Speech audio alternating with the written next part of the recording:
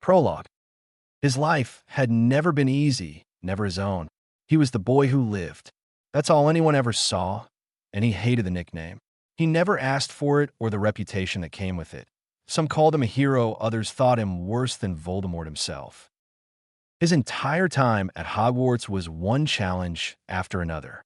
First the Philosopher's Stone, then the Chamber of Secrets. Even his friends feared him, but the last straw was the Goblet of Fire. His best friend Ron Weasley, since first year, turned on him. That was when Harry started training himself. Once he recovered the Potter grimoires, he spent every free moment in the room of requirement training and reading the Potter grimoires. The thing is, he wasn't sure if he found the Potter grimoires or the Potter grimoires found him. Either way, he knew not to look a gift horse in the mouth, and he would make good use of them. Ron was a massive, jealous git, Harry thought, shaking his head, muttering, "My friend." Ron saw Harry's abilities grow with leaps and bounds, and he was being left behind. Truth is, he didn't know how to apply himself, either that, or he didn't want to. However, Ron's resentment was slowly getting the better of him. Hermione wasn't much better, taking offense to anyone who was better than her at anything and always pointing out the rules and the constant need to follow them. Harry thought, she spends all her time in the library with her head in books. Between dealing with Dudley and He Who Must Not Be Named, I know those books leave a lot out of the story. In a street fight, there are no rules. Harry muttered to himself, remembering the events of his second year, all the insults and jeers from the school.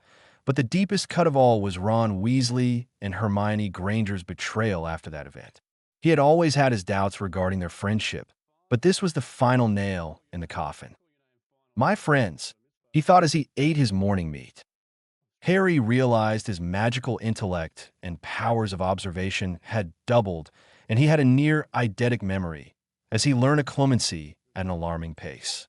He could both learn and recall knowledge at a phenomenally fast rate. Harry was always a very intelligent person.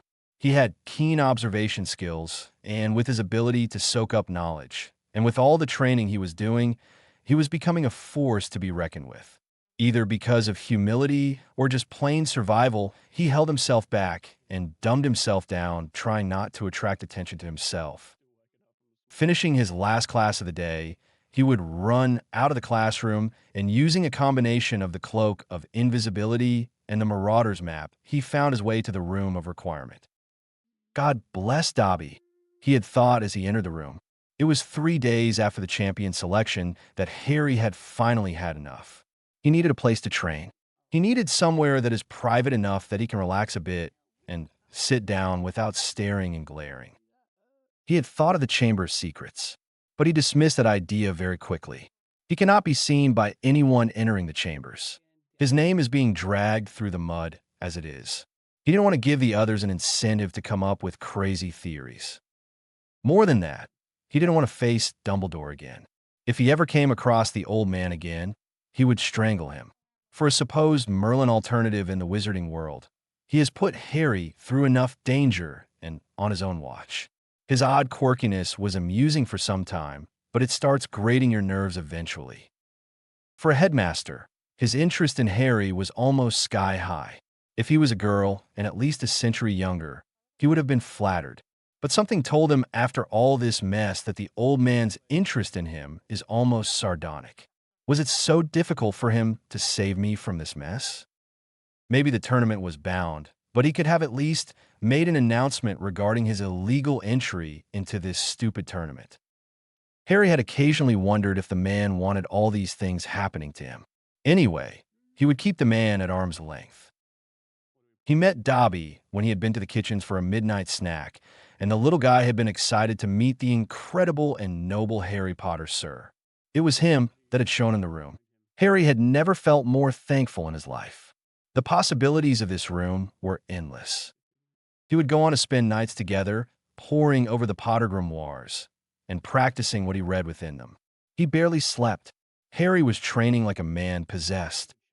The more he read, he realized 2 things. First, the Potters were masters of arcane magic and battle magic specialists. Harry was no slouch in magical combat. However, he knew that anyone could be beaten, even him. One other trick that Harry had developed is wandless magic. It was supposed to be impossible. It required high concentration and a lot of magical power. All that time spent combing the restricted section of the library wasted. Harry mused about getting ready for any other obstacle he might encounter. Traversing the maze had been going well enough until he touched the cup suddenly. He was whisked through space. A port key, Harry thought, but where?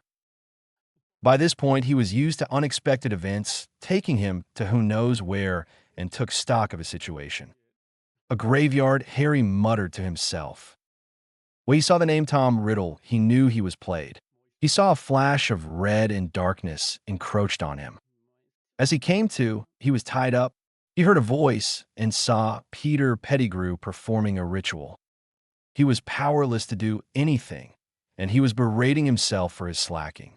When Peter took his blood, he knew that something bad was happening to him, and suddenly from the cauldron, Tom Riddle slowly emerged. The worst Dark Lord in recent history was alive again. Then he heard Lord Voldemort's cold, emotionless voice as stood up. He had regained his body. "Harry Potter, nice of you to join us."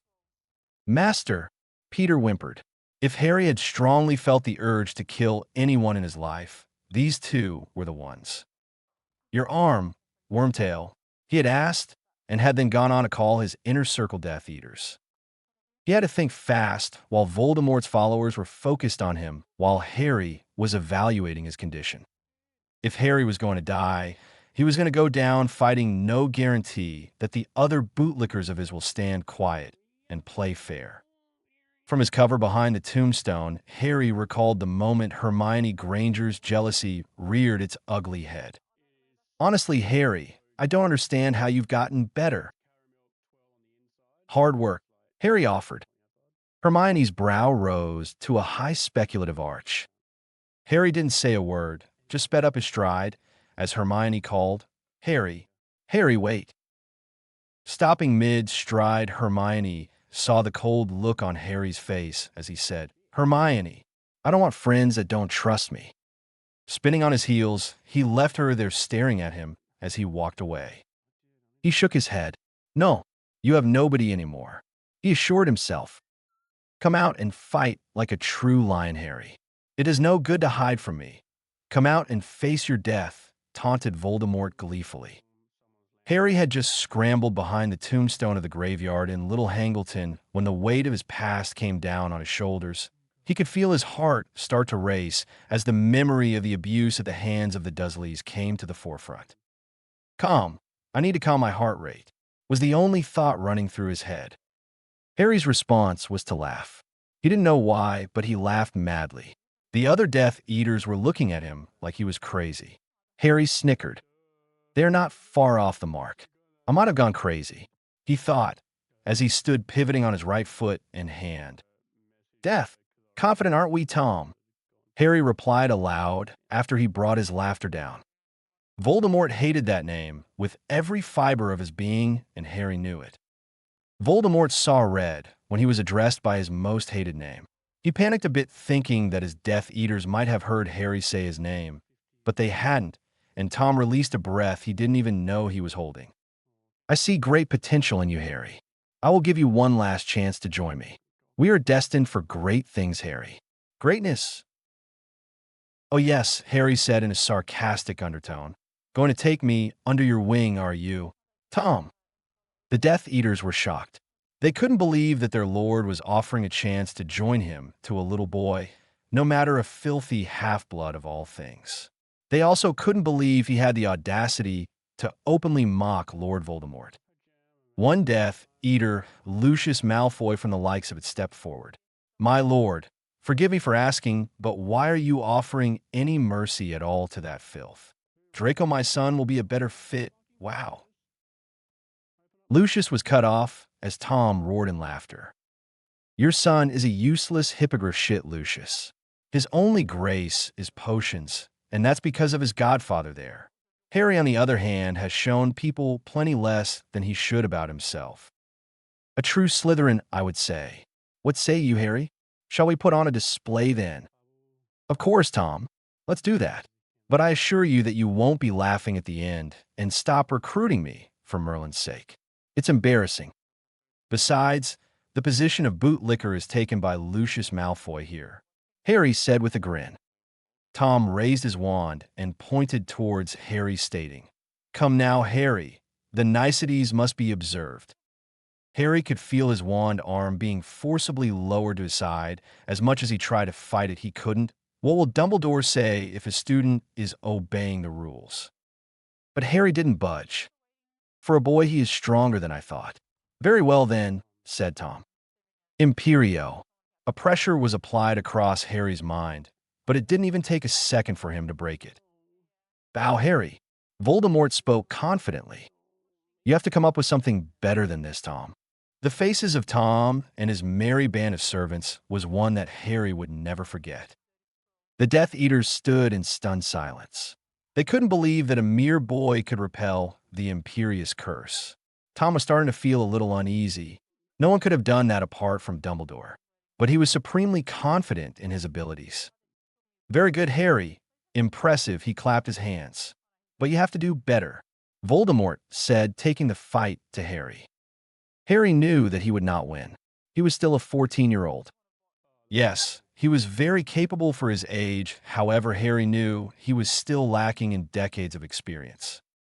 He knew he could fight him to a standstill, but in the end, for all his power, Voldemort was ruthlessly subtle. He couldn't back down from this fight. He had to face this adversary. He knew that death is nothing but an old friend. So, he steeled himself and raised his wand. If he is about to die, he will make Voldemort pay for the pleasure of watching him die. He raised his wand and slashed his wand and thought Defodio. A purple beam of light in the form of a wave caught Voldemort off guard. The piercing hex caught him on his leg, and there was a huge gash near his knee. Now Tom was feeling uncomfortable.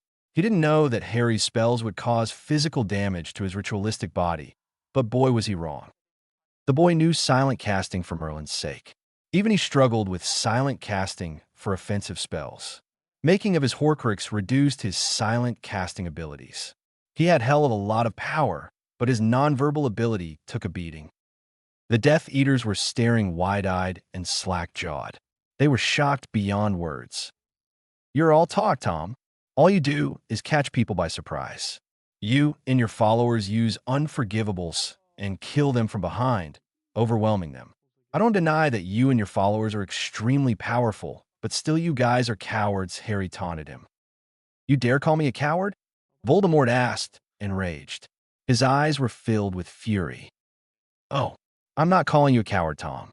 You are 1 inch. Crucio, roared Tom. Harry conjured a marble wall to intercept that. Confringo Maxima, he retaliated. Tom raised a hasty shield. Ventus, thought Harry. Tom was pushed back a bit. Glacius Spiculum, Harry incanted. Thick long spikes of ice left Harry's wand and hit Tom's shield. Bombarda Maxima, shouted Tom, clearing his shield. Harry dodged out of the way. Crucio, Doodle, Serpensortia, said Tom. Attack him, he hissed in Parseltongue. Harry vanished the snake with the flick of his wand, dodged the Cruciatus, and incanted Protego Maxima, and put up a shield. Tom was now casting with impeccable speed. Harry was dodging continuously. A cutting curse caught Harry on his shoulder, and it started to bleed. Not that it slowed him down much. He was hit with a few blasting hexes, and now was very worse for wear. He got certain hits on Tom as well, but the bastard's ritualized body made sure that he didn't get tired. They were going at it for a full half an hour now, but nobody was willing to give up. He was hurting.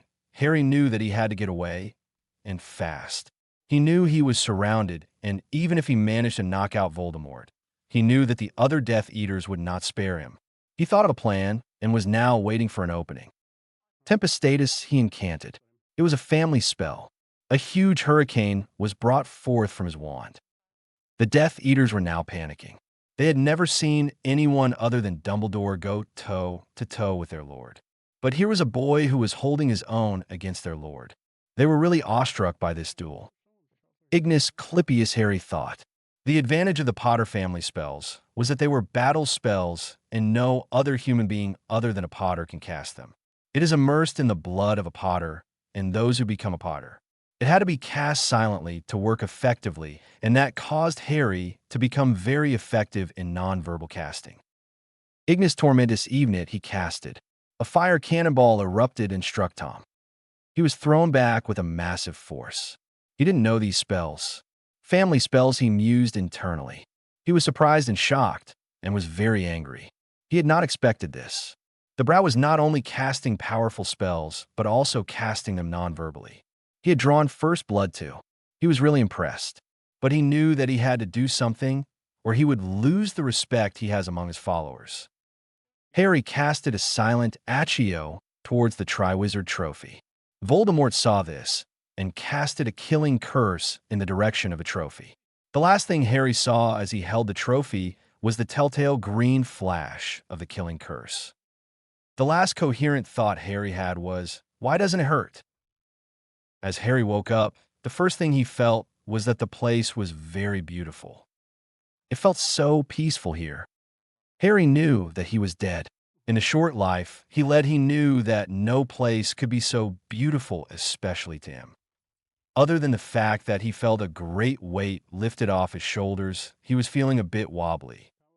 The first thing he did was reach for his glasses, but instead of clarifying his vision, they had the opposite effect, making everything blurry. Tentatively, he took them off, and his vision cleared up, but when he put them on, everything went fuzzy and unfocused again. Had his eyes healed? He went to reach for his glasses again, only to find his glasses were gone. He could see clearly. Looking down, instead of seeing his normal short and scruffy image emaciated body, he saw a toned, muscular body with a mass to match it, and he had grown 3 inches. He was brought out of his musings when he heard a whimpering cry coming from just behind him. He turned and was horrified to see a weird, deformed baby thingy. "You cannot help him anymore, Harry. It's beyond you," a woman's disembodied voice said. Harry turned around to see a motherly-looking woman walking towards him, looking at him with a kind smile on her face. He didn't know why, but he felt instantly at ease with her. "HM, hello?" said Harry, trying to show his manners. The woman laughed a tinkling laugh, and he suddenly felt silly. "You are too sweet for your own good, my dear. Walk with me, will you?" She pointed towards an arch.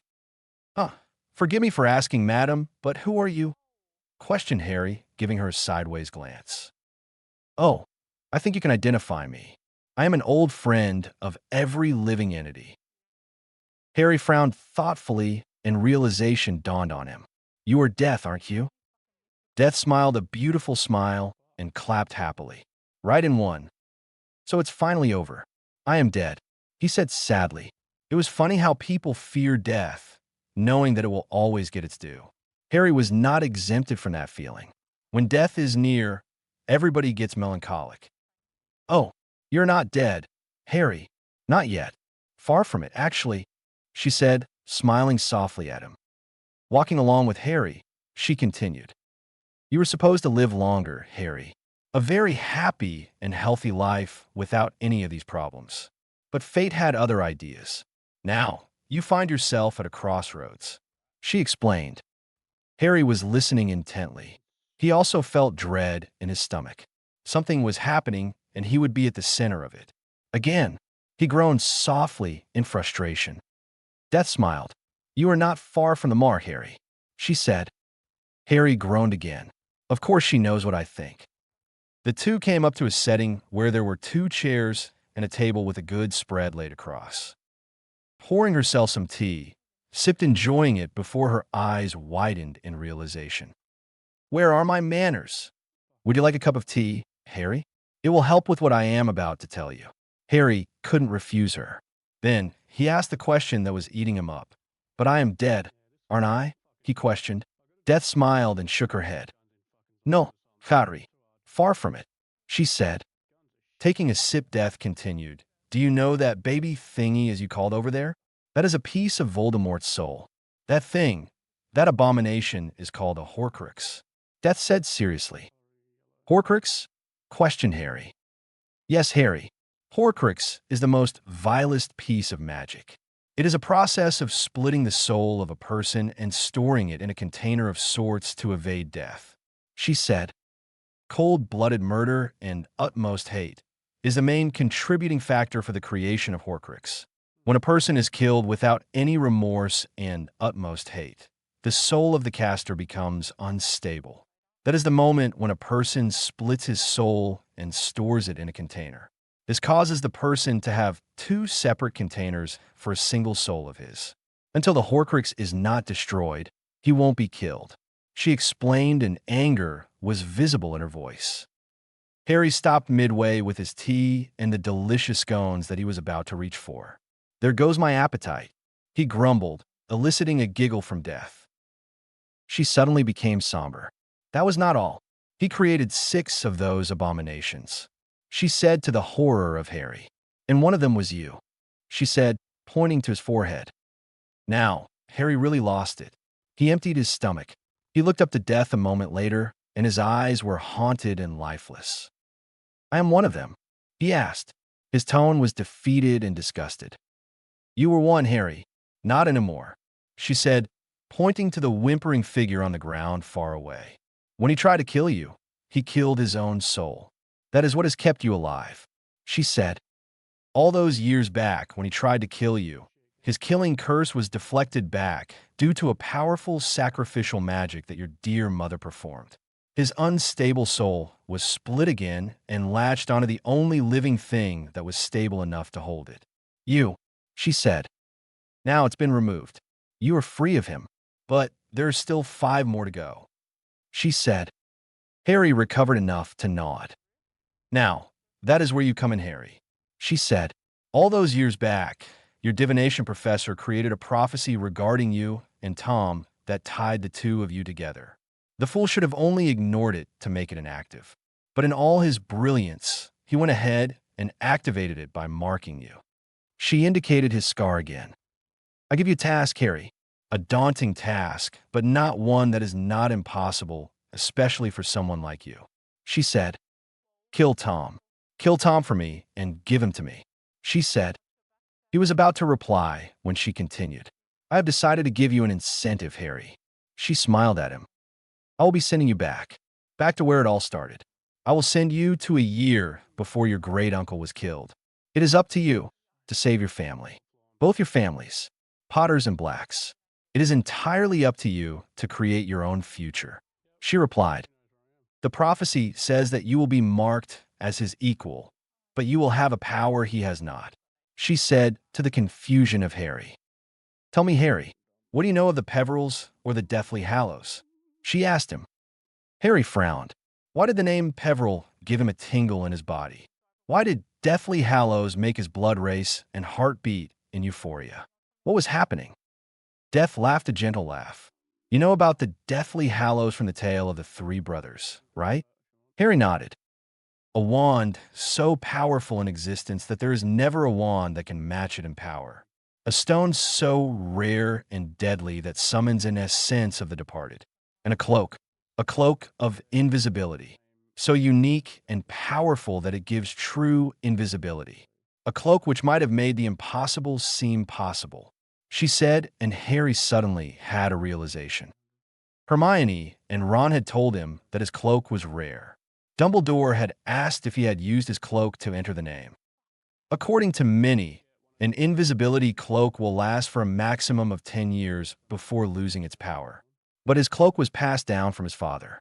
And according to Remus, they had used the cloak a lot during their schooling years to escape mischief. His eyes widened with disbelief. Death smiled at his expression. Yes, Harry, you are the owner of the invisibility cloak. The Peverils, Harry, are the 3 brothers that you have read about in the book. The youngest, Ignotus Peveril, had a granddaughter, Iolanthe Peveril, who after her grandfather and father died, married a powerful noble and one of the most respected families of Britain. Harwin Potter, your forefather, Harry, she explained to the now shocked boy. Many families could claim to have a hint of Peveril blood, but none can claim to have the blood of Peverils. None but the Potters. The direct descendant of Ignotus Peveril, Iolanthe, brought the cloak of invisibility to your family. Hardwin was the only Potter remaining of a celebrated family which had dwindled, but still feared and powerful. The magic of the Potters merged with that of the Peverils. She explained to the now fascinated boy. The Peveril line became dormant after that, she said, but the Peveril blood didn't. When a Potter is born, the magic of the Peverils and Potters compete to gain the upper hand. But the Potter magic overpowered it every single time. Until you came along, she explained. The Potter and Peveril magic has been accepted as a single entity in you instead of a separate one, like all the Potters before you. She continued. The Hollows were separated from each other and changed hands continuously. The invisibility cloak remained with its blood, but the wand and stone separated. They have been searching for their owner ever since. And finally, you are here, she said. The power of the Hallows, when united and in the right person's hand, will be unstoppable and unbeatable. Together, they make the person the champion. My champion, she explained. The power he knows not is the magic of Potters and Peverils, the magic unknown. She said, your decision, Harry, your decision. You can go back to your own time. You can go back in time. You can stay here and live peacefully. But personally, I would recommend that you live, she said.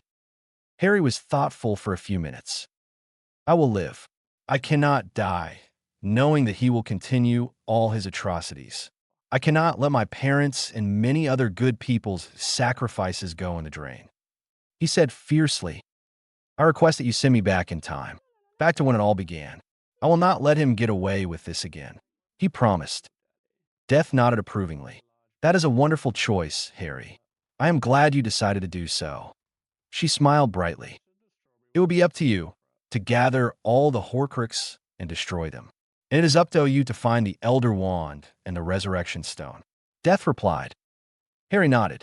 He could save his parents, his grandparents, and also many more families. Besides, he had nothing left here. Not anymore. If anybody had given him this opportunity before, he would have accepted the offer to go back to the present. But now, when all the ones he trusted turned their back on him, he had no one to turn to. He could meet Sirius and Remus again. Live your life, Harry. It's a new beginning to you. A new chance at a new life. Death instructed. What about my family? What am I going to tell them? They will surely want to know, he said, suddenly worried about their reactions. Death smiled. The truth, Harry. The truth is always the right place to start with. The truth relieves you from burdens that will seem too heavy to carry. She said, I have a small gift, Harry. Something that will be useful for you. She said and handed Harry a small hourglass. This time Turner is like any other. It is special, more special than the normal ones. You will want it, she said. My parents, how are they? Are they happy where they are? He asked, breaking down slightly in the remembrance of the only people in the world who had been true to him with their love, giving up their own lives so that he can live. Death smiled. They have never been more proud of you, Harry. They say that they are going to see you soon. They say that they love you. That brought tears to the young man's eyes. Good luck, Harry. Be happy. She waved goodbye, and Harry was suddenly taken away from that plane with a flash. Chapter 2. Time does go back sometimes. Harry shot up with a jerk, feeling slightly woozy. He looked around, and it was dark. Night, he thought, sparing a moment to look out the window. As he murkily recalled, the previous day his head started to swim, and he felt overwhelmed, and a wave of headache hit him.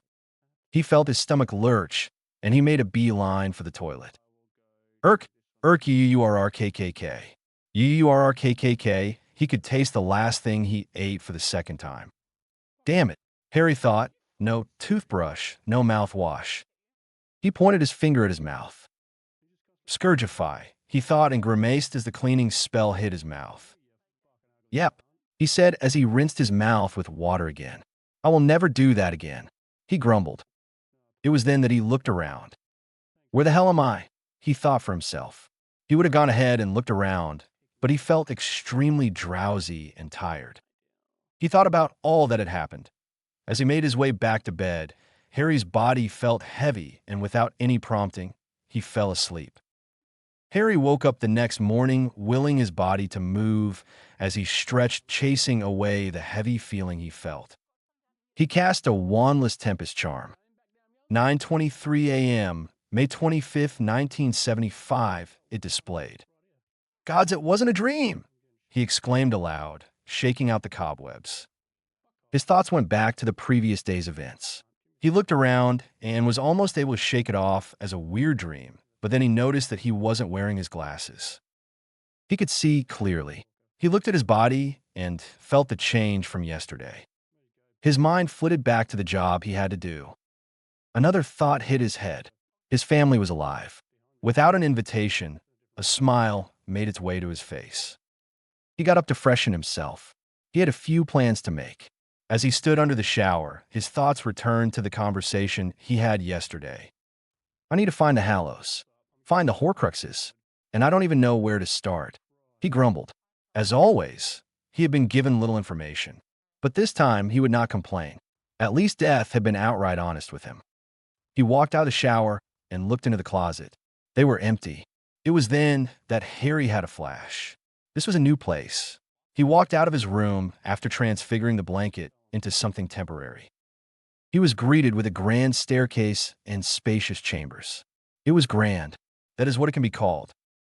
Suddenly, an elf popped in. "Master Potter, sir." The little guy bowed. Harry smiled. This elf reminded him of Dobby, excited on his feet. "Hello," he said with a gentle smile. "I be Maddie, sir. I be your house elf," he said with a bounce on his feet. "Where am I, Maddie?" he asked his elf. "Yous be in Peveril Manor, Master Potter, sir," the elf said. "Why don't you show me around, Maddie?" he asked the elf, and the elf nodded, excited to help his new master. Harry had never seen anything this grand and big. Yes, he had seen Hogwarts, but this was something else. It was a palace of sorts. Huge bedrooms, 2 dining halls, 2 ballrooms, 3 libraries. The books there, ancient and extremely rare. That will come in handy, he had thought. The manor was placed on huge lands which consisted of huge forest areas behind. There seems to be a ground of sorts, training grounds, a huge lake, and there were stables, huge stables. There'd be lots of horses and thestrals there, Harry, sir, the elf explained. The forest be having many creatures, he explained. Harry investigated the stables. Maddie was right. There were a lot of horses and thestrals. He would explore it another time. Keep them well fed and well cared for, Maddie, he had instructed. "Maddie, can you go to Diagon Alley and give me some clothes?" he asked his elf. "Yes, sir. I be needing measure," he squeaked. He disappeared with a pop after Harry gave him his measurements. He sat at the dining table and silently devoured the tasty breakfast that Maddie had fixed for him. He retired to the library. He had a lot of work to do. For the past 6 months, Harry had been extremely busy, training day and night without any break, bettering himself at every turn possible. His training style had changed. Lots and lots of exercises, high-intensity workouts combined with his magical training. The time turner came in extremely handy. It was because of it that Harry had improved leaps and bounds. Harry had made very good use of the library, scouring books after books in search of the Hallows, in search of the Horcruxes, learning magics that were lost to his generation. Never had Harry had such a drive to excel, to succeed. He never shied from going wrong. He never feared failure. He never feared mistakes. He learned from them. Having a good house elf has never been better. Maddie had been a huge help. He would sit in the training sessions with Harry and fire different spells, just like in a real fight. He would animate different things to attack Harry. One thing became clear to Harry. A house elf in his own surroundings was more dangerous than anything he had come across. The last time he had fought Voldemort, he had held him to a standstill. Now he could overpower him. With some more practice and knowledge, he would beat him. Of it he had no doubts. He needed hands-on experience. He had to find a way to find that X factor. It was then that he got a plan. He called for his companion, one that had brought much-needed joy and happiness, a reminiscence of his old life. Flashback. Hedwig is the only companion he missed from his past life. He smiled thinking about his friend. She was very faithful to him and probably the only one to care for him and support him without expectations. Hedwig, he sighed. There were tears in the corner of his eyes as he remembered his owl. I cannot put into words how much I missed you, Hedwig, he said sadly and let a few tears fall in remembrance of his friend, his first and only faithful friend. A bright trill sounded, and Harry frowned. He looked to the ceiling of the library, and a ball of flames burst through and a bird materialized. Harry knew these creatures. One had saved his life after all. A phoenix. He was confused, but this was not like Fox. This was pure white, a similar white that he remembered so well. The phoenix flew closer to him, and Harry looked into his eyes for the first time. His eyes widened in shock. He knew those eyes, the very same yellow, the exact same. Hush, Hedwig, he croaked tentatively with just a hint of a hesitant undertone to his voice. The phoenix trilled in agreement. Harry couldn't stem his tears anymore as he cuddled his friend to his chest. I missed you, girl. I missed you so much, he said as the phoenix bobbed her head and let out a trill which felt suspiciously like I missed you too. She held a small parchment in her talons. Harry freed her burden and slowly opened the parchment. Harry, I wanted to give you a parting present. You impressed me, Harry. Frankly, I never expected you to go back and fight a fight that should never have been yours in the first place. It takes courage to fight battles, Harry, but it takes a lot of heart to fight in battles that were not yours at all. I know how much you loved Hedwig in your life. I know how much you wanted her. Not your wand, not your cloak, not your map, but your owl. So, I have decided to let you have her back, but with an upgrade. She will be a lot of help to you, Harry. Take care of her. It isn't every day that death gives back a life, you know. I know you will succeed, Harry. You are special. All I can tell you is this. Not everything you know to be fact will unfold as it did in the original timeline. When you drop a stone in a pool of water, it creates ripples. Remember that. So, you going back will change some events and eliminate others due to certain impacts of your actions that you will most certainly take. Be careful who you tell the truth to, Harry. Truth, although a brilliant thing, is most dangerous in the wrong hands. Good luck. You will see me soon enough when the time is right. Harry turned back to his friend who was watching him curiously. He held out his hand. The phoenix jumped onto his hand happily. She trilled again and rubbed her cheek against his. I love you too, girl, he whispered. Flashback ends. Hedwig let out a trill and flashed in and perched on her stand next to his table. She cocked her head curiously. Were you troubling poor Nora again? He asked. Hedwig squawked and looked affronted. Uh-huh. Don't give me that, Hedwig. I know you trouble the poor creature every day, he chastised. Nora was a newly born Thestral. She had been conceived by Harry's favorite Thestral, Ella. Harry had been to visit the vast stables behind his manor. There were a lot of fine breeds of horses. Most old families boasted of having horse stables. But what caught his attention was the Thestrals, his family sigil, or rather, the Peveril family sigil. His attention was caught by an older and wiser-looking Thestral. It approached him and stared at him. Harry didn't back down. He let the animal judge him. The Thestral snorted and bumped her head to his chest. Harry chuckled at the show of affection. Guess I meet your requirements? He asked. The Thestral snorted again. Her entire herd surrounded him. That was Ella, the queen of his herd of Thestrals. He didn't know why, but he had an excellent relationship with animals.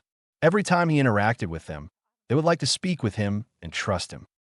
Well, animals were excellent judges of characters.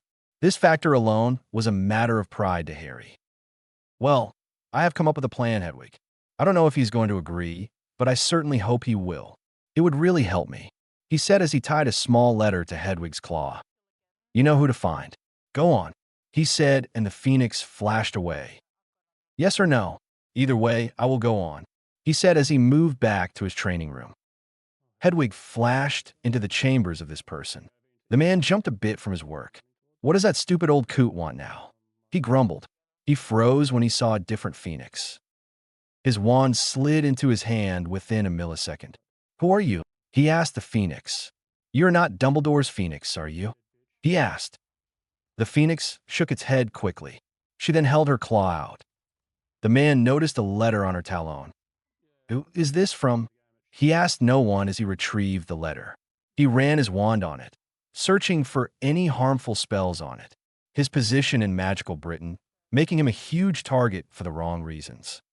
He slowly opened the letter and read through it. His eyes widen and almost drops the letter when he notices the sigil on the letter. "Impossible," he whispered. "How?" he asked himself. "How can this be possible?" He asked himself again. He started reading the content of the letters. His eyes rose in surprise and also curiosity. "Interesting," he muttered. He had to see what he could do. This was interesting. Very interesting. "Can you take a letter, Hedwig, is it?" he asked the beautiful creature sitting next to him. The Phoenix bobbed its head, trilling in agreement. "Give me a minute." Things seemed extremely interesting to him, and his curiosity got the better of him. "I hope this is as exciting as it seems to be," he said as he watched the Phoenix disappear from his sight. He had adjusted the wards so that this new person could gain entry. In the meantime, he had conducted a small background study of his own. The interesting part was this person who claims to be who he has never seemed to exist at all. It was like he had appeared out of thin air. He had checked the records that were available and still couldn't find anything. A flash was seen again, and the Phoenix returned with a person along with her. The two men stared at each other before the younger of the two stepped forward and offered his hand. The older man didn't respond for some time, but finally relented and shook the offered hand. "It's a pleasure to meet you, Mr. Croaker," Harry greeted. The man nodded. "I could have said the same, but I don't know whether this is an elaborate prank that is being played on me. Anyway, I have trusted your words. Please don't make me regret it," he said. "I won't," Harry replied. He then drew a vial out of his cloak. "This will give you all the answers you require," he said. The man nodded. He poured the contents of the vial into a pensieve and dived in without a word. It was an hour later that a very shaken Saul Croaker emerged from a pensieve. He looked suitably subdued. He silently walked to the liquor cabinet that was a foot away from Harry and sat down with a bottle. "This has gone down to the drains. How was he left unchecked? How did he grow so powerful?" he whispered. Harry didn't answer. "I can do this, but I lack hands-on experience. I could have made arrangements myself, but I don't know who to approach. Even my family. I will need some time to get things in order," Harry explained. The man nodded. He could understand. He had seen a hell lot of things in his life, and even he felt all this overwhelming. He couldn't even begin to imagine what the youngster might be going through. "I might be able to help you, but for that, I want you to take on the job of a spook," he said. The boy gaped at him. "You are joking," he said. He had heard that it's an extremely difficult and dangerous profession. "No, I can have you registered, and you will be given a license. You will be directly working and learning under me," he said. "I can procure a hit wizard license for you, and I can make sure that you're trained with the best. But that is all I can do," he said. "Isn't that probably the toughest form of employment to get? I know that the spooks are extremely well paid, and their jobs are highly dangerous," Harry pointed out. Croaker chuckled. "Come now, Potter. After witnessing what you did with the man, I would have been pestering you for your signature if you were here at all. That was brilliant. I doubt that I could do much," he said. Harry nodded. "We have a deal, Potter," he said. "Make no mistake, son. I will help you as much as possible. If that is what happens if the fight gets prolonged too much, I think that we must stay alert," he pointed out. "Call me Saul, Harry," he said and took out his wand. "And your training starts now," he said as a cruciatus sailed towards Harry. Harry grinned as he deftly intercepted the curse. "Shame on you, Saul. Attacking kids these days." Harry grinned as the man chuckled again. "You will be eating those words after I am done with you," he said as he dodged two spells sailing at him. "Damn it, Blaze. Couldn't you at least pretend to fight back?" Hydra groaned. It had been 6 months since Harry had joined the Spooks and was directly appointed under Croaker. Every day, he would be trained by Croaker in a few lost forms of magic that probably were protected by the department. He was put into training by Saul's most trusted and his most lethal: Hydra, Leo, Dragon, Thunder, and Libra. The five, along with Saul, had taken upon themselves to train Harry. And frankly, he was not complaining. These guys were powerful, very powerful, understandable, considering the kind of training and knowledge they have. But Harry surprised them. New recruits shouldn't have caught the attention of Saul, according to them. If he did, then there's something off about them. That was evident when the newbie trained with them for the first time. They now understood why Saul was so smug about this recruit. He was dangerous, not foolhardy, but he didn't waste any movement, and as good-natured as he was in magical combat, he was ruthless. Harry had been given the name Blaze by Saul, accounting for his scar, but he wasn't going to say no. And these past 6 months have been the best in his life. These guys knew how much to push him, and accordingly, he was pushed to his limits. He enjoyed the intensity. They never held back. They didn't want to hold back. And after their first session, they never thought about wanting to hold back. Saul still remembered the first time after the training session with Harry. Flashback. Damn it, Saul. Are you freaking kidding me? Thunder growled. Saul laughed at those words. No, seriously, Leo asked. That man is a freaking beast. What more do you want to teach him? He asked. Hydra, Dragon, and Hayes nodded along. Finesse was the old thing the man said. And if there is time, patience. Looking at his compatriot, Saul said, It's the slow blade that cuts the deepest. I knew that he is not someone easy, but I want you to train with him as much as possible. He said, He will make a huge difference in the phases that are yet to come. Sure, he doesn't need our help. He can probably destroy that fucking old goat right now, but he still seeks the edge that is required. He is not experienced enough with facing men. That is where we count, added with the benefit of a great addition to our ranks as well. He replied, Frankly speaking, it scares me at what he can do. What he did today was a candle to what he can really do. But he's a good man, as good as they come. I can rest easily every day thinking that I helped a wonderful wizard to become better. He explained. The other 5 nodded. Harry was then summoned to their table. Where did you learn to dodge so quickly? Asked Hydra with curiosity. Yes, he had seen many dodging spells, but this one was different. He literally dodges these spells at the last moment possible and still escapes.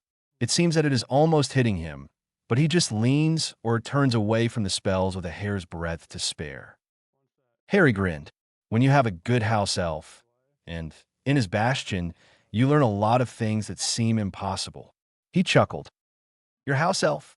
Asked Croaker, curiosity evident in his eyes. Yes, he would just stand in the corner of the room and animate God knows what objects to just charge at me. He said, It might be a quaffle, a bludger, a book, a quill, a snitch, or sometimes a knife, a niffler, or even itself. He grumbled. The damn little bastard would grin smugly all the while. He is still following my orders, and he is doing it well. He says if questioned. He said, eliciting a bout of laughter. That's ingenious. Thunder laughed. Yes. Harry nodded. House elves are wonderful creatures. They have their own magic, and sometimes even I am in awe of what they can do. It's a good thing that they are loyal to us. Trustworthy little beings. It's a shame these bunch of stuck-up bigots mistreat them. He said sadly. The group was silent for some time. It was Saul that spoke again. We have decided that we will be sending you on your first assignment along with the 5 of them. He said, pointing to his comrades. It's a dangerous and difficult assignment, Blaze. One that is being maintained as a top secret till we strike. He explained somberly. You are killing the Butcher of France, Antoine Malfoy. He explained. Any relations to Abraxas and Lucius Malfoy? He questioned. Yes, the Malfoy lord's younger brother. Saul answered. He is big in France, very powerful. He throws around money like it's nothing and has his nose in everyone's business. He has support from a lot of purebloods in France, but they fear him for a reason. He is a true butcher. He butchers muggles and muggle-borns and displays them on the places of public view so that the people constantly fear him. His specialty is his ruthless dueling abilities. He shows no mercy. He is powerful, very much so. Recently, he has been recruiting heavily.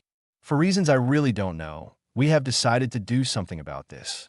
His recruitment procedure takes place in Bordeaux. Here, he has 20 men, absolute brutes, who test these men before getting them on board. These men are specialized in dark arts. Saul explained. So, he is recruiting them for his purpose. Harry replied grimly. Saul nodded. Harry sat in silence for 10 minutes. He nodded finally. I have a plan. Let's go, he said and got up. I can't send all of them, Blaze. They are involved in important research. I can send Libra and Hydra with you. The two spooks stood up. Harry nodded. More than enough. He smiled. I want you to wait for me in Bordeaux. I'll be back soon, he said and popped out from the ministry. Saul remembered how his two friends had come back, white as sheet, and their eyes showed disbelief. Saul had been worried. Has something happened to Harry? He had thought.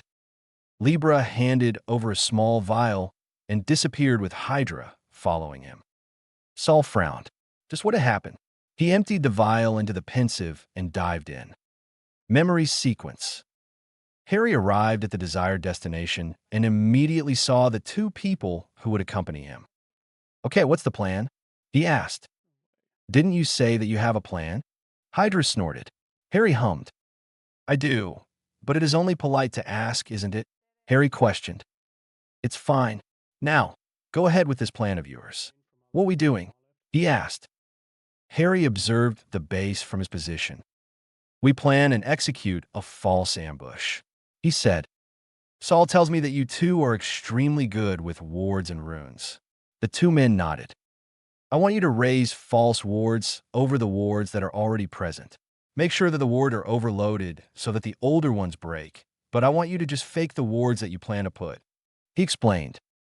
Inside, they will be difficult to fight, but outside, they will fall into the traps. Traps that you lay with those runes. I want you to give me a time frame of 15 minutes before I put my plan into action inside. He explained.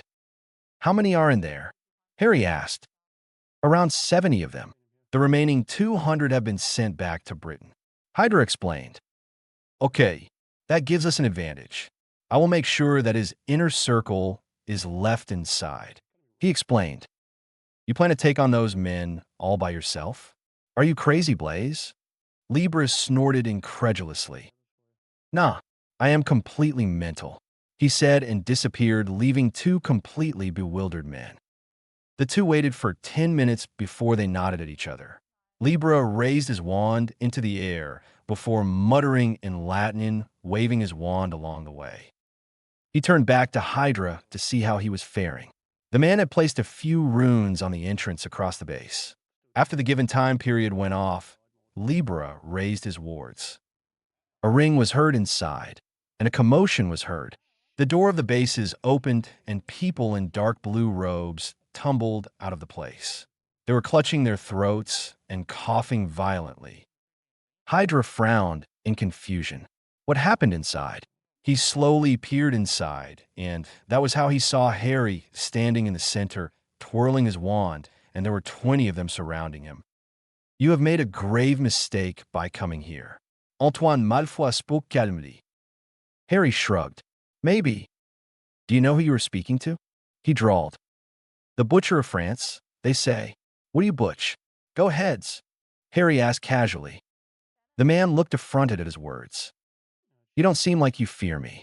That's not good, you know. He said, his wand flicked to his hand. Fear is a huge negative to man. Decided to take that away from me when I was wearing diapers. He chuckled.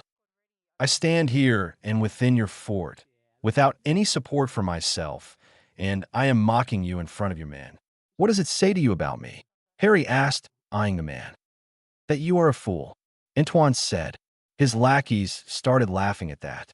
The man himself had a glint in his eyes. That may be it. He nodded. But I might have a better answer. I might be more dangerous than you can imagine. He said softly and suddenly the temperature around the area dropped rapidly. His eyes started to glow eerily. It's so disgusting that all Malfoys look the same. It's like you fuck your own sisters or mothers. He drawled lazily. That did it.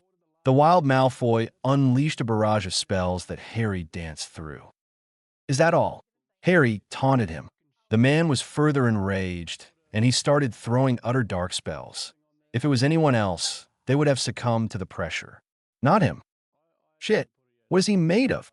Libra whispered to Hydra. They knew he was good, but Blaze was something else. It's over, Malfoy. It's my turn now. An elaborated Z from his wand sent a dark black flame. The flame was the size of a small fireball. Malfoy smirked. Is that all you got? He taunted. He raised a shield around him. An Atlas shield.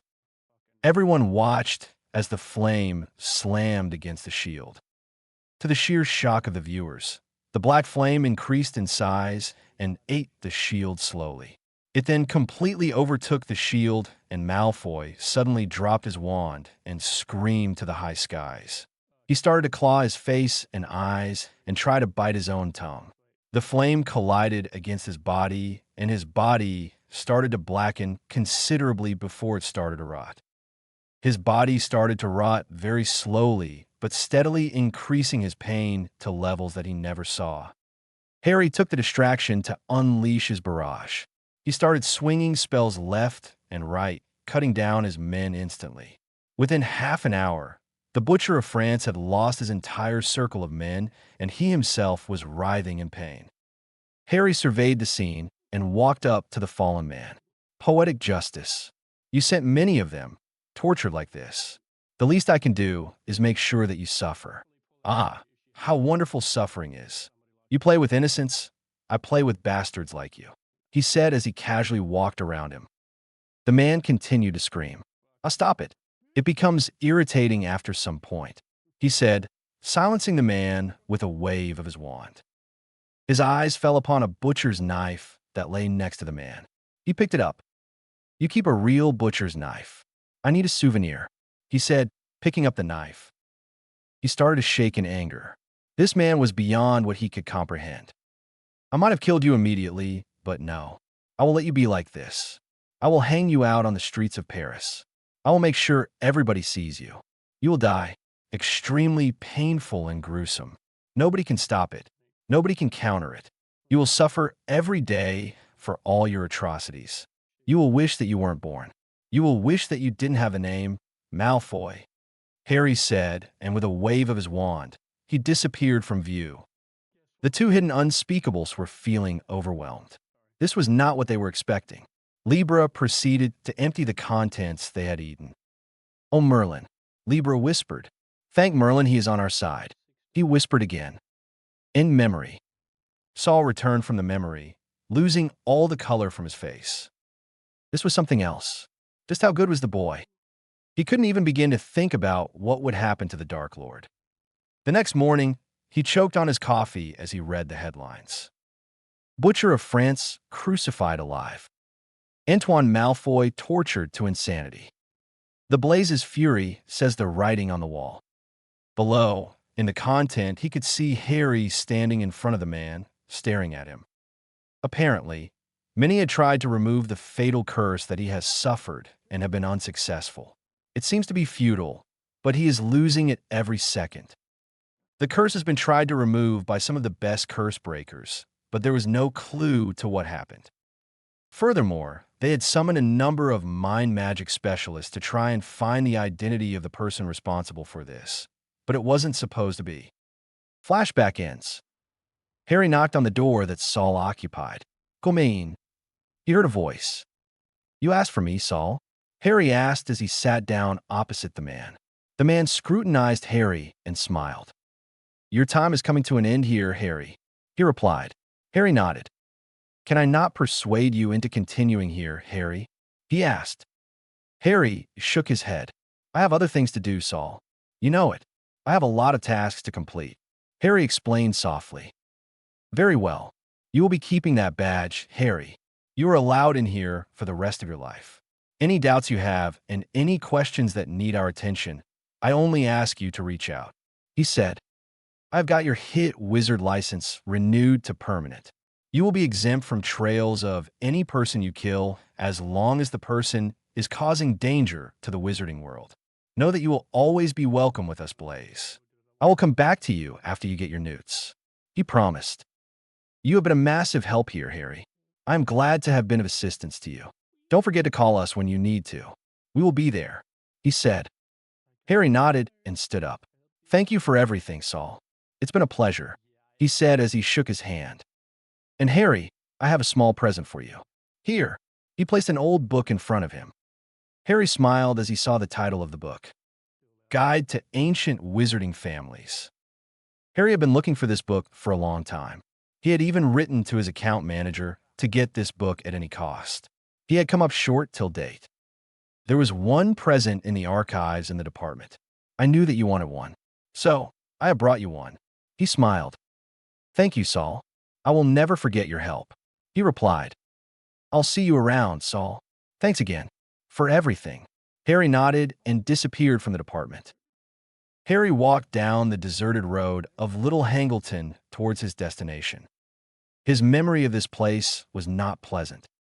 The last time he was here, he was tied to a dead man's tomb and used as a piece for a restoration ritual. His vision found the very same graveyard that he had been in. He shuddered in his memory. He had come a long way from the old Harry that had faced Tom here, but he still didn't know where he stood. He could fight the bastard to a standstill, but he needed to know how much he still needed to do to finish him off.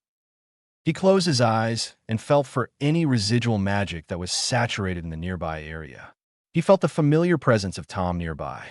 He slowly made his way down the dirty path. He arrived at a run-down shack-like structure for where the magic was wafting off. So this is the Gaunt Shack, he mumbled as he slowly walked up to the structure. Harry had found out the connection between the Gaunts and the Slytherin families. The Slytherin line was very distantly related to the Peveril line as well, the descendant of Cadmus Peveril, the owner of the Resurrection Stone. He had taken a month more to find out any information about the Gaunt household. He traced Tom back to the Gaunt family. He is the grandson of Marvolo Gaunt. Their history had never been anything positive. Bigoted, inbred idiots. They copulated within the family so that their sacred tongue stayed within the family. Now he knew why Tom was very powerful. Mixing and refreshing of the bloodline had made him very powerful. Probably him being a half-blood was what made him so powerful. He intently studied for any wards across the shack. There wasn't any. He cautiously walked forward and was about to approach the shack when he heard a heavy hissing. It was pure instincts that saved him. A giant black mamba struck the spot he stood in. 3 more huge snakes joined the black mamba. They were about to strike him down when he used the parcel tongue. Stop, he hissed. The snakes stopped suddenly. They bowed at him and slithered away. Harry snorted. Arrogant idiot. He pushed what was left of the door that almost tumbled from its hinges. He slowly walked in. The house was extremely stinky. He almost felt nauseous. He slowly made his way inside, following the magical signature that he was familiar with. He slid his wand into his hand. His wand. This wand was all the better than his previous Holly Phoenix core wand. The wand was jet black in color, but this contained the feather of his phoenix, head wig, and Ella's tail hair. The wand was very much special to him. This was not tainted by the stupid no-nos Mort's soul piece. The wand hummed music in his ear every time he used it. It was so in tune with his magic that any time there was any kind of danger, the wand by itself would spring into his hand. The very same hum was heard as he neared what seemed like a sitting room. His wand was a flurry as he waved it in intricate patterns and dismantled a few wards. Few very deadly wards. If anyone by chance stumbles here, they would be obliterated. He heard a faint whispering in his ears. It was soft and compelling. It was trying to soothe him and draw him into a bait. He shrugged the feeling off. This seemed almost like Ginny's case. The diary had encouraged and supported her to compel her to write her heart and soul in that diary. That was another thing that he had almost confirmed. The diary. Its behavior was similar to a Horcrux. Compelling and soothing and controlling. It took 2 whole months to learn any and every effect of a Horcrux. The diary was one thing that he had confirmed. He sincerely hoped that his trip to this disgusting place wasn't wasted, and it wasn't. He found a ring placed in the wall and extremely well hidden. The Gaunt family ring. He found an enthrall-expelling curse woven into the box. If he had not been cautious, he would be choking on his organs and blood by now. He finally held the ring in his hand as he stared at it. The feeling was back. It was compelling him to wear it, to put it on. Although it was just a compelling charm, he found it hard to ignore.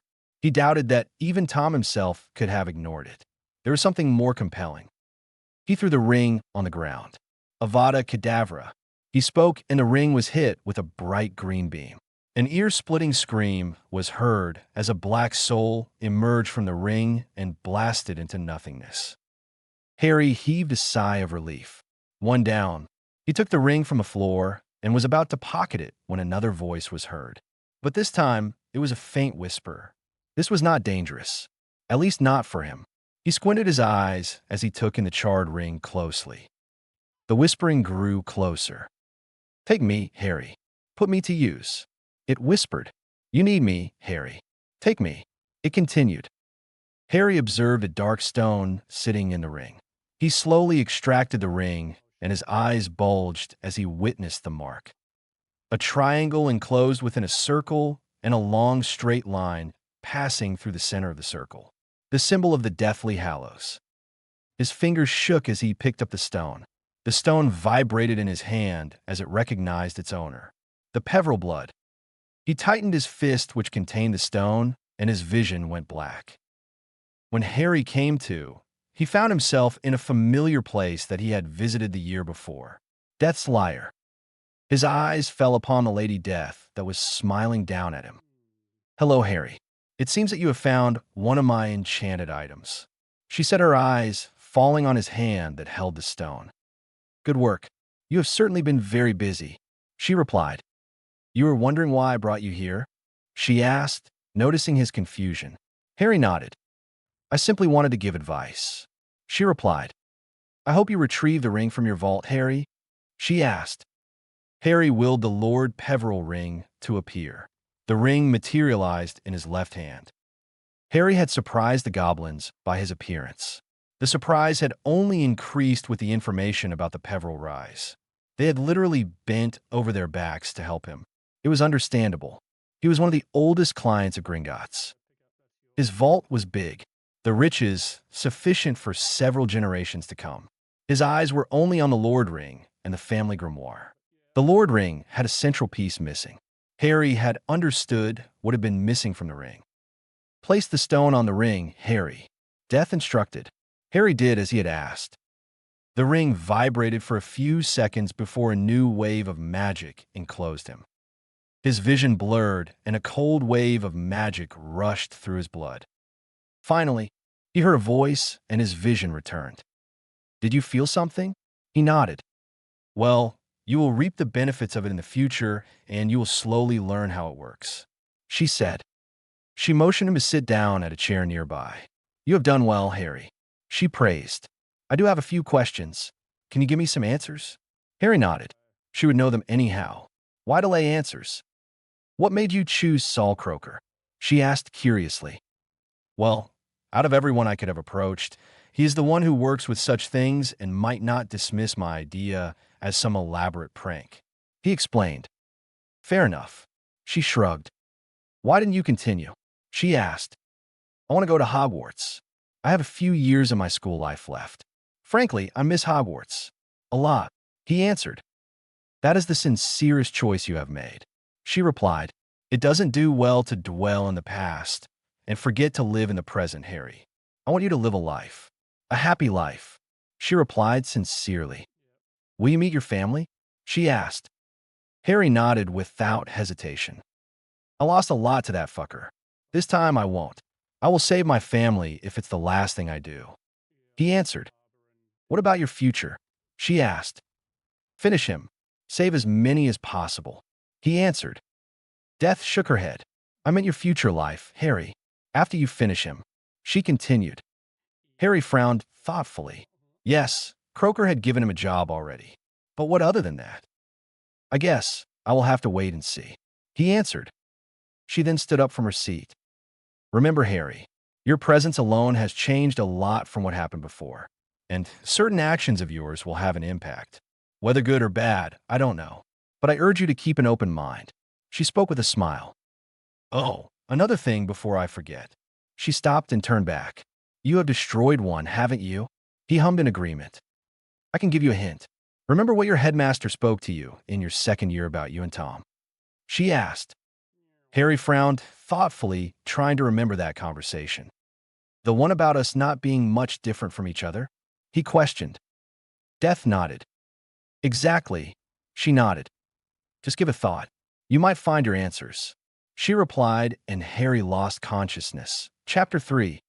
Who are you? The two older men watched their gathered family after their shopping. They had made it a tradition to shop together and before the usual Hogwarts rush began. These were two families that garnered attention without asking. You seem tense, Arcturus. The livelier-looking man spoke, having observed his friend being tense all day. His friend was not one for much emotion. He was subjected to a lot of teasing among family due to that. But Charles Potter can confidently say that he had come to read his friend very well.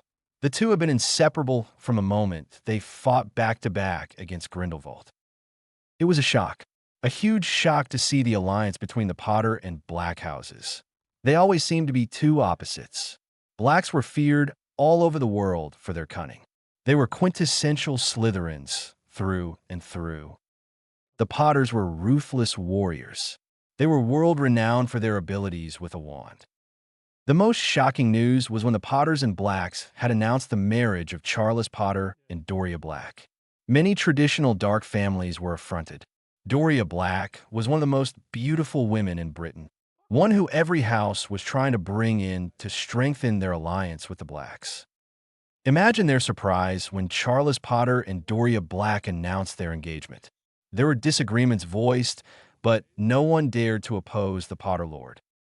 The man might be as gentle as they come, but getting on the wrong side of the man's wand was confirming a death sentence. Arcturus was the more temperamental among them, but if he truly puts his 2 seconds to think of a person, he feels slighted. Their remaining life will be very difficult. They keep pestering me. I don't know what to do. Cygnus is agreeable with the arrangement just because he had been to school with those bunch of pissmongers. That bitch my other son calls his wife. She is unbearable. I don't know how the fucking hell he even manages to sleep next to the sow.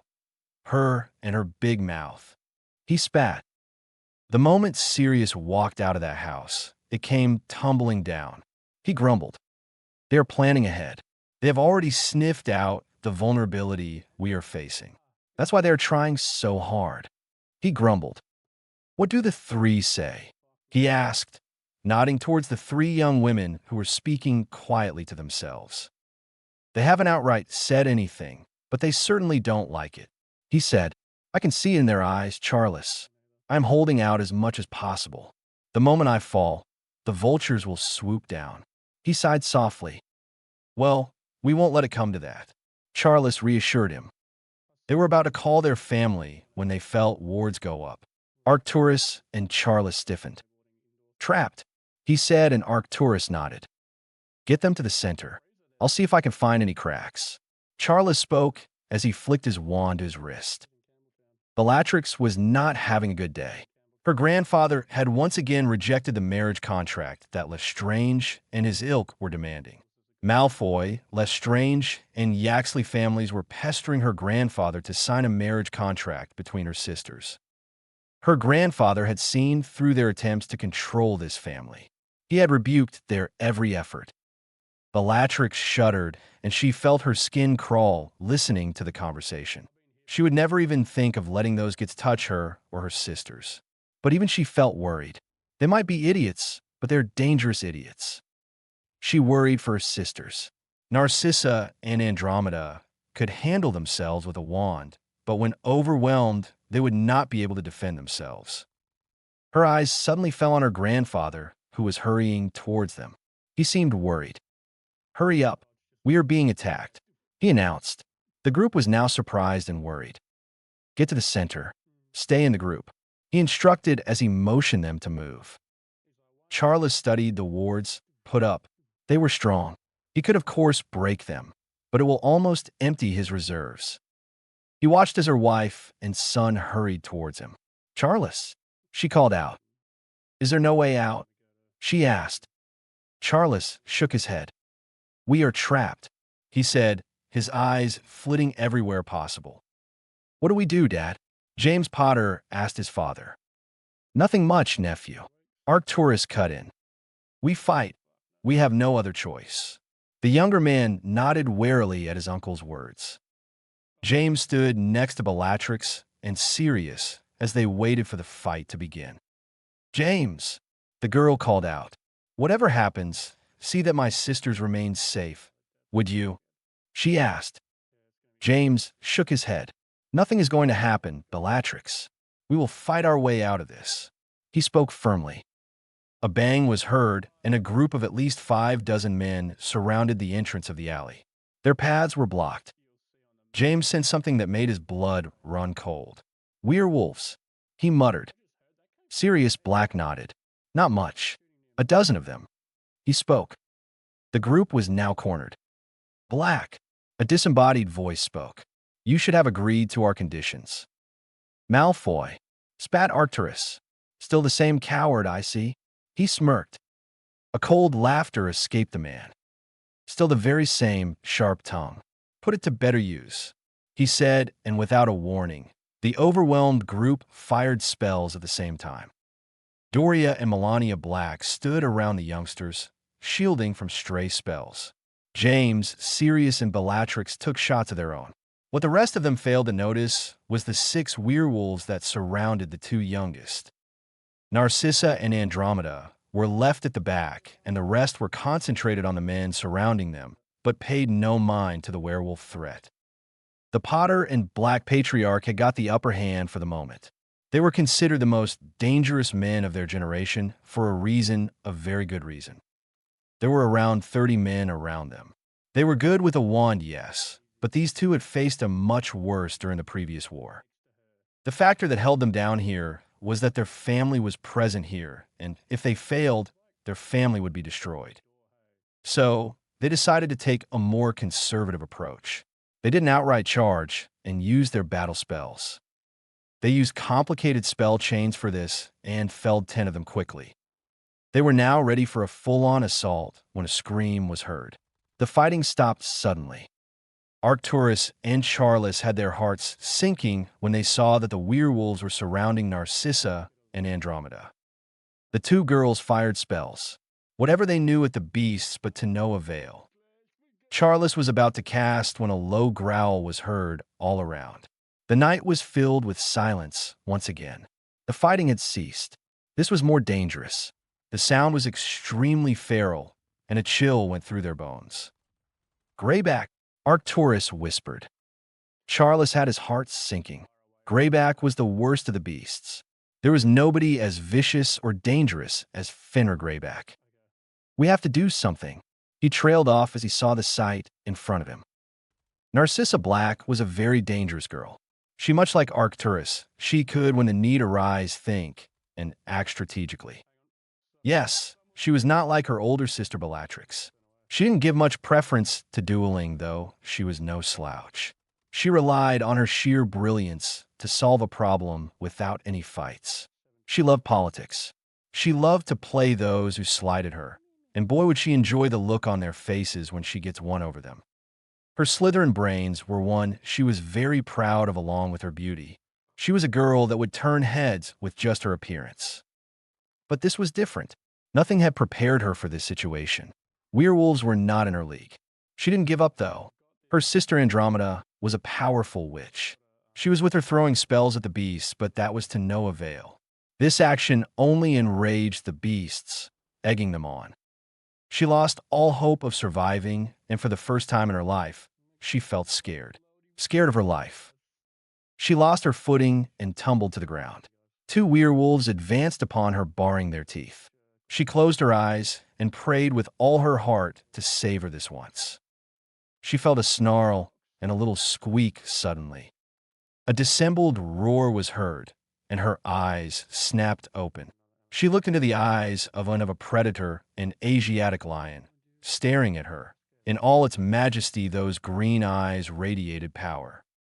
She would have screamed in fright if not for the fact that the eyes were a burning green. "Old, green eyes," she thought. There was something reassuring about those eyes. The lion then turned back to the now whimpering werewolves. Werewolves tended to bend to the alphas. That is the reason that Fenrir Greyback, although a decent wizard, was so dangerous. His ferocity made even the werewolves fear him. Who better to control the beasts than the king of the jungle? Asiatic lions were silent, but extremely dangerous and powerful in a fight. They commanded respect and would strike fear amongst the various beasts of the forests. A true alpha, if there was ever one. The lion let out an earth-shattering roar, and the werewolves scrambled, trying to get away. But the lion was faster, not letting them leave. He pounced on one of them before striking it with his powerful front paws. The strongest point of a lion is his extremely powerful front paws. A single strike at full power can kill. The immediate area was filled with a stream of crimson red, and the air was filled with a pungent coppery metallic odor. The werewolf dropped dead seconds later. At the loss of their comrade, the remaining 5 ran helter-skelter and disappeared through the dark sewers of Diagon Alley, running for their lives. The masked men shouted in fury and fired a spell at the lion. Narcissa screamed as the curse almost struck true. But the lion jumped away at the last minute. What happened next surprised her and the remaining watchers. The lion slowly transformed into a tall young man. Animagus. She heard Andromeda whisper next to her. The young man, covered in black, twirled his wand as he surveyed every side of the surroundings. Narcissa got a good glimpse of the man. He was familiar, all too familiar, and then a light bulb switched on. "He looks like Uncle Charles and James," she whispered. The only difference was the almost proper hair, with almost being the key word. He had long hair which still retained the Potter messiness, but somewhat tame compared to James and her uncle. The young man's eyes met hers. "Are you fine as black?" he asked. The girl had her breath hitching in her throat at his voice. There was something special about that. She could only nod dumbly, not taking her eyes off him. He turned back to the Death Eaters. "You decided to mess with the wrong people." He spoke softly. He sprang into action. His wand was a blur as spells flew at blistering speed, taking down the men in minutes. He danced around the alley, swatting spells like they aren't relevant at all. He started cutting down the Death Eaters. Some were burnt to death. Some were left without hands and legs. Some had their organs tumbled out of their bodies. Some were decapitated. Within 5 minutes, the stranger had decimated the Death Eaters, with only Abraxas Malfoy and another person standing. He walked up to them, whistling a tune. He stood in front of Malfoy, who was struggling against the bonds that held him. "It's no use, gentlemen. They won't break." He chuckled. He suddenly rammed his fist into the man's stomach, sending him tumbling down. His eyes fell on another man who was shivering in fear. He raised his eyebrows. "What? Are you cold or something?" he questioned. The man shook his head, but still was shivering. "Okay, but why the dance?" The man struggled to reply, but eventually managed it. "Scared," he mumbled. "What was that?" the stranger questioned. "Scared," the man replied a bit louder. The stranger hummed. "You didn't seem all too scared when you were attacking women who could hardly protect themselves." Looking down at him, the stranger speaks. "Men who attack women are eunuchs. Am I right?" he asked. The man whimpered in fear at his raisin tone and nodded quickly. "Good," he intoned. "I will give you a chance." "One chance," he said. "Go back and make sure that you show all that happened here to your master." He instructed. "If you fail to, you will die the moment you go anywhere else but back to him," he warned. The prisoner nodded quickly and disappeared as soon as he was freed. The stranger turned back to his other prisoner. "You won't get away with this." Abraxas snarled. The stranger chuckled. "Your brother said the same thing when he met me, you know? And et voila.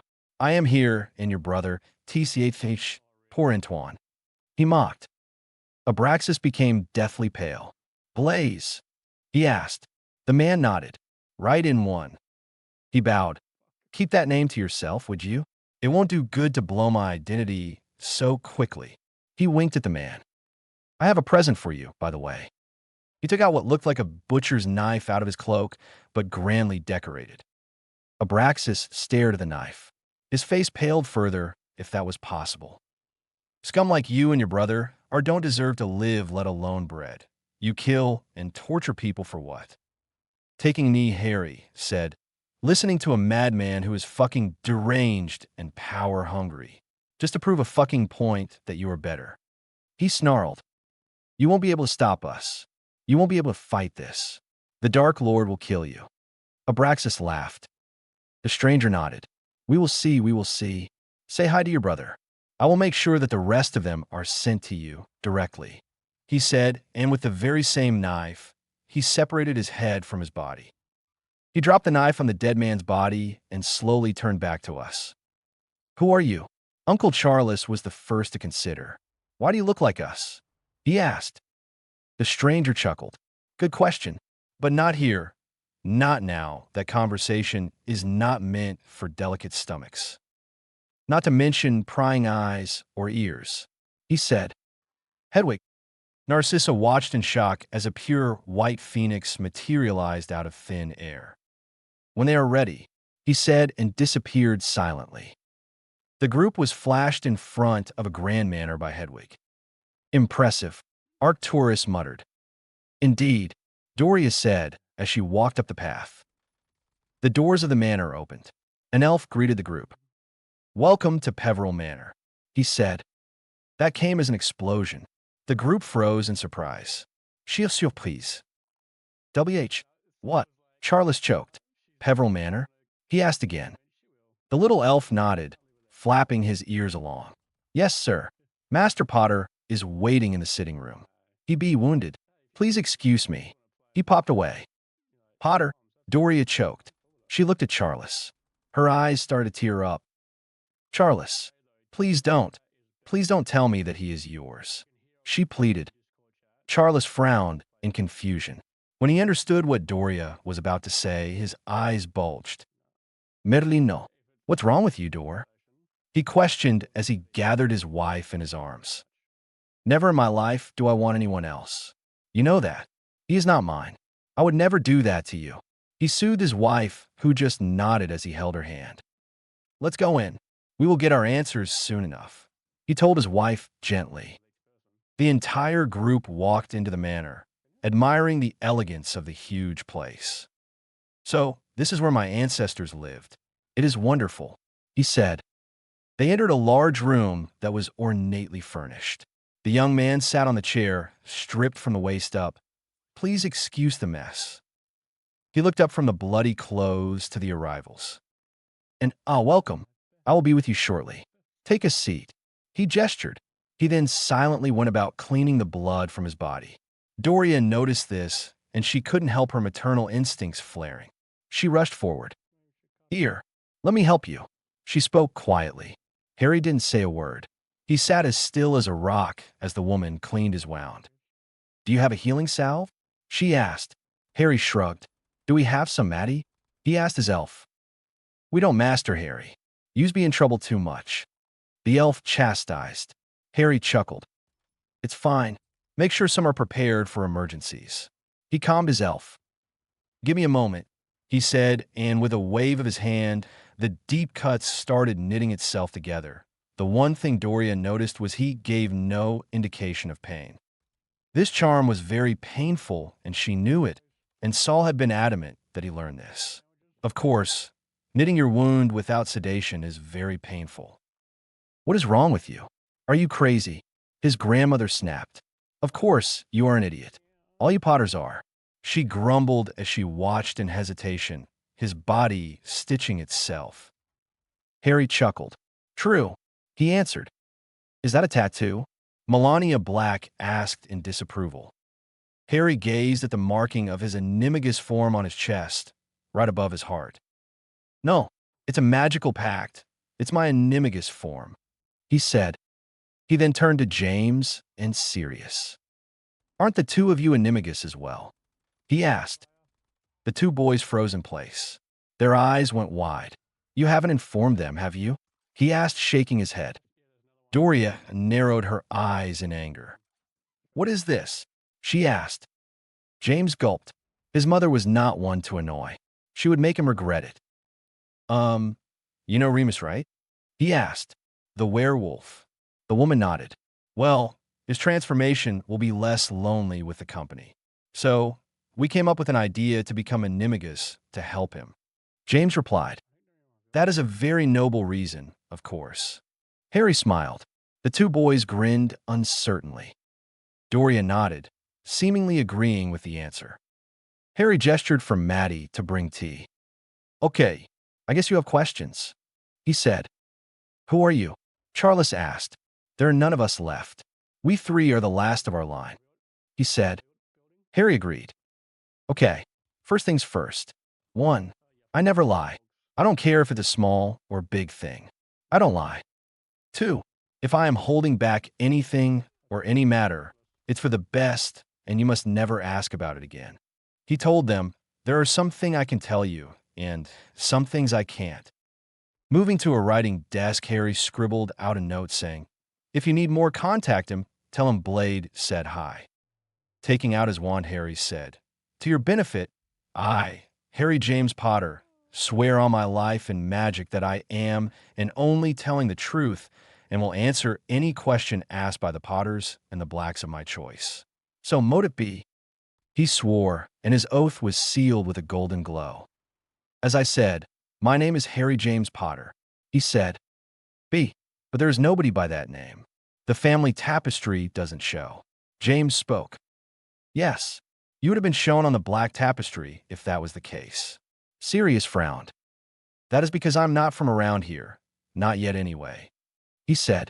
The others frowned at the answer. What do you mean? Narcissa Black asked.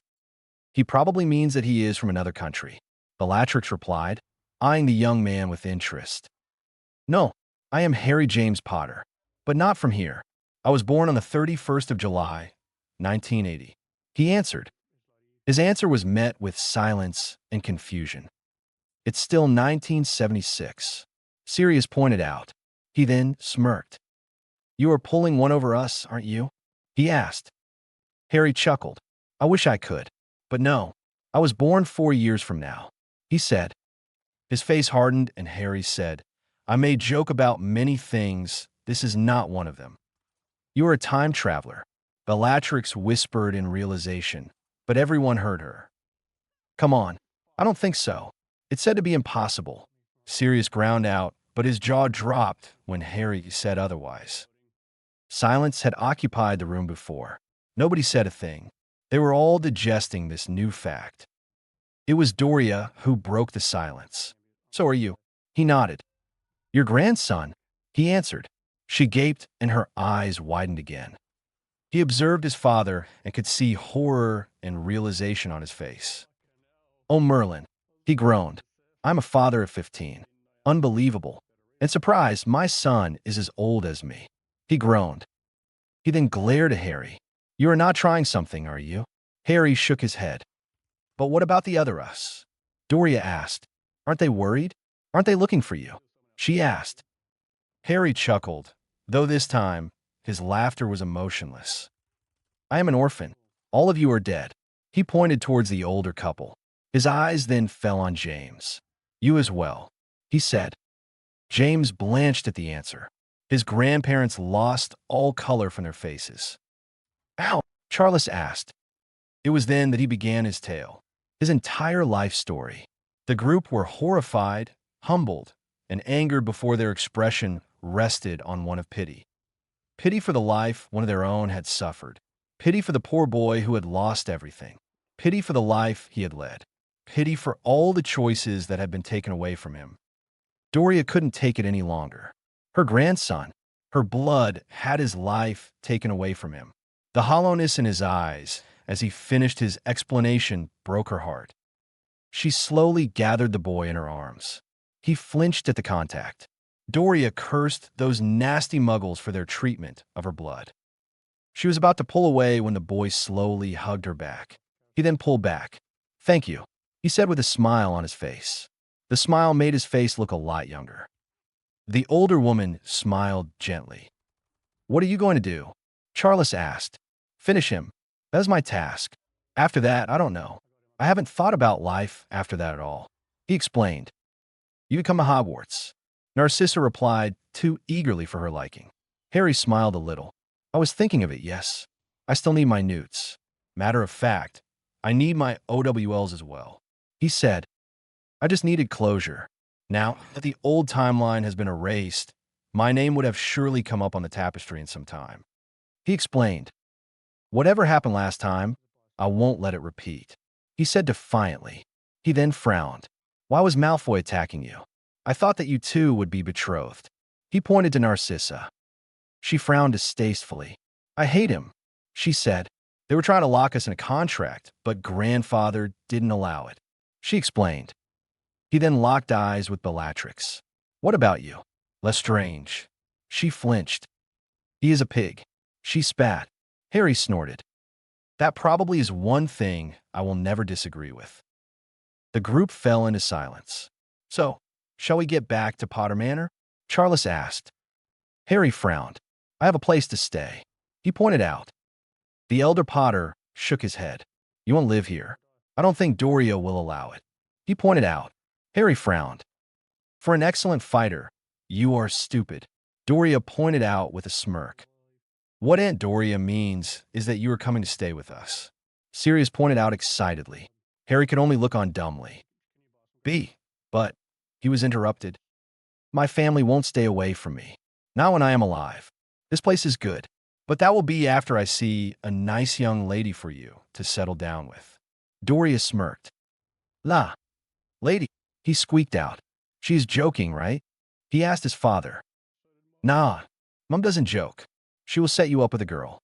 It's a good thing that I am already in love." He looked smug. "Is it by any chance Lily Evans?" Harry asked. James stopped. "You know her?" he asked. Harry calmly pointed to his eyes. James's eyes widened in shock. "Wait, is she your mother?" he asked. Harry nodded, eyeing his father for some reason, lost the ability to speak. James was silent. "I think he lost it, Harry," Sirius said, poking James in his side. James hooped suddenly and looked excited. "I did it. Well, not me, but the other me did it," James pointed out. "But that doesn't mean that you will marry her again. Just by being here, I have changed many things. So if you want her, you must mature a bit. Otherwise, she might slip away," Harry said. James suddenly realized what he was being told. He straightened up. "But back to the matter. Charles, I need to discuss something with you," Doria said, and pulled her husband along with her. Harry turned questioningly to the others, but couldn't glean anything. His grandparents came back after 5 minutes. They looked at him expectantly. "Charles and I have had a discussion. If you are okay with it, we have decided to perform a blood adoption," she said. Harry froze. "What?" he whispered. "No matter where you come from, you are my blood, Harry. You know how important family is," Charles explained. Doria grabbed his hand. "I have always wanted another child, Harry. When James was born, we had never expected that we could never conceive again. It's been eating me up," she explained, tears freely flowing down. "But it wouldn't be fair on him." Harry pointed to his father. James shook his head as he placed an arm around his shoulder. "Listen, Harry, I know how much Mom feels sad that she doesn't have another child. Dad doesn't try to show, but when they got the news when I was a first year, they were devastated. So I think it's fair," he said. Harry protested, but James stopped him. "Let me finish. It won't matter to me. I can't have a son. Not now. I am too young. But you can't expect me to forget all this. How do you think we can sleep, knowing that one of our own blood is right here and fighting a war on his own?" He continued, "I certainly won't say no to a brother. I could be the cool brother and the heartbreaker, and you could be my less handsome sidekick." He grinned. Narcissa couldn't help but snort, a very unladylike gesture. "You're right," she whispered to Bellatrix, who smirked. Harry's eyes fell on the two. Narcissa burned red as she felt his eyes on hers. Bellatrix was a bit more composed, but the slight reddening of her cheeks showed that she lost her composure. James feigned hurt. Ouch, sissy. That hurt. He clutched his heart, though his smile was infectious. He turned back to Harry. The point is, our family's very small, Harry. And according to what you say, you are the last. Jokes apart, the prestigious family of Potters, the powerhouse of Britain, and a very respected line. I don't like the idea of us being the last. Just accept it, Harry. It won't change a thing. I can't be a father to you. No, you are my age. But I can sure as hell be a good brother and best friend. He explained. Harry scrutinized his family. This sounded too good to be true. After all these years, after longing all his life for this, it had come true. He sat down heavily in his seat. He found it difficult, very difficult to accept it. This all seemed like a dream. Without even knowing it, his eyes were leaking tears. Doria and Charles were horrified. They were not expecting this reaction. They were about to backpedal when Melania gestured to them to wait. She slowly approached the boy and sat next to him. She reached out for his hand. He let her take his hand. "What's wrong, Harry?" she asked. Harry shook his head. "It's all too good to be true. All my life, I wanted nothing more but them. Just 10 minutes with them," he said. "The downside of being an orphan, you'll never want anything else. You won't feel much jealousy for any trivial things, but if we see a child spending time with his or her parents, we burn in jealousy. Seeing parents with children I had known, I felt jealous of them. They thought that just because I was famous, I was happy. They didn't know that I would give up everything so I could just hug them," he explained. "I feel stupid. I feel childish crying in front of you. But I have that privilege. I have that right. I am broken, more than you can believe.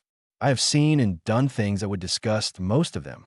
If you still would have me, I am more than happy to accept the offer," he said softly without looking up. He was surprised when Doria grabbed him in a hug. Harry smiled as he slowly hugged her back. "Thank you, thank you, thank you," she repeated, holding him tightly. Harry smiled. "No, it's me who should be thanking you. You don't know how much this means to me," he said. "Thank you." He smiled. It was a happy Charles who suddenly noticed Harry's finger. "Harry," he spoke. "That ring," he questioned, pointing at his finger. Harry raised his hand. "I am Lord Peveril," he announced to the shock of the group. "Okay, you must stop giving us a shock upon shock, mate. I might blow up," Sirius spoke with a small grin. "It's been ages. Probably 1,000 years have passed since the last Lord Peveril. Now I know why the bastard went after you." Charles beamed at him with pride. "What do we do?" asked Andromeda. "We continue as we would. Harry will join you in Hogwarts. We will have him get his OWLs in the ministry," Charles explained. "In the meantime, we will see what we can do for you from the political side, though you might want to claim the seat and assign a proxy right after." Arcturus interrupted. Harry scrutinized the Black Lord. He had come to the point in his life that he found it difficult to trust anyone new. Trust had been a big issue in his short life. "What is in it for you?" he asked Arcturus. "I am sorry. You might be family, but from where I come from, your family was certainly not one I would trust with my eyes closed. I know for a fact that some of them serve that fucker." He pointedly ignored Narcissa and Bellatrix. Two of them were married to Death Eaters. One became a crazy lunatic and tortured thousands of people. She was so into it that she tortured 2 purebloods into insanity with her husband and brother-in-law. The 2 of them have lost their minds and are still spending life in St. Mungo's for that. Their son, he still feels helpless. His parents are still alive, but are dead. He ranted. Arcturus listened to everything with wide eyes. It had been decades since anybody had the gall to question him and make him look small at the same time, but this young man had managed it. He couldn't refute it. The boy was speaking the truth. Arcturus, for the first time in his long life, looked away from the boys burning emeralds with shame. Just how far had his great family fallen that his own blood was distrusting of them? They made it 2 of them, Sirius and now young Harry. "I'm sorry for whatever that our family caused, but I won't repeat it this time. I give you my word, Harry, that my family won't stand with him. Not after this, and not after everything you said. I cannot ask you to trust me, but I hope that you will come to trust us again," he said, not daring to look the young man in the eye. Harry didn't say anything for some time. It pained him to see his great uncle this way. The regret on the man's face increased exponentially with everything he said. "It's fine. Maybe some circumstances led to what happened. We need to put it behind. But don't expect me to trust you. You're going to have to earn that," he pointed out. The man nodded grudgingly. He turned back to his family. "I need to get a few things." "Can I?" he asked. Doria nodded. "I will help," James said, and followed Harry. The others watched the two go. Doria patted her brother's back. "You will get there. Don't worry. After all, I wouldn't trust anyone if my life had been like his," she said. Arcturus nodded. "It wasn't that. I knew that he would find it difficult to get along with us, compared to you. It's everything he said about the blacks." He turned towards his grandchildren. "If any of you dare to even think about joining those bastards," his face darkened as he said, "I will kill you myself. Don't forget it," he growled. They had never seen Lord Black, head of the family, in his element, but they were seeing it now. The black youngsters cowered in fear. "If what that boy said is true, my family went to ruins." "No, it won't happen. That young man isn't one to show mercy. I can see it in his eyes.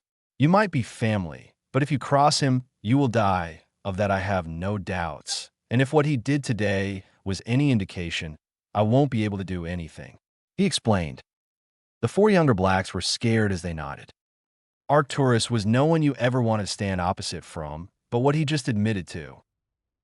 "I have no love lost for muggles, but I sure as hell don't take the thrill in doing what those cowards do. Please don't make me kill you," he begged. "Do you know of anyone who is already in league with him?" he asked. Bellatrix didn't hesitate to answer. "Lestrange, Malfoy, Yaxley, Not, Rookwood, Rowell, Jugson. These are the ones that are still present in Hogwarts," she explained. "The bastards have been trying to recruit me for 3 years now. They know to fear me," she said with a grin. Arcturus nodded. He wanted the black support. That is the reason he sent them to get a betrothal. He mused. "Stay away from them," he warned coldly.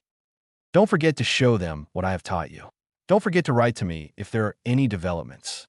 He will make sure that nobody touches you in there," he said, pointing to the young man that had just left the room. "He might not trust us, but he values family. I can see that. Don't do anything to break his trust. Have him open up to you. You might just learn the life that you are living is a blessing in disguise." He spoke. The youngsters were quiet for some time, thinking about what was being said. Narcissa silently walked and stood next to her aunt. "Aunt Doria?" she called. The woman smiled at the young girl. "Yes, dear," she responded. "Can I please date Harry?" she asked, suddenly taking her aunt by surprise, and much to the amusement of the others and slight annoyance of Bellatrix. Doria chuckled at her niece. "Seems like he made a good impression on you," she said. The girl nodded, now sporting pink on her cheeks. Doria chuckled. "It's entirely up to you. If you want to, you may," she said, and smiled at the way her face lit up. "But what about your father and mother?" she asked. That put a pause to Narcissa. "Mother is not going to say no," she replied confidently. "It's Aunt Walburga I am worried about," she said. Her grandfather growled. "I will curse that bent back to her father's pathetic loins if she dares interfere." He growled. "You do what you want to, Narcissa," he said. Narcissa turned back to her eldest sister and stuck her tongue out. Bellatrix scowled at her much to Andromeda's amusement. "Did you have to lash out at him?" James questioned as the two walked back to wherever Harry was taking him. "You should understand my take. I don't have anything against him, honestly, but it's the others." Bellatrix married Lestrange, and those two became his most trusted lieutenant. Narcissa, it was her that was the most unbelievable. She is far from her older self. Let's just say that if she had married a certain Malfoy, she would be a cold bitch. He grimaced. James blanched. "Sissy? Not possible, Harry. The three are always around, and Sirius is always here." Bella appears cold. Very cold, but she is not a lunatic. She despises Lestrange and his gang. Sure, growing up in the Black family and with Walburga and her father, she still has that attitude, but she is good. Probably one of the best duelists at Hogwarts. You better not be on the end of her wand. He explained. Andromeda. Now she's a kind goddess. If I wasn't already head over heels for your mother, I would have been courting her by now. She is sweet. Very sweet for someone who grew up there. Intelligent, and damn her rack is big. He pointed out with a dreamy smile. Harry frowned. Rack? He questioned. James stopped short. Harry, you don't know what rack means? He asked incredulously. Harry shook his head. Oh God, her breasts, Harry, James said, causing Harry to sputter, and his face became red. James was amused with Harry's reaction. Why do you keep the names of furniture to girls? You could just call it breasts, right? He asked with exasperation. Did you have a girlfriend, Harry? He asked. Harry didn't reply. He slowly shook his head. Well, once you have one, you will understand. He said. And Narcissa, she isn't cold at all. She is very warm and bubbly. And damn is she intelligent. She doesn't need a wand to win a war, Harry. That girl has got some serious brains. Beauty with brains, dream combination. He explained. Regulus. He is one bother. He is scared of his mother too much. He is in his 3rd grade. The woman has been trying to control the boy for a long time now, but because of Uncle, it's been better. Sirius moved in with us a week back. He was fed up with his mother's preaching. He said. Harry sighed. I need to be careful. I have changed a lot of things being here. I only have to wait and watch. He said. Who is that guy? Lord Voldemort questioned the man who came back. He appeared calm on the inside, but he was burning with fury. He had lost almost 2.5 dozen of his men. And most importantly, Abraxas Malfoy was dead. His most important route of gold was now in danger of closing. I don't know. My lord. The man shivered. He just appeared, and nobody stood a chance, my lord. He killed everyone. Within 5 minutes, W is all over. He stuttered. Tom slashed his wand. The man fell down in a heap, his head separated from his shoulder. Find him. Find out who he is. I want him brought before me at any cost. He roared. I will kill him. He would die painfully. He will beg for his death by the time I am done with him. He said as he disappeared from the room in a plunge of black smoke. Chapter 4. Making Waves. Harry woke up to the unfamiliar surroundings he now slept in. Not unfamiliar per se, but still a little strange to him after almost a year or so staying in the Peveril Manor. Potter Manor was as majestic and beautiful as Peveril Manor. It stood towards the south of England and was a huge Victorian-style manor. The lush greenery surrounding it along with the large forest. The Potters and Peverils boasted of a lot of wonderful creatures in their forests.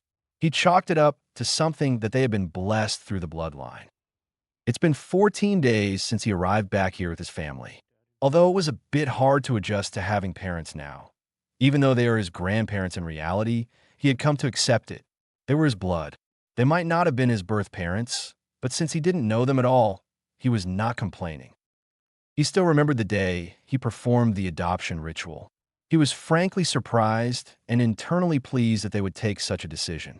He welcomed their decision and also the reasoning that came with it. But most importantly, he was happy that he listened to his heart. All of this was new to him. The early morning greetings rather than the death threats that he was used to almost all his life. A very mischievous brother who was a joyous bundle of energy and mischief rather than a hostile cousin who was content in kicking and punching him around and playing Harry hunting with him. A strict house elf who is very keen on making sure that we would not keep messing up. The role which had seemingly been passed to Tippy, the Potter house elf from Maddie. He wondered if this was what having a family meant. Would this have been the case if his parents were alive? Would he have siblings? Would he have been allowed to play Quidditch like he did? Would he have been learning such magic that no youngster must learn instead of living his teenage years? He didn't know, and he didn't want to know. Although the past episodes caught up with him, he had a new life to look forward to. New life that would shape his life. He could only hope that he would live this life without any other machinations like his previous one, where his path was literally set and played by Dumbledore. He was already facing a new problem: the Ministry of Magic. Apparently, a few of the shopkeepers bore witnesses to the events of that night, according to the newspapers. Harry couldn't help but scoff. The entire thing was rigged, and it was plain as daylight. If people had truly been witness to the events, then they would have known that this was not a murder, but a clear-cut case of conspiracy. They were severely outnumbered. This was the work of one of Voldemort's lackeys, someone who had the ear of the minister. He had a plan ready, and he needed to run it by his father once. It seemed good enough, one that will seemingly halt a lot of things if executed correctly. He would have executed it by himself, but now he had a family. That was another first for Harry. All his life, he had been left alone to deal with all the screw-ups that were an added benefit to his life. Now, though, he had a family. He had people who cared about what happened to him. He still remembered the first day after he moved to Potter Manor. He had disappeared from the house before any others had woken up, not informing them about the routine that he followed. He had come back sweating after a long session of workouts, and one look at his mother's expression told him that he was in big trouble. Evidently, she was not pleased. Her famous black temper not helping the case, either. Suffice to say, Harry had been suitably cowed and had agreed glumly before the woman had sat him down and explained these trivial things to him. He had settled into a routine, waking up and going for a run and working out outside, before he would come in and have his breakfast. After spending time with his family, he would read or study something for a few hours in the vast library that he had at his disposal. He would then hit the training room and work out once again along with his spell work. His mother had absolutely forbidden James from entering the room without Harry's knowledge, especially to pull a prank or something. She had once decided to take a peek at what he does in the room. One look, and she had been blown away. The intensity with which Harry trains had been awe-inspiring and scary at the same time. Since then, she had left the younger man to his own devices, though she always urged him to practice with caution and not be reckless. Harry spent as much time as possible with James, resulting in the two getting closer and closer. His father was, for one, a ridiculously excellent flyer. He now understood why McGonagall always used to say that his father was a great flyer. One look at his now brother's flying skill told him enough that he was probably the best flyer to grace the Hogwarts Quidditch pitch in several hundred years. James was very intelligent. Many at first glance wouldn't think so because he was too easygoing and laid back. His understanding of magic was excellent. Harry, too, was surprised by some of the things that James knew at his age. It slowly became clear how his father and his friends had managed to create something like the Marauders map, added with the fact that he had become an animagus at 15 and had secured 10 OWLs with 8 outstanding was not anything to sneeze at either. Harry had actually been ashamed. He had never worked hard in school. His father, although like him, was extremely serious when it came to marks. His work replicated it. Harry had promised that he won't slack off anymore. A refreshing and cooling shower later, Harry entered the dining room to greet his family who were already assembled at the dining table. He kissed his mother's cheek as he sat down. "Morning, Mom." He received a smile in return as she bent down and kissed him on his forehead. "Morning, Dad." "Morning, James." He greeted the other two males. "Do you need a kiss from me as well, Harry?" James wagged his eyebrows suggestively, causing Harry to gag. "Shut up," he grumbled, though it was silenced with the laughter around the table. Doria smiled and laid out a plate for him. Harry was about to eat when he saw his father tense and his hands clutch the newspaper, almost tearing it in the process. "Another threat?" He questioned the now furious man, who could only nod. "I will bloody kill Bagnold," Charles gritted out. "It's fine, Dad. We will think of something." Harry soothed the man. "I had an idea, by the way, and I wanted your opinion on it." He asked the older couple who just nodded. "Is it related to this nonsense in the newspaper?" Doria asked, receiving a nod in response. "Then you'll need Arcturus for this meeting," she said. "He is the right man for politics, Harry." He has been swimming in these waters for too long, she added, noticing that Harry was about to say something. Harry frowned. It had merit. He is the Lord Black, after all. After much deliberation, he relented, and James left to call his uncle. It was 5 minutes later that James returned with the older man, and Sirius in tow with the Black sisters along with them. "Hello, Harry."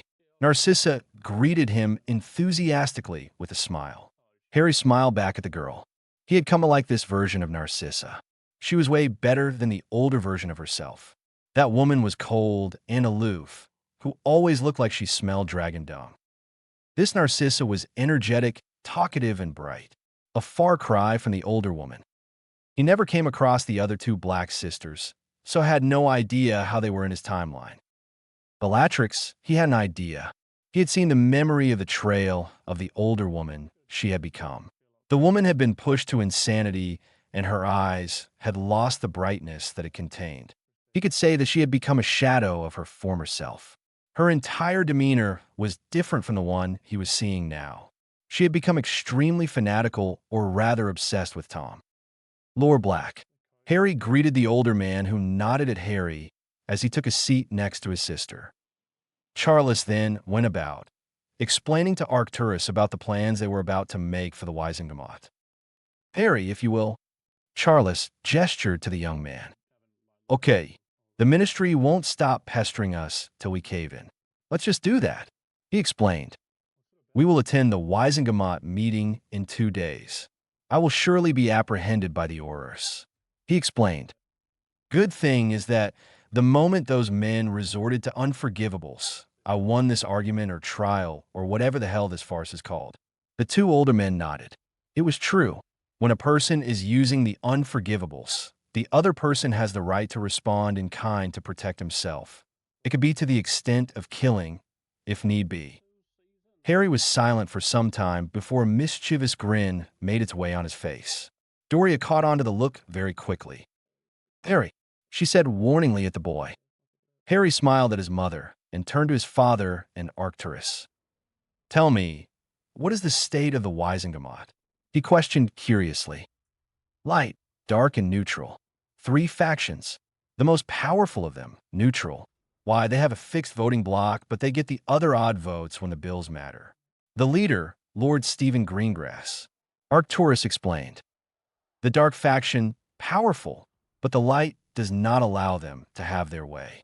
Their leader, Blacks, but the de facto leaders, Abraxas Malfoy and Randolph Lestrange," Charles continued. Harry was surprised. "Why?" he questioned Arcturus. "I stopped attending these Wizengamot sessions a long time ago. Same with Charles here. No good band of monkeys, the lot," he grumbled, eliciting chuckles from the assembled people.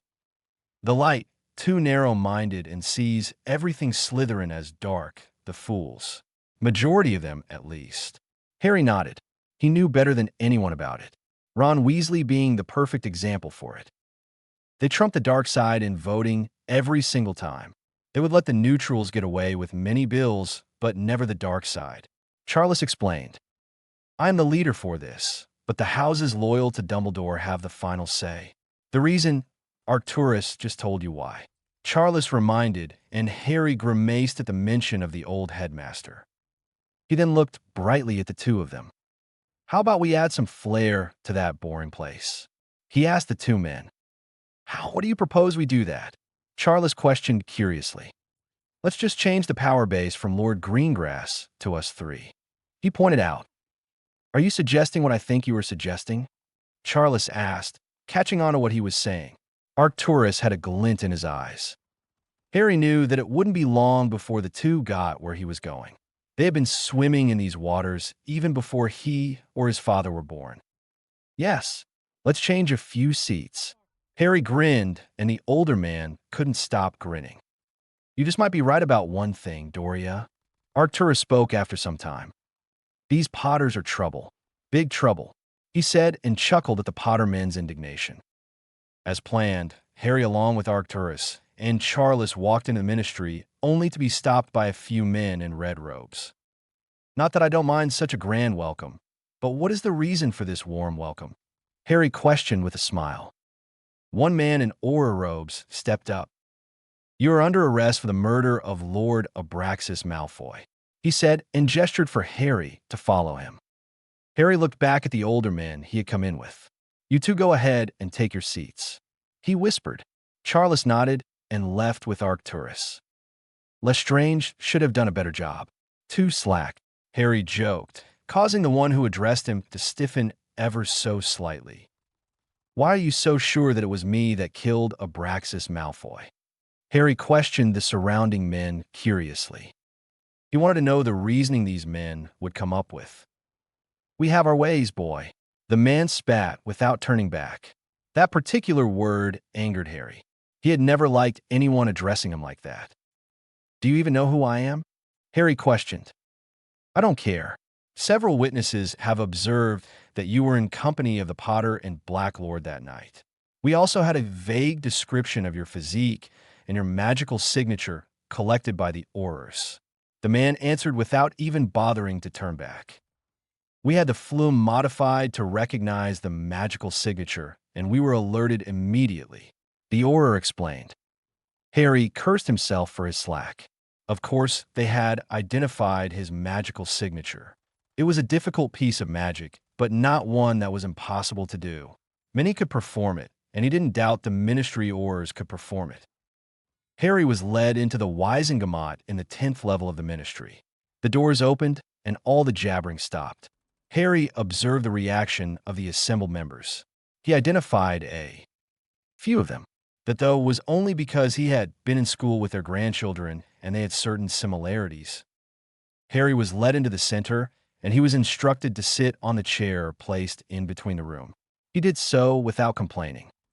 He got his first look at Millicent Bagnold, the Minister of Magic. She did look like a no-nonsense type of woman. Harry really needed to know if this woman will do everything she can to help this world or sit and hide with her head in the sand. "Order!" she boomed, causing the courtrooms to quiet down.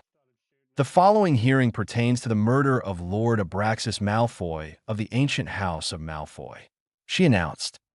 "The accused." She trailed off when Harry spoke up. Harry James Potter, secondary heir of the most ancient and noble house of Potter," he announced to the courtroom. That got the attention of the people assembled. A lot of people were of the impression that there was only one heir to the Potter family and that he had no other brother or sister. The lords and ladies were sure of it because their children were in school with the Potter heir and there was no mention of a brother. The minister now squirmed uneasily in her seat. Her eyes flitted to the Potter Lord's usual seat, and to her surprise, she didn't see him where she usually saw him sit when Lord Potter attended. The minister gaped in shock and surprise when she finally noticed where the Potter Lord was seated and with whom. Lord Black was next to him, but that was not the point that garnered her attention. It was the position of their seating. The two powerhouses had shifted to the neutral faction. The two men were watching her closely, and she gulped. It had been a while since the two men last spoke in the Wisengamot, and even longer since the last time they participated in the discussions. She really didn't want the ire of the two stalwarts of magical Britain on her. Even Dumbledore would rather stay away from the men than tussle with them. They didn't care for anything and anyone. They commanded respect that she had never seen anyone garner with their mere presence. "Order!" she called aloud, causing the noise to go down. "Mr. Potter, you have been accounted for the charge of murder of an upstanding citizen of magical Britain and a member of an ancient house," she announced. "How do you plead?" Harry shrugged. "Not guilty." Bagnall nodded. "Let's start with the proceedings," she announced. She made to speak when Harry decided to interfere. "Now wait for 1 second, Minister. Why waste time that is increasingly important for everyone out here?" He questioned calmly. "You call this a waste of time, Mr. Potter?" the woman asked, seemingly annoyed at his words. He was about to speak when he felt the chains on the chair bind his hands. Harry frowned at that action. "What is the meaning of this?" he asked, indicating the chains that bound him. Bagnall smirked. "That is how criminals are apprehended, Mr. Potter. We bind them with those chains so that they won't try to escape or cause danger to the Wisengamot." Harry's eyes blazed with anger for a second before it went away. He smiled at the woman that caused her to frown. So you have already decided on my guilt? He questioned the woman. He then casually snapped his fingers, and the Wisengamot quietened when the chains broke, and Harry freed his hand. He rubbed his wrist casually. A bit too tight. You might want to consider loosening it up a bit. He smirked at the gaping minister. He continued, I would like to display my memory of the night. It will give a clear picture before you decide what the judgment might be instead of pre-planning the whole thing. He ignored the sputtering of the minister. Memories can be tampered with, Mr. Potter. We cannot accept it as evidence. Randolph Lestrange spoke softly, his eyes observing him calculatingly. On any other condition, yes. He nodded. But you seem to be presuming that my memory has already been tampered. Won't you even view it, Lord Lestrange? You think that I could perform such magic beyond my years? Harry questioned innocently. Lestrange narrowed his eyes at the boy. Not you, Mr. Potter, but your family could certainly do so, he said, and only later realizing his error. But it was too late, and he had gained the attention of an irate Lord Potter. Charles Potter stood up, and the Wisengamot quietened. The respect the man commanded was a sight to behold. No one ever dared to interrupt the Potter Lord, nor ever question his honor. Are you questioning my honor, Lestrange? Charles asked dangerously as he stood up, his eyes blazing, never a good sign for anyone at the receiving end of it. Randolph knew better than to rile up the Potter Lord. I am sorry, Lord Potter. Losing a dear friend has partially addled my brains, and I find myself speaking unnecessary things in a fit of rage. He backtracked. We are getting out of the topic here, gentlemen. Harry brought back the attention to himself. Surely, the unspeakables can verify my memory and tell us if it's genuine or not, couldn't they? He questioned with a grin. Bagnall narrowed her eyes. Where did you hear that from, Potter? She questioned in what almost seemed like a low growl. Oh, here and there. He evaded the question. If it isn't a bother, let's get on with it. I have kind of promised my brother that I will be back before 4 in the evening for a game of Quidditch, and he would prank my ears off if I miss it. He grimaced, causing many around him to gape at his laid-back attitude while he was on trial for the murder of the Lord on an ancient house nonetheless and the de facto leader of the Dark Faction. Bagnall had to agree to his request. She could not deny a scion of an old house, especially the House of Potter. Not only that, the boy is also a member of the Black family. Why should things be so messed up? She groaned inwardly, shooting frustrated looks at Lestrange. A man in a gray cloak was brought into the meeting. He was given the task that needed to be done, and the man approached Harry and started collecting the relevant memory. He then flicked his wand several times. It's genuine, he spoke in a disguised voice. The court pensive was put up and the memory was played to the court. The viewers could only gape at the inhumane speed and power that was on display. He took on almost 24 men and cut them down within minutes. The Animagus gathered a lot of appreciation from the lords and ladies. Once the memory came to a stop, Harry stood up to address the gathered court. I didn't know that defending my family and myself from those men who were there with every intent of killing us was a crime. A group of terrorists have the gall to try and assault 2 very powerful houses, and you expect them to be led away without repercussions? Should I just slap their wrists and send them away good-naturedly? He thundered. I don't involve myself in any other matters, but if anyone else dares to interfere with my family, all holds are barred. He growled, his eyes glowing brightly, causing many in their seats to shudder. I don't care if it's Dumbledore, Grindelwald, or Voldemort himself. He heard a great many shrieks and shivers in the gathered court. I will tear them apart, piece by piece. Harry finished. If defending my family is a crime, then by all means, throw me in Azkaban. I won't even dare complain.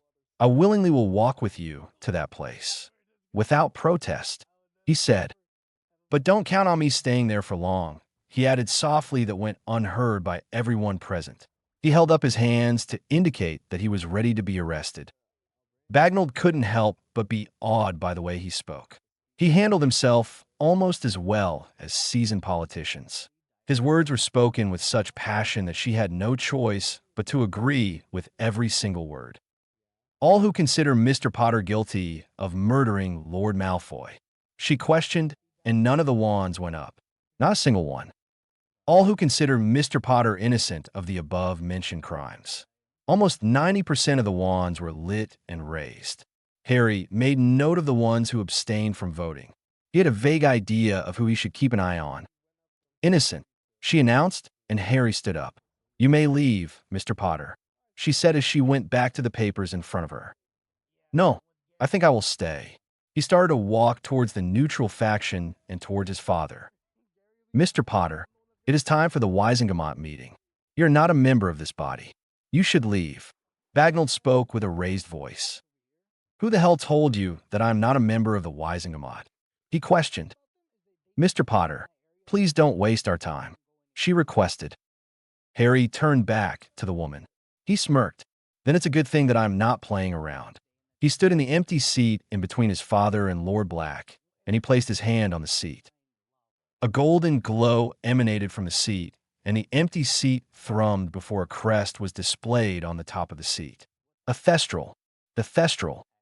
Harry sat down on the seat with a grin. Well, what do you know? I wasn't wasting time, he said. The dead silence that he was met with was broken by Lord Black. Greetings, Lord Peveril. It was a heartily laughing Arcturus and Charles that returned to Potter Manor along with a smiling Harry. Doria raised an amused eyebrow. Is there any reason for you two to be laughing like ragamuffins? She questioned. It's all because of your extremely intelligent and brilliant and powerful and handsome son, Mom. Me, Harry said. Doria chuckled. Any more of that, and you won't be able to fit that head through the door. She smiled.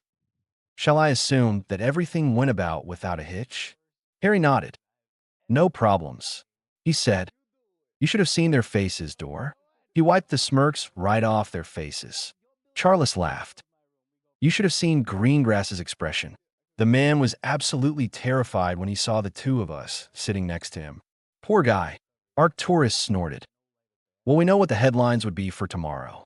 Let's just sit back and enjoy. Doria said. She turned back to Harry. They are waiting for you near the Quidditch pitch. Harry nodded and disappeared to the grounds. The three were silent for some time. It's nice to see him behaving like a teenager. It pained me a lot to see the ever-lingering tension in his shoulders. Doria said sadly. Well, the kids are bringing him out of his shell. Let's leave it to them. Maybe they would keep him to themselves. Charles spoke, putting an arm around his wife's shoulders. I certainly hope so, Doria whispered. Harry walked towards the grounds, and he saw the others there. James and Sirius were on a broom, and there was another younger boy below who was holding a broom in his hand. The Black sisters were huddled up in a corner and were speaking in hushed tones. It was Sirius that first noticed Harry. Harry, he called out as the rest noticed him. What happened? He asked. Harry smiled, got off. He shrugged. There was a cheer that went around, and James tossed the broom to Harry. Let's see how you fly, Wonder Boy. He grinned. Harry smirked.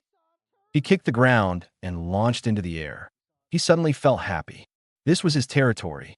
He felt like he could conquer the world when he was in the air. The Comet 800 was not a fast and powerful broom like his Firebolt, but it was faster than the brooms currently used. He took some time to adjust to the feeling of it, and then he started to fly with abandon. He zigzagged through the air, dropping and raising along the way. He came to a stop after 10 minutes, and he looked upon 6 stunned faces of the other youngsters. What? He grinned. You really have a death wish. That was bloody brilliant, James praised. Sirius couldn't help but chuckle. You two are absolutely devastating on a broom. Gryffindor has the house cup in the bag. He cheered. What makes you think he is in Gryffindor? Narcissa questioned, seemingly annoyed by the prospect. Is a Gryffindor for sure, little sissy, Sirius said confidently. He was about to speak when he yelped as he felt a stinging hex hit him on his buttocks. Narcissa had her wand out, and there was a gleam in her eyes. What did you call me? She questioned Sirius sweetly. Sirius gulped at her question. She hated it when he called her that. Okay, I am sorry, he groaned. The Black sisters were triplets. They were of the same age. But Narcissa was different from her two sisters. She had blonde hair and blue eyes, the features of the rose years from her mother. Other than that, she was all black. Andromeda and Bellatrix are almost similar, but Bellatrix has violet eyes and her black ebony curled hair. Andromeda had brown hair and gray eyes, the prominent black features. Narcissa was teased a lot as she was shorter than her sisters. She hated it when anyone called her as little sissy, and frankly, the others should be scared. Narcissa was very vicious when she was angry. You should stop calling her that, Sirius. It's just a stinging hex right now. Think of your state if she uses a slug-vomiting hex or anything a bit more crass after she runs out of patience or gets you neutered mud, Harry warned, causing James and Sirius to pale and for Sirius to additionally cover his nether regions with his hands. Narcissa shot him a grateful smile. Harry smiled back at her and got off his broom. Well, let's get in, Harry said, gesturing to the manor. It's getting late. The group walked back to the manor. Since we would be getting back to Hogwarts in a couple of weeks, is there anything that I must be made aware of? He questioned the group. Well, since you have killed Malfoy, you are automatically the enemy of the Slytherin house, Bellatrix explained. Andromeda nodded. Yes, Lucius might be a git, but his father was a very influential man. He would be taking up the lordship of his house, and he would be more insufferable. I hope his father's death would have brought about some kind of decency in him. She grimaced at the memory of the blonde pots. Bellatrix couldn't help but snort. It's Lucius Malfoy we're talking about, sister. I sincerely doubt that he learns anything at all. Her eyes then became hard. But he is a powerful wizard. He has been trained well by his father. Add the fact that he is ruthless and won't ever hesitate to use questionable curses. He is a force to be reckoned with. He is as sly as they come, and almost a quintessential Slytherin. Almost. Bellatrix held up her fingers to indicate her point. Sirius chuckled suddenly, and that got the entire group's attention. And he has finally gone mad, Harry quipped. Sirius shook his head. No, he gasped from his laughter. I remember when Sissy here had a big crush on Lucius Malfoy. He is a year older than us, and she used to stare at that git for hours. Sirius doubled up with laughter. Narcissa blushed deeply amidst the laughter of the group. Harry took pity on the poor girl. I really won't complain. The boy can sell fish to water with his words. Slippery gits. No wonder many flock to them with just their mere words. I'm not surprised, Narcissa. Harry smiled as he placated the embarrassed girl who smiled back gratefully at him. The four boys walked ahead, lost in their own topics. He is very considerate. Narcissa sighed. See, she turned back to her sister. Intelligent, handsome, kind, powerful. She counted off her fingers. He is the perfect boy material. She finished, letting her eyes fall back to the boy in question. Okay, you must stop with that. Bellatrix growled. Oh, look at that. Is ickle baby Bella jealous? Narcissa mocked Bellatrix, causing the girl's eyes to twitch in anger. I'll show you, baby. Bellatrix raged as she flicked her wand and fired a jinx at her sister, only for her to dart away from the place, chuckling as she did, with a very angry sister in tow, leaving behind a highly amused Andromeda. It was the day after the Wisingamot session that Albus Dumbledore returned from his trip to Marrakesh. He popped in a lemon drop, his favorite sweet treat, into his mouth and walked to the castle, whistling a tune on the way. He didn't show it on his face, but he was extremely worried. The situation in Britain was getting tense every day, but many were failing to notice it. The people of Wizarding Britain were not privy to the information that he was. Of course, being in 3 positions of power and lots of experience behind him, he had information on a lot of things, and he had learned to gather information. Information, good or bad, is an extremely powerful tool, one that can build countries or destroy them. While contemplating this, there was one name that had taken residence in his head, Tom Marvell Riddle. Dumbledore never really understood where he failed as a professor for the boy to take. Such a path. He was initially extremely proud of the talent the boy displayed. He took to magic like fish taking to water, and add the fact that he was muggle-raised with no history of magic. Yes, he had displayed alarming signs that should have rung warning bells in his head in their very first meet. But he in all his brilliance had chalked it up to the abuse the boy had suffered in his orphanage. And boy did he come to regret his instincts. The boy was as brilliant as they came, exceptionally charming and smart. But as time passed, he started to manipulate the situation to his needs. He started learning things that he never should have, and he started doing things he never should have. Horace was blinded from the doubts, as he firmly believed that the boy was a wonder. Of course, he had that privilege, as Tom was a Slytherin, but he failed to see past the charming side of Tom to see the monster he was becoming. Tom managed to pass out with honors. No other student other than he himself had achieved such wonderful marks. Many of his professors were curious as to what the boy would end up doing, and Dumbledore was no different. He was extremely proud of the boy and his achievements. But Tom disappeared from the face of the earth after his newts. Dumbledore had been extremely disappointed with the loss of a wonderful wizard to the wizarding world. That went to the drain when he came across Lord Voldemort, the self-styled Dark Lord. He had changed, but the extent of his change was even beyond what Dumbledore could comprehend. He had never fought against this new person that Tom had become, but he had seen enough memories to see the man he had become. His fighting abilities were literally inhumane. His speed, his spell repertoire, and his knowledge of the dark arts added with his so-called weapon of destruction. One that has become his calling card. His rallying banner. His pride. Parseltongue. The Parselmouths have been blessed with the abilities of casting magic with the help of the serpent tongue that amplifies the power of the spells. They're extremely fast and pack quite a punch as well. The purebloods of the traditionalists flock to him with that one factor.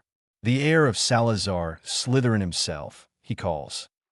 What was partially amusing to the aged man was the fact that if the purebloods ever tried to research the man and look behind his calling card of Slytherin, they would identify things that would have them cleansing themselves for the rest of their lives.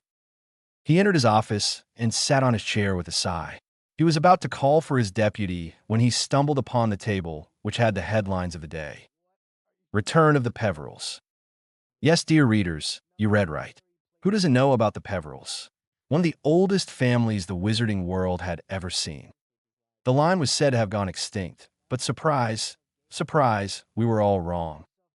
Yesterday, in a dramatic turn of events in the murder trail of Lord Abraxas Malfoy, the accused, Harry James Potter, son of Lord Charles Potter and Lady Doria Potternae Black, was proved as self-defense.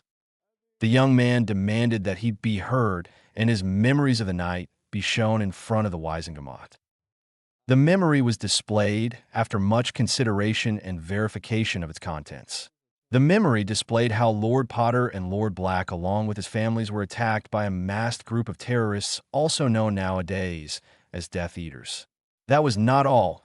The two families were faced with a threat of werewolves among the men, and in such a tense situation, the young man performed accordingly. He decimated the men that attacked his family and fought the werewolves. What was more surprising was that Mr. Potter is an animagus too, at such a young age. The next shock was dropped when the young man, after proving himself innocent, went up to the Lord's place and then, to the surprise of the room, the totem of the Peverils, the Thestral appeared, and the young man was found to have the Lord's ring on his finger. Nothing much has been gathered about the young man other than the fact that he is the twin of the Potter heir. One thing is certain, though, that he is certainly one to watch out for. The arrival of the Peverils has changed the scales of the political balance considerably. No, impossible. Dumbledore spoke to himself. He felt the wand in his holster suddenly feel very heavy. It felt dead to him. He flicked the wand out of his holster, but the wand hissed in his palm, and Dumbledore dropped the wand. The wand fizzled out and became a shade dull. He tried to touch the wand, but the wand emitted a spark. It felt like it was shielding away from him. The wand felt like it was disgusted to be in his hand. Dumbledore sat back heavily in his chair as his eyes fell back on the image of young Harry Potter, the newly discovered Lord Peveril. He then turned back to his wand. The thought led back to that of Tom Riddle. Dumbledore groaned as he felt all 120-odd years of his life for probably only the third time. The boy probably would attend Hogwarts. That was the only way left to get some answers, but he was not so sure, as the boy was already 15 but had not attended Hogwarts yet. Tom running rampage, Abraxas Malfoy dying, Antoine Malfoy being killed in such a cruel manner. Now the appearance of this new boy, and probably with the most dangerous kind of power in his hands, Harry Potter, the Lord Peveril, lord to a family feared and respected by all. Dumbledore rummaged through one of his drawers and pulled out a brown wand.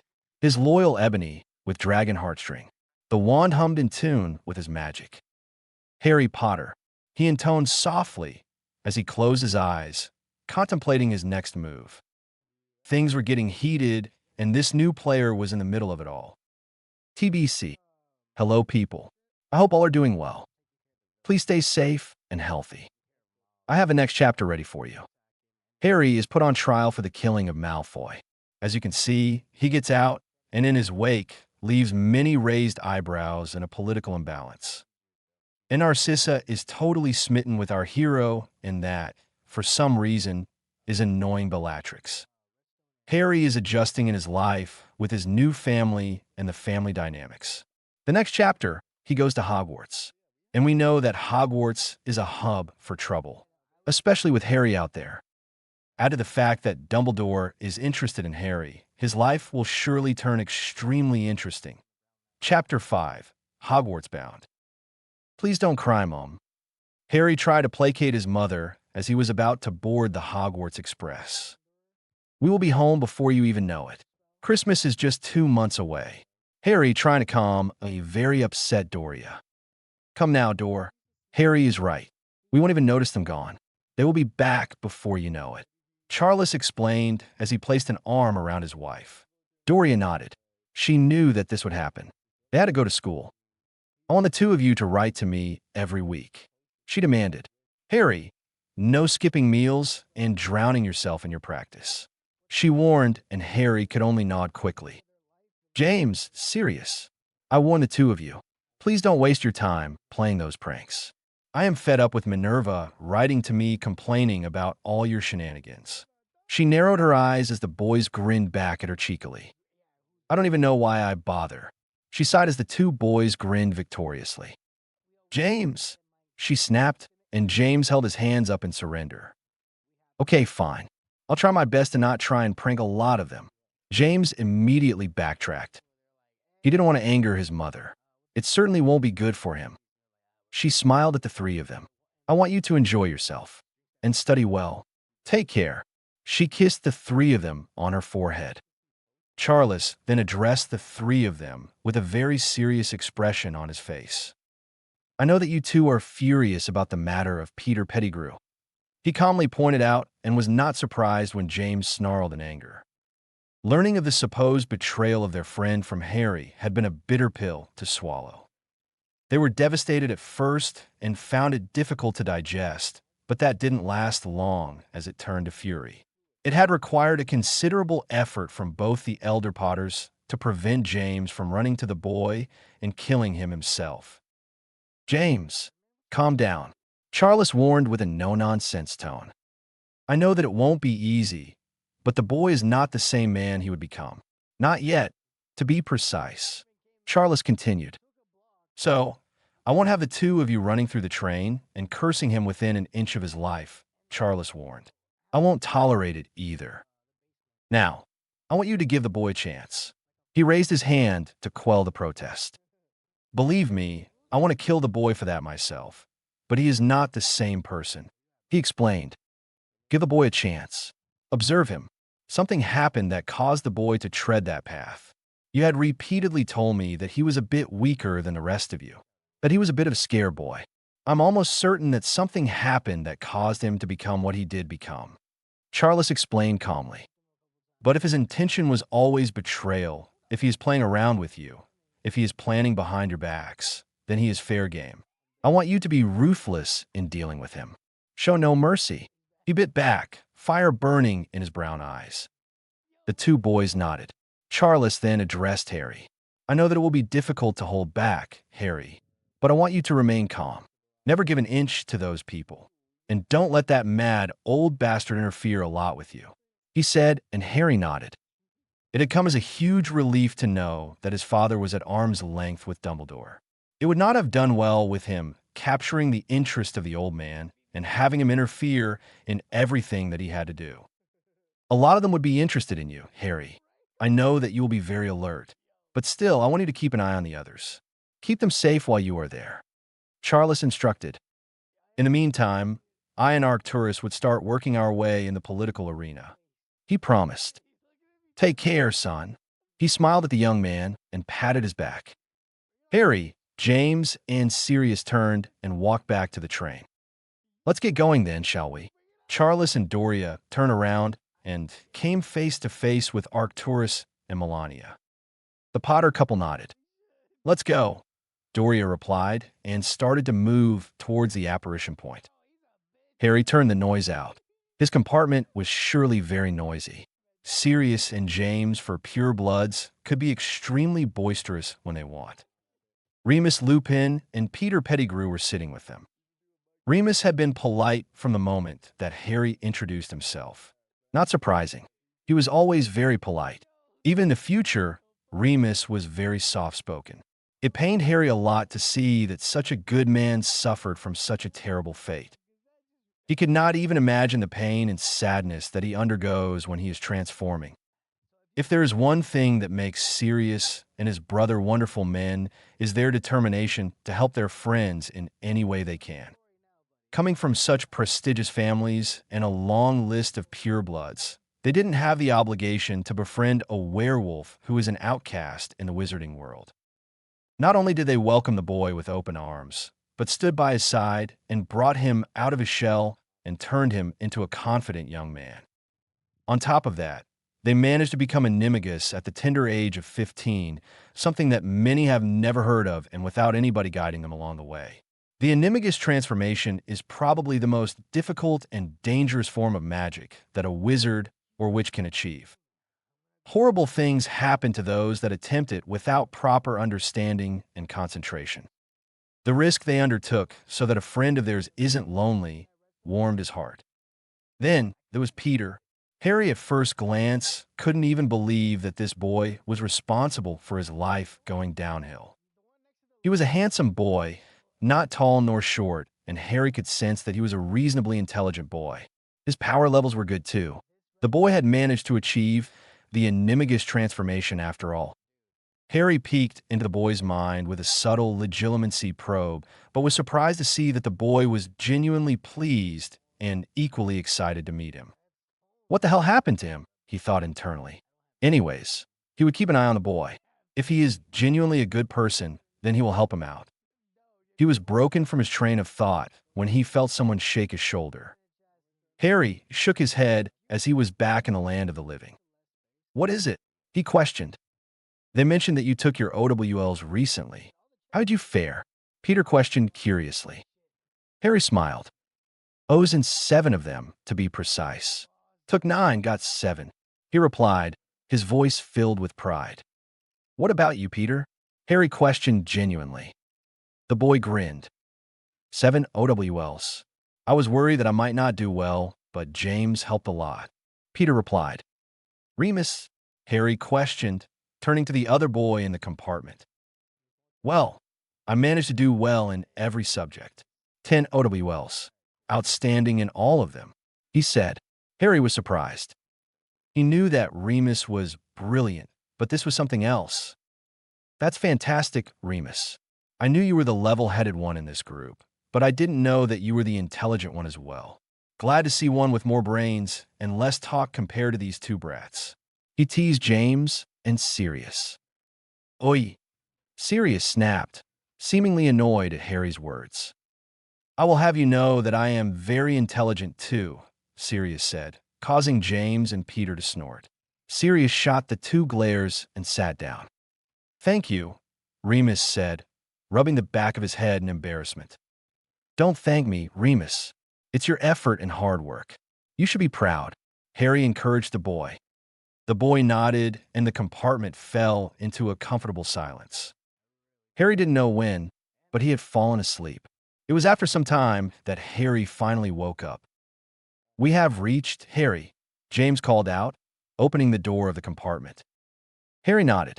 "Did you check on the girls?" he questioned. Sirius nodded. "Yes, they are fine," he said, and exited the compartment. Harry stretched as he shook the sleep of his body. He slowly followed his friends towards the carriages. They entered a carriage and moved towards the castle. A genuine smile made its way onto Harry's face as his eyes fell on Hogwarts in all its majestic glory. The castle looked as brilliant as it always did, shining in the dark. "Home sweet home," he muttered, smiling again as all the memories of Hogwarts resurfaced. The carriages came to a stop, and the students started to make their way up to the castle. The first years were to make the traditional entrance through the boats, so it was only the second years and above. Harry needed to be sorted, but he didn't bother waiting for the first years. He was about to follow his brother inside when he was stopped by a familiar voice. "Professor McGonagall." Harry greeted the woman. The professor nodded her greeting. "You will be called at the end of the sorting, Mr. Potter," she informed. "And I hope for the sake of this school that you aren't anything like your brother and his friends. Merlin knows they are more than enough to cause early retirement to the staff." She groaned as Harry chuckled. "I'll try and keep them in line," he promised the deputy headmistress, who displayed a rare smile. "I'll see you in my class, Mr. Potter. I hope you are in Gryffindor." She walked off, leaving behind an amused Harry. It was like McGonagall to be annoyed and at the same time happy for you. If there was another Quidditch fanatical like Oliver Wood, it's Professor McGonagall. Probably the other way around, but that is neither here nor there. It was an hour later that Harry heard his name being called. The hall was ushered into silence. He calmly walked up to the sorting hat, ignoring the pointings and whisperings. He sat down on the stool, and Professor McGonagall placed the hat on his head. "Ah, Monsieur Potter, I'm finally meeting you again." The hat spoke in his head as Harry tensed. "Worry not, young Potter. You can relax. I will not be speaking of what I find here with anyone. You have my word." The hat continued. "Now, for the tough question. Where shall I put you?" The hat questioned Harry. As my counterpart had said, you would do extremely well in Slytherin. The hat spoke in his head. Harry grimaced. "I would rather not be there. I would murder half of the house by the night is over. Put me in Gryffindor, please," Harry requested. You would do well in Godric's Den as well." "As you wish, young man." The hat agreed. "Gryffindor," the hat shouted, and the Gryffindor table erupted in cheers. Harry's eyes flitted to his cousins at the Slytherin table. Regulus waved discreetly at him. Andromeda smiled at him, and Bellatrix nodded. But Narcissa was a little sad. She did smile, however, as he caught her eye. Harry sat down at the Gryffindor table between his friends. "Look at that. You are in Gryffindor." Sirius smirked. "Well, you guys need looking after. Merlin knows what kind of stupid things you get yourself into if I didn't help." Harry shrugged, causing Sirius to glare. "Will you ever let me have the last word?" he pleaded. Harry frowned thoughtfully upon the question. "Never." He grinned back, causing Sirius to grumble into his food. "Good. It's finally nice to see someone who can curb that mutt here at Hogwarts." Harry looked up to the voice, and his eyes fell on a sandy blonde wizard who had a smile on his face. A familiar face. Neville Longbottom's face. Frank Longbottom. The boy extended his hand. Harry smiled as he shook his hand. "Harry Potter." He introduced himself. He then pointed towards a pretty brunette next to him. "Alice McKinnon." He introduced the girl. Harry smiled and took her outstretched hand and kissed her knuckles. "Pleasure, Ms. McKinnon." "Harry Potter." He introduced himself. The girl smiled at him. "So this is Neville's mother," he thought. Alice then pointed to the girl sitting across them. "That is my twin, Marlene McKinnon," she explained. Harry bowed his head in greeting. The girl smiled at him and waved back. She had blonde hair unlike her sister, but the very same gray eyes and facial features. Harry went back to his food. He subtly glanced towards the Slytherin table, or most particularly the group of boys that was seated near the middle of the table. Lucius Malfoy, Rudolphus Lestrange, Rabaston Lestrange, Theodore Knott, Corbon Yaxley, Walden McNair, Thomas Avery Jr., Gordon Goyle, Victor Crabbe. All the major players of Tom's inner circle from his time. Harry's hand twitched ever so slightly. If he could, he would bury all of them alive, but that was not possible. Not yet, he whispered. Not yet. He held himself back. Harry noticed James stiffen in his seat. He followed his brother's eyes, and his breath caught in his chest as he saw his mother for the first time. The flaming red hair, brilliant green eyes. The very same eyes that he was known to have. "James, you are drooling," Harry hissed. James shut his mouth with a snap. "She looks prettier each day." James sighed. Harry chuckled. "Come on, pull yourself together." He grinned as he slapped his back. "Don't make a fool of yourself. Wait for a day at least.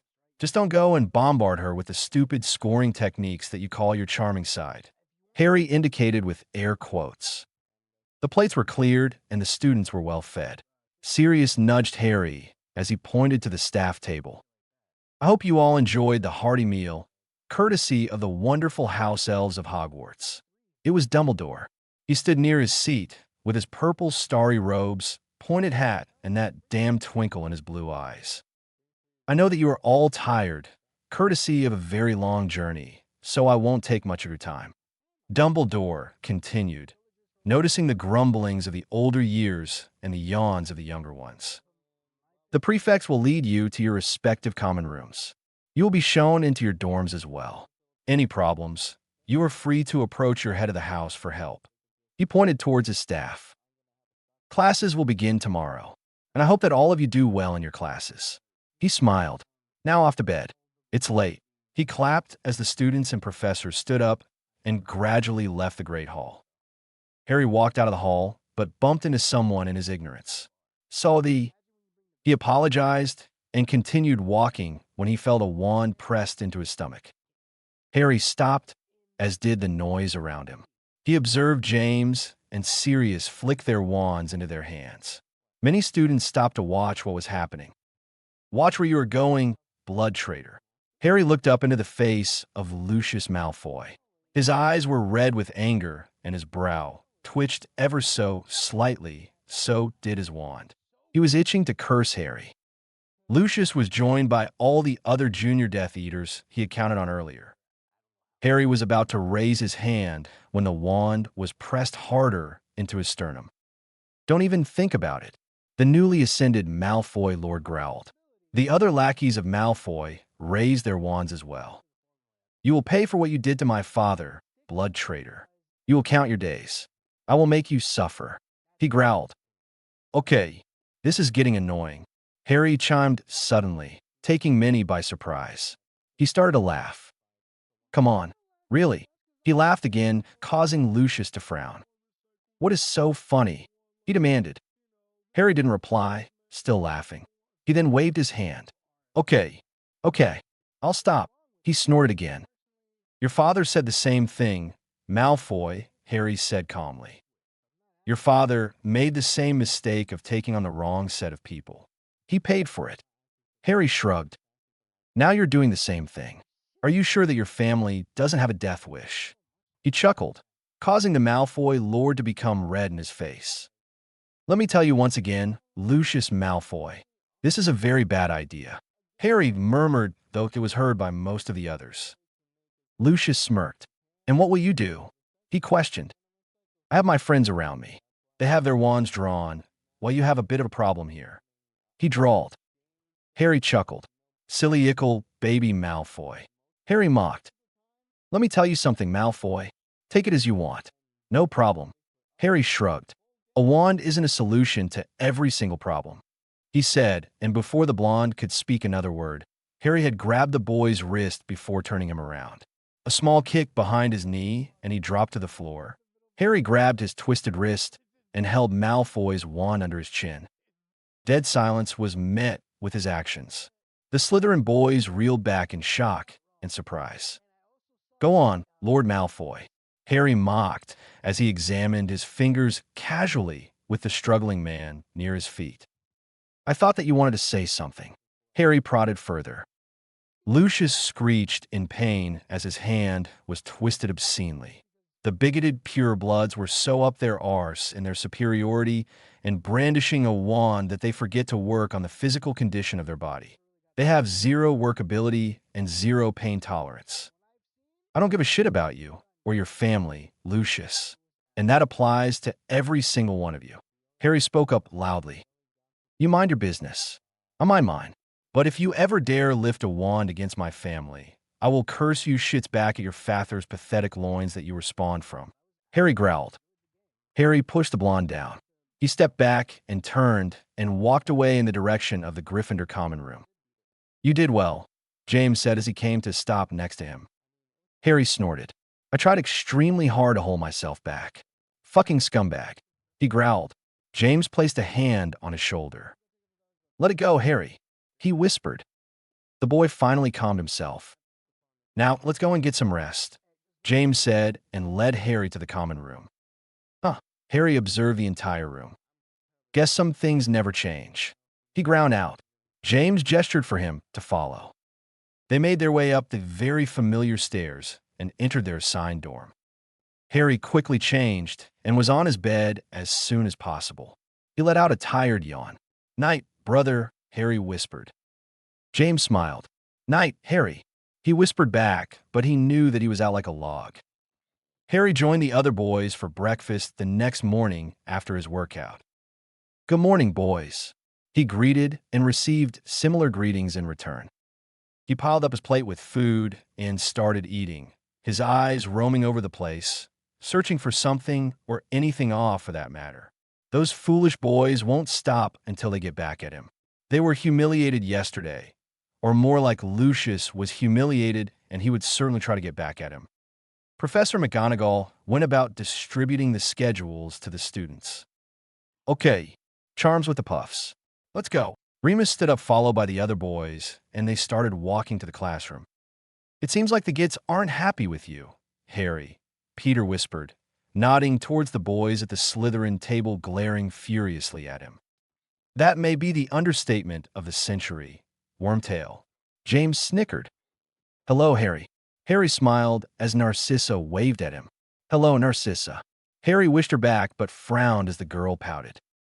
Is it too much to ask for you to call me Chisa? She questioned. But your name is Narcissa, isn't it? Harry questioned, his voice laced with confusion. Narcissa shook her head with a sigh. Just shut up and call me Chisa, will you? She snapped, causing Harry to backtrack. Fine. Fine. Chisa, he called, not wanting to anger the young woman. He received a beaming smile in return. That is better. I'll see you later, Harry. She walked away, leaving a very confused young man behind. What was that all about? Harry questioned his brother. James smirked. Oh, nothing. Absolutely nothing at all. He walked into the classroom. The group took their seats at the end of the classroom. The class gradually started filling with the other students. Harry watched Lily enter and sit at the first desk. I'm going to ask her out today, James whispered as Professor Flitwick entered the class and began taking a roll call. Harry shook his head. Do whatever the hell you want. For God's sake, though, don't embarrass yourself. Harry pleaded. James nodded resolutely. Absolutely. Today she is going to accept. He whispered. Okay, class. Professor Flitwick gathered the attention of the students. This year, we will be learning to cast the spells wordlessly. He explained. Silent casting is the curriculum for this year, and most of your classes will be spent learning to cast those spells silently. That will be the norm for all the classes this year. He finished. Now we will begin with the simple Lumos charm. So, I would like if you all took out your wands. His words were followed by the students who were excited to get started. Now some of you might find it difficult, but I urge you to keep trying and follow my instructions. You will succeed in no time, he said.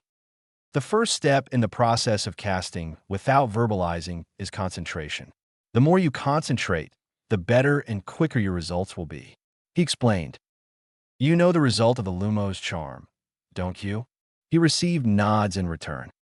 I want all of you to visualize the result of the spell. Think of the process where the wand lights up. He explained. Now I want you to picture the entire process in your mind. The lighting up of your wand tip. And then I want all of you to cast the spell in your head, simultaneously along with imagining the end process. Concentrate very hard. He explained. It took a few minutes, but everyone managed to produce lights easily. Flitwick was ecstatic. Well done, class. He praised his students. We have the next class the day after tomorrow. So, I want all of you to try the disarming charm and the color-changing charm. He said and received nods from the class. Good. You can leave. He nodded and the class piled out of the room. That was a bit easy. Sirius piped. That is because it was only the Lumos charm. Wait till you get to the disarmers and stunning spells. It's very difficult. Harry explained. I'll be back. James rushed forward. There were a lot of students in front of them. James approached Lily. Hey, Lily. James spoke up from behind and froze. Lily and her friend, Marlene, seemed to be stuck. They were trying to separate their hands, but it wasn't happening. Lily glared furiously at James. What kind of sick joke is this, Potter? She spat. Have you made this a norm every day? She questioned. What kind of sick pleasure do you get from troubling us? She asked. Every year you get into the same nonsense. Don't you feel tired of this? She questioned. Lily, James was interrupted by Lily again. I don't want to hear it. You and your sick games. Just go ahead and drop dead, Potter. You will save your family from embarrassment. James reeled back as if he was struck. His eyes widened at her words, and he stepped back. I am sorry, he whispered and turned back. Harry's temper exploded. She might be his mother, but that was going too far. He stepped forward only to be held back by James. It's fine, brother. Let it go, he whispered and walked away from the place. Moony, go after him. Harry nodded towards James. The area was very silent. Harry turned back to the girl in question, and she hastily took a step back along with many others behind her when they saw the green glowing eyes. They burnt with anger. Harry's breathing was labored. He shook with anger. It's a good thing that he likes you. It's a very good thing that he told me to leave you alone. If it had been left to me, I would have cursed you. Harry snarled, causing the girl to pale. He might be annoying, but if you think for a second that he is an embarrassment to my family, you are mistaken. He took a step forward, causing the girl to take a step back. Harry frowned as he felt another magical presence and signature where the girls were stuck. He slowly looked over to the audience until his eyes found the culprit. Greasy hair, hooked nose. The very familiar magical signature. Harry flicked his wand to his hand, and with a wave, he summoned the boy responsible for this mess. He punched the boy in his face, causing the boy to collapse, and his nose started to bleed. Tell her who did it, Snevelis. Harry spat. Snape trembled under his gaze. He had heard of what this boy could do. It was me, he admitted, not meeting Harry's eyes. I watched Potter approach Lily. I discreetly used a sticking charm on the two of them. Potter arrived at the exact moment I had planned. He confessed. Harry reached forward to punch him once more, but Sirius and Peter held him back. Harry took a deep breath and rounded on Lily. She looked extremely guilty. I had heard a lot about you. He couldn't stop singing your praises. He explained. I didn't expect you to be shallow-minded. Chewing his head off, for all his mischief, it's one thing. But what you said, it's beyond forgivable. He shook his head. Do you even have an idea of the number of offers he gets every year for his hand in marriage? Harry questioned her. He doesn't even bother opening them, Harry said, and it was true. He had seen the number of marriage proposals James received. I don't even know what he saw in you if you don't even bother to check the facts before letting out your anger. If the words you used were so hurtful that a boy I had never seen lost his smile and almost cried, I don't even know what to say. I apologize for all his actions till now. I will see that he doesn't bother you anymore. Do try to forgive him if you can. Harry snarked sarcastically before leaving the place. You went too far, Evans.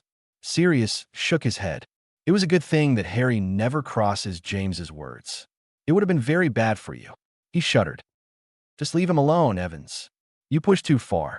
He and Peter walked away, leaving a guilty and upset Lily behind. Lily collapsed to the ground and tears started to flow freely from her eyes. Marlene patted her shoulder. Don't cry, Lily. It will be fine. She tried to calm the girl down. I was so cruel. I was a bitch. She whispered. Marlene didn't bother saying otherwise. Yes, you were. You were a bitch that moment. But you have to let it go. We will do something about it. Marlene consoled her best friend. He's going to hate me. I never did get the chance to say that I like him too, but now he will hate me. She sobbed. Marlene shook her head. Her friend had developed a crush on James 2 years back. Yes, she would get annoyed most of the time for all the things they do, but she did like James. Lily, for all her qualities, was extremely quick to temper. She never thinks things through before firing words at people when she is angry. Today was another such case. We will do something. For now, let's leave him be, Marlene whispered as she hugged her friend. Harry knew where James was. He walked to the place that James had told him about. Much like him, James too would sit down by the Black Lake when he is upset. Harry walked towards his brother quietly and dropped onto the ground. James looked up to the clear sky above. Am I such a disappointment, Harry? James questioned. Harry's heart broke when he heard how dejected James felt. You are not, brother. You are probably the best son any parents can ask for. The best brother I could ask for. And from what I know, you would become the best father a son could ever ask for. Harry explained gently. James chuckled without any humor in his voice. I feel disappointed, Harry. I feel like I'm a huge pain in the arse. He choked. Harry closed the distance between the two and put an arm around his shoulder. I do agree with the second one. You are a pain in the arse. Harry joked and received a chuckle from his brother. But you are not a disappointment. Never let anyone say otherwise. Harry calmly answered. The two didn't speak for some time, enjoying the silence surrounding the Black Lake. I won't bother her again, James spoke up. If she is so repulsed by me, I won't even try to look at her. Let's concentrate on school now. And probably Quidditch. The brothers chuckled. Mother will be happy to know that I won't pull any pranks this year, James spoke. Well, there's always next year. Harry shrugged. If it wasn't for you, I wouldn't ever believe that I married her and had a kid. James grinned. Though I don't think that is the case this time, James whispered sadly. Come on, let's go and get some lunch. James stood up and pulled Harry up. Come quickly, I am starving, James whined, causing Harry to chuckle. I don't know how your stomach can take so much and still ask for more. It is like a bottomless pit. Harry snorted. James slapped the back of Harry's head as the other not chuckled. Shut up, he groaned. What do you think, Fox? Dumbledore questioned his loyal friend. His thoughts were occupied by two topics these days. Tom Riddle, Harry Potter. Harry Potter wouldn't have been a concern if not for the fact that he was Lord Peverell. Peverell, the stories that the name carried, the power that the name held, the legendary trinkets of the Peverells, the Deathly Hallows. His entire youth was spent lusting after these articles. He, along with his best friend, did everything possible to locate them. It was always a dead end. Search wherever you need. You would come up blank. Dumbledore remembered those days as fresh as they had happened. Gellert Grindelwald. The infamous Gellert Grindelwald. The two of them, foolish in their youth, had set about gathering these articles. They had a vision set for the magical world, where the magicals sit above everyone else, even on top of the muggles. How foolish they had been. The vision was impossible. Dumbledore did break off their friendship when Gellert left the country, but that was because he was brought back to the earth by the death of his beloved Ariana, his lovely sister. Dumbledore still blamed himself for the loss of his sister. He knew for a fact that even though he didn't directly kill her, it was him that was the protagonist that led to her death. He had given up all those dreams and taken up the position as a professor at Hogwarts. He found a passion for teaching kids, and he had come to cherish the job in his life. Hogwarts had become his home after he and Aberforth, his brother, had stopped talking. The next he heard of Gellert was that he was involved in the war led by Hitler and was fighting the war on the magical side. Dumbledore had been disgusted with Hitler's actions, the level to which a man will stoop to gain power. He was ashamed. This was what he was planning for: the death, the tortures, the pain, the loss. It was then that Dumbledore decided to end this. The legendary duel between the two of them at Berlin is still talked about. It was after his friend was defeated that Dumbledore realized how far Gellert had come. The wand that he had won that day, the Death Stick, the Elder Wand. He had been surprised that Gellert had managed to find it. He had kept the wand till date until he arrived. The wand refused to respond to him. It repelled him. It didn't even let him touch it. That quelled any doubts about the new young man's identity, though he never would doubt Lord Potter's words. The man was as honorable as they come. Should I speak to the boy about this wand? He pondered. How can he let a young man of barely 15 know about this wand? The portraits had delivered messages referring to the boy that was a cause for concern. The boy was fearless and dangerous. His stance excluded confidence. Even with a wand pressed to his stomach, he didn't quell nor flinch. Then there was another quality of his. His eyes glowed when he was angry. Now, that is a very rare ability. Only a few can wield such power that it manifests through their eyes. That raised another concern. Can he give a massive power booster to a very powerful person? He had heard of the reports of the professors. Harry Potter was a prodigy. There wasn't a thing the boy couldn't do.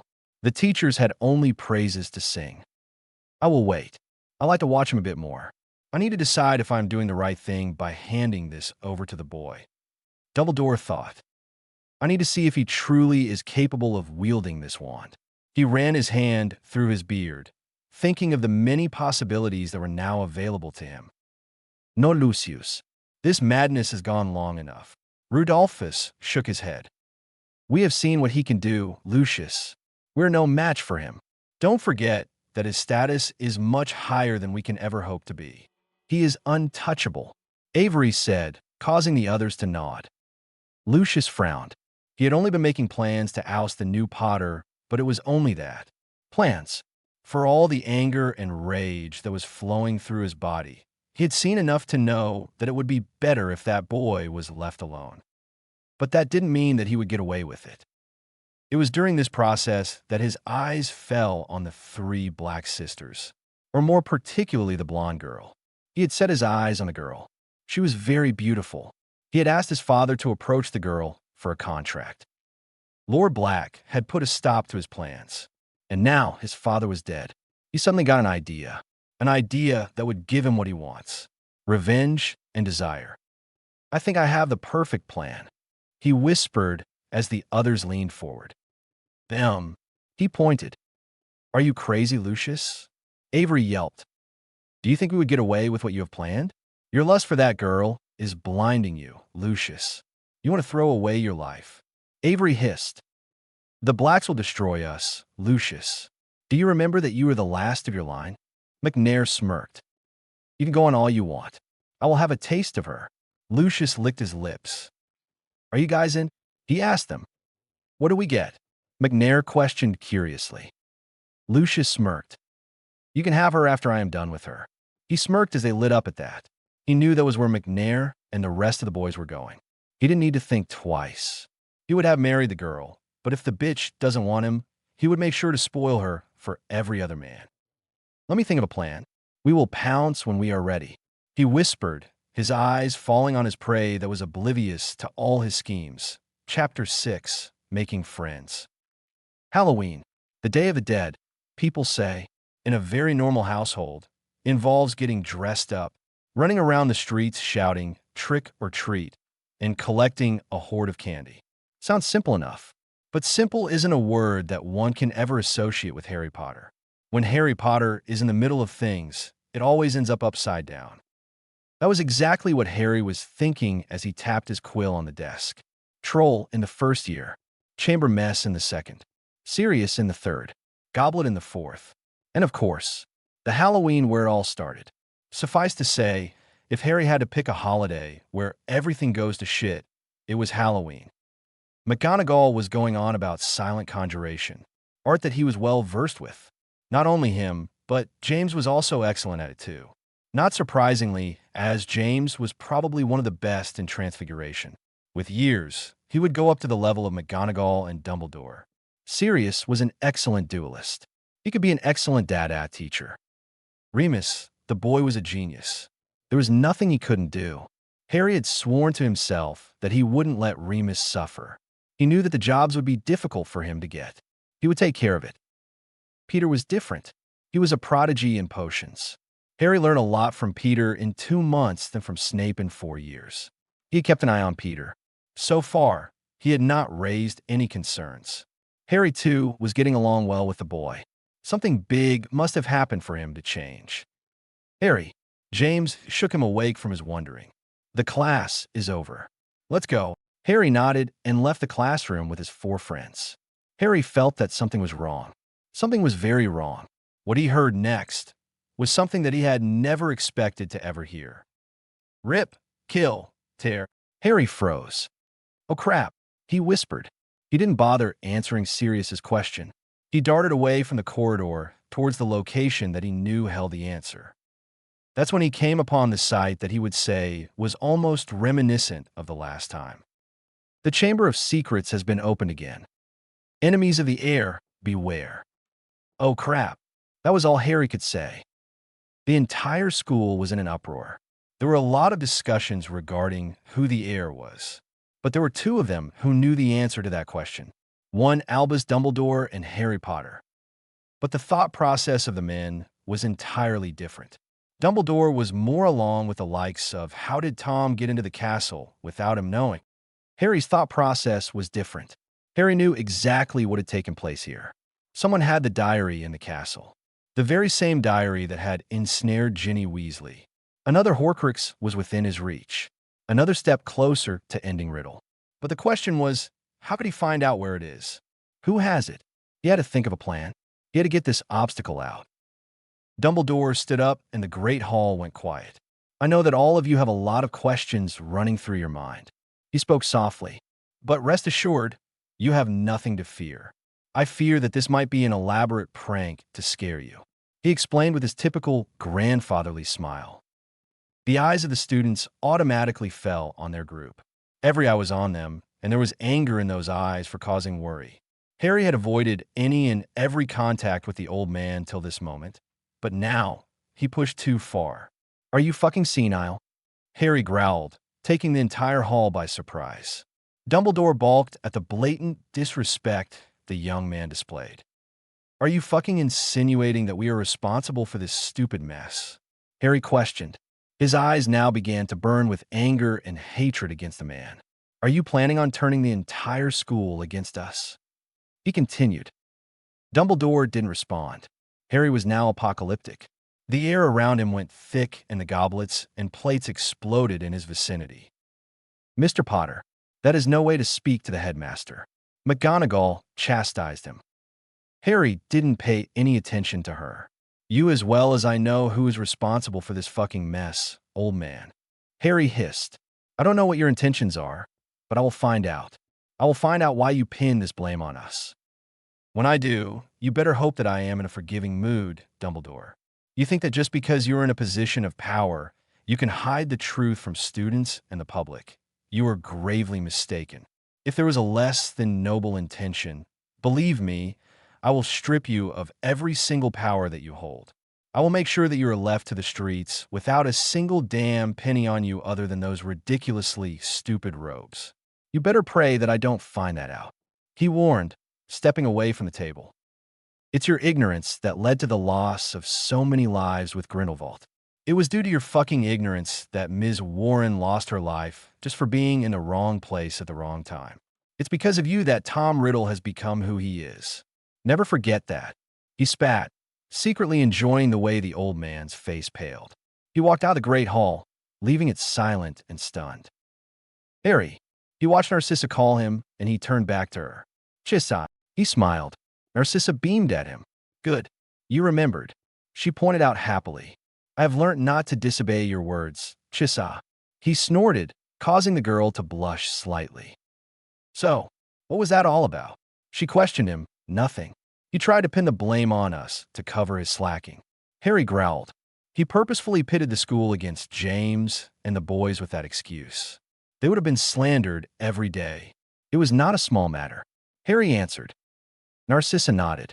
If Grandfather or Uncle Charles get to know what has happened, they will destroy Dumbledore politically, Narcissa spoke. I think that man has too much power, doesn't he? She asked. I mean, he is the chief warlock, supreme mugwump, headmaster of a very reputed institution. She counted off her fingers. Yes, he does have a lot of power. Fucking old goat. He grumbled. Harry, language. Narcissa chastised him, slapping his arm, leading to chuckles. You will be in detention for the rest of the year with how you spoke inside. Narcissus pointed out. Harry nodded. It's not a big deal. He shrugged. Who is Tom Riddle, by the way? She questioned with a frown. Harry's eyes blazed as his body was trimmed with magic. Voldemort. He spat, causing Narcissa to jump back a step at the anger that was evident in his voice and eyes. Harry cooled down as he noticed the girl step back. He apologized. Narcissa smiled before stepping closer and holding his arm in both her hands. You don't have to apologize to me, Harry. That bastard has given a lot of pain to you, and I, for one, want you to destroy him. She answered his question. No, I worry for you, Harry. You have put a huge burden on yourself. She explained softly. Harry made to speak, but Narcissa tugged his arm. She pulled him closer to her and began walking. Let me finish. I'm not telling you to forget everything.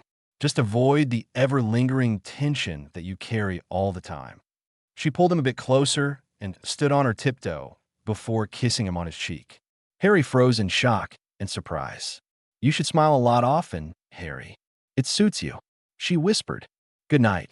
She slowly walked away, leaving a confused Harry behind. Women are weird. He shook his head and started to walk away to wherever he was walking away. Albus? What was that about Tom Riddle? McGonagall questioned Dumbledore. McGonagall remembered Tom Riddle. The boy was a good boy when he arrived, and she was apprenticing under Dumbledore. But as she started observing the boy, he grew more confident from the shy and polite boy. It wouldn't have given her a cause of concern if it wasn't that his entire demeanor changed from shy and polite to scheming and manipulating. Minerva, this is not the time. Dumbledore tried to speak, but was cut off by an irate McGonagall. And when is the right time, Albus? She questioned him. That is the answer that you always give out to everyone. Can't you for once in your life come out clean, Albus? She asked in exasperation. Dumbledore was silent for some time. The boy had spoken truthfully. He was harsh and unforgiving. More than that, he managed to hurt Dumbledore with his actions, something that no one had done since his best friend. Dumbledore could instantly see the similarities between Harry Potter and Tom Riddle. Handsome, intelligent, and very powerful for their age. Though, the young Potter was more powerful than he or Tom had ever been at his age. Dumbledore hadn't expected this response. He had once again believed that he could play this off without much fuss. Yes, he was very much aware of what had happened the last time this chamber was open. What he now liked to know is how Harry Potter knew all these things. Myrtle Warren's death was kept in wraps. Not many knew of this, and certainly not the Potters. What puzzled him all the more was how the boy knew of Tom Riddle. That was certainly not common knowledge. Nobody knew of the boy who went on to become the Dark Lord Voldemort. How much more did he know?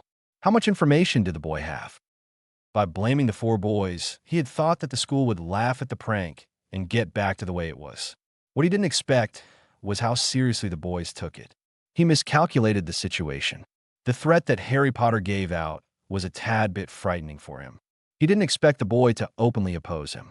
Sure, he and Lord Potter had a few conflicting opinions, but they were never so hostile. Not as much as he sensed it from the new young Potter. And he had all the ability. The entire Wisingamot was eating out of his family's hands. They had 3 votes within the family, not forgetting their allies.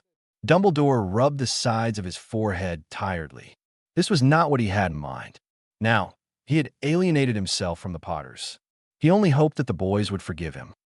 He was pulled away from his musings by an irate-looking professor. He had a long night of explanation scheduled. Harry had thought long and hard for the past 15 days. He had formulated a plan, but for that to work, he needed to know when the basilisk came out of the chamber. That is the reason why Harry was now walking towards the second-floor bathrooms to the entrance of the chamber. He kept an eye out for Myrtle and approached the sink. He flicked his wand and went about chanting softly around the sink and flicked his wand to the side before waving exaggeratedly. A blue glow left his wand and hit the sink before it shimmered away. That would alert me to anyone that tries to enter, he whispered. He exited the bathrooms and was walking away from the corridor when he saw Lucius Malfoy huddled in a corner, planning God knows what. Harry frowned. The expressions of the boys were not something he was keen on facing. They were plotting, and something told him that it was related to him. He pondered for a while if he must go eavesdropping or let it go. In the end, he decided to let it be. He silently walked away from the corridor. Harry was quick to turn, and his wand was trained on a very familiar face. Andromeda. The girl smiled, but was still nervous. Harry, your wand. She pointed to his raised wand with nervousness evident on her face. Harry lowered his wand. Merlin, I almost cursed you, Andromeda. What were you thinking about sneaking like that? Harry glared at the girl. Andromeda smiled cheekily. Oh, I managed to frighten the big and scary Lord Peveril. She cheered, causing Harry to chuckle. What are you doing here, Harry? She questioned as she fell into step with him. Nothing. Those kids are planning something. He nodded towards Malfoy. Andromeda frowned. They're always huddled up together, even in the common room. She replied, I want you to be careful. Andromeda, Harry warned the girl. They might be idiots, but a moment's action might lead to long-term consequences. He said, We will be fine, Harry. Don't worry. We will be as careful as possible. She reassured the boy. Now be a gentleman and lead a lady to her destination, Andromeda ordered in her snobbish pureblood voice. Harry looked around in confusion. I don't see any lady here. He frowned. Oh, you utter prat. She scowled and charged after a running Harry, laughing and smiling all the way. Harry led her to the common room. Andromeda was confused. Tell me, how in Merlin's name do you know where the Slytherin common room is? She questioned. Now, that is a secret, Harry smirked, causing the girl to chuckle. You have to be the most Slytherinish Gryffindor. She shook her head. It was at that moment Narcissa decided to make an entrance. Andy, there you are. She trailed off and stiffened as she noticed Harry.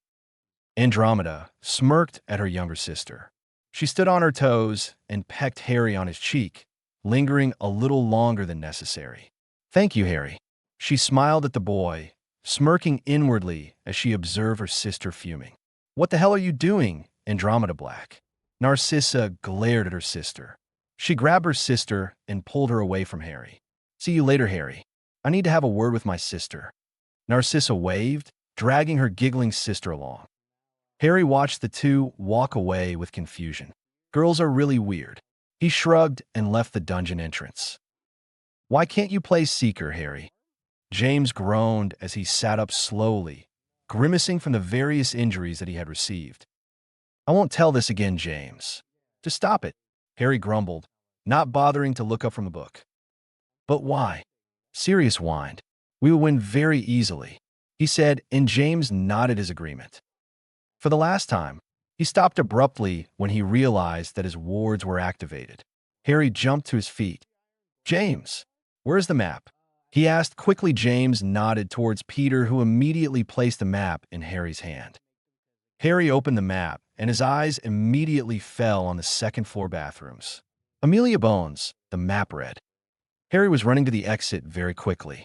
What's wrong, Harry? James questioned, but it fell on deaf ears as Harry disappeared. Harry raced through the corridors, ignoring all the others around him. He was worried for the girl, but one thought was running around in his head. Amelia Bones was probably one of the strongest figures in the wizarding world. She was the head of the DMLE at a very young age. Harry had heard a lot about her from Hermione. She was a nightmare for the Death Eaters in the war. Harry was at the washrooms in record time, and it didn't take long for him to identify that his wards were compromised. He hissed at the door for entrance and dropped down the hole, just like he had in his second year. Stupid Gryffindor's traits. He mumbled in his head. What he failed to notice was another pair of eyes that had seen him enter the bathrooms and had widened in surprise when he spoke parcel tongue, and had almost cried out when he jumped through the pit. Bellatrix was lost deep in thought as she was returning to her common room. The looks that Malfoy and the other baboons had been shooting Sissy was very worrying, and she had to get to the bottom of it. They knew by now to not cross Bellatrix. The last time that Rudy Lestrange had made a pass at her, she had frozen his bits, making him spend 2 weeks in the hospital wing, and her brother had followed after she introduced him to a few very painful curses. She didn't notice another figure running against her, and he crashed into her. Bellatrix went down to the impact, but the figure continued running with a quick sorry. Bellatrix recognized the voice. She would recognize it anywhere. "Harry," she called the boy, but there was no reply as he continued running in the opposite direction. She got to her feet and shot after the boy, confused at his behavior. She watched as he entered the bathrooms. Girls' bathroom. She pondered. If it was any other boy, she would have dismissed him as some sick pervert. But not Harry. She peeked into the room to see him waving his wand over the sink. She was about to go in and question him when she froze as she heard him hiss. "Parcelmouth." She questioned no one in particular. "He is a bloody Parcelmouth." She wondered. "Why didn't you tell this to anyone, Harry?" She wondered. The boy had a serious issue of downplaying his abilities. Any other would have marched around with pride if they had the abilities he possessed. She found that side of him strangely attractive, the quiet and powerful type. She gaped in surprise when a sink opened up and a huge hole appeared. Before she could call him back, he leapt inside. Bellatrix was shocked. "Is he mad?" She questioned herself. She walked in and peered at the edge of the hole. A deep pit. Very deep pit. Bellatrix eyed the hole warily. She didn't know what was inside, and it wasn't her tendency to jump into things without thinking. "I will kill you if anything happens to me, Harry." "Stupid Gryffindor idiot," she grumbled and jumped down the tunnel. She screamed as she slid down the slimy path and landed in a heap on what seemed like grime. Eek! She felt as if her stomach wanted to empty. She flicked her wand and cleaned off all the slime of her body. She then started walking into a tunnel. That was the only way forward. She lit her wand and muttered a spell. The light left her wand and floated next to her, seemingly bigger and brighter. Bellatrix was extremely proud of this spell. It was her creation, after all. She loved spell crafting. Her Aunt Cassiopeia, who was the only master of the art in all of Britain, had taught her a few things. If there was anything she loved more than dueling, it was spell crafting. She walked carefully through the tunnel and, suddenly, was pushed against the wall and a wand was pointed at her face. She was faced with a familiar pair of green eyes. Harry noticed who it was and let her go before she was pulled to the side, behind a fallen rock. "What are you doing here?" Harry hissed, glaring at the girl. Bellatrix glared back. "Well, excuse me. I thought that my cousin was in trouble when he barged into me and knocked me off my feet and ran into a girl's bathroom and jumped into a pit." She bit back. Harry sighed. "Okay, fine, but you still should have not followed me," Harry explained. Bellatrix shook her head, not bothering to answer. "What is this place?" she asked, looking around. Harry shushed her and pointed to a girl standing in front of a door. "Bones?" she questioned quietly. "What is she doing here?" she asked. "Bellatrix, please leave. It's very dangerous," Harry begged the girl. Bellatrix was now annoyed. Her temper rose very quickly. "You think that I am some weak-willed girl? Do you think that I can't hold myself against danger?" she questioned furiously. Harry sighed. She was truly very stubborn. "But listen," Bellatrix interrupted suddenly. "I am coming with you, Harry. No questions. There's something creepy going on here," she snapped. Harry shook his head and moved to the open door, with Bellatrix following him. They silently crept towards Amelia Bones. She was stiff, too stiff for her liking. Bellatrix instantly knew something was wrong with her. "Why are we creeping behind her?" she asked Harry. "We need a diary." Bellatrix frowned. "What are?" She stopped when she heard another hissing noise. Her neck snapped towards Bones. "She's a parcel mouth," Bellatrix whispered furiously, but Harry didn't answer. A stunning spell left her wand before she could see, and Bones dropped onto the floor. The diary tumbled from her hand and fell to the ground. Harry got up from his hiding place and walked to the fallen girl. Harry took the fallen book and observed it front and back. Bellatrix watched as Harry smiled. She did agree to the fact that he looked extremely handsome if he smiled. "What is it?" she questioned, eyeing the book curiously. Harry waved the book in his hand. "A very dangerous artifact." He ground out. He placed the book on the floor and raised his wand when he heard a hiss. Harry paled at the noise. "Oh fuck," he grumbled before pulling the book away from the floor and dragged Bellatrix with him and floated Amelia behind. "Listen, I told you to get away, but you wouldn't listen. That sound, it's a basilisk," he explained, and Bellatrix dropped her wand in shock. "What?" she sputtered. Harry nodded. "I'm sorry, but I have to do this." He raised his wand. Before Bellatrix could speak, Harry had bound her. She struggled against the bonds. "Harry, Potter, what the fuck are you doing?" she screamed. "Forgive me for this, Bellatrix," he whispered. He crouched next to her. "Listen," he whispered. She continued struggling. "Bellatrix, please listen to me," Harry requested the girl. The girl stopped but was glaring daggers at the boy. "They're extremely strong in sensing people. I am a parcel mouth. I can speak to it without killing myself. The same cannot be said for you too," he explained. "So here is what I will do." He started. "Wait till I speak to the damn thing. If it goes out of hand, Hedwig will be here to help me," he explained.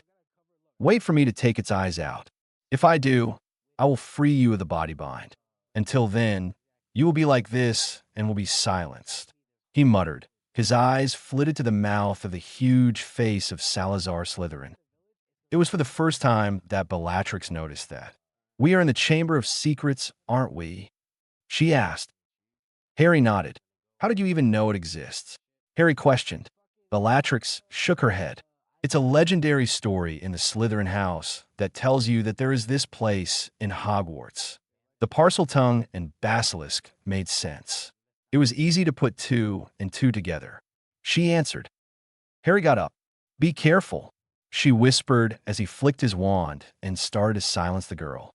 Harry nodded and turned back to the entrance, just in time. Harry had read about it constantly. The moment he had decided to fight the thing, he had tried to gather some knowledge that would be decisive against the thing. The majestic creature of legend slithered out of its nest and hissed dangerously. "All right, let's see what you have to say." "Stop," he hissed. The snake didn't bother and lunged at him. Harry conjured a rock and threw it at its face and dived away. Hedwig, with a flash, his loyal familiar had arrived and immediately got to work in aiding her master. She flew towards the eye of the beast and clawed at the beast, causing it to roar in pain and fury. The basilisk shrieked and thrashed around violently, its tail striking all over the place, bringing down rocks on itself and Harry. Harry narrowly managed to jump away from the shower of boulders, but two managed to graze his upper left arm and right leg. Harry grunted in pain and screamed as his feet got stuck in a heap of boulders. "Damn it," he gritted as he tried to pull his leg, but it was well and truly stuck.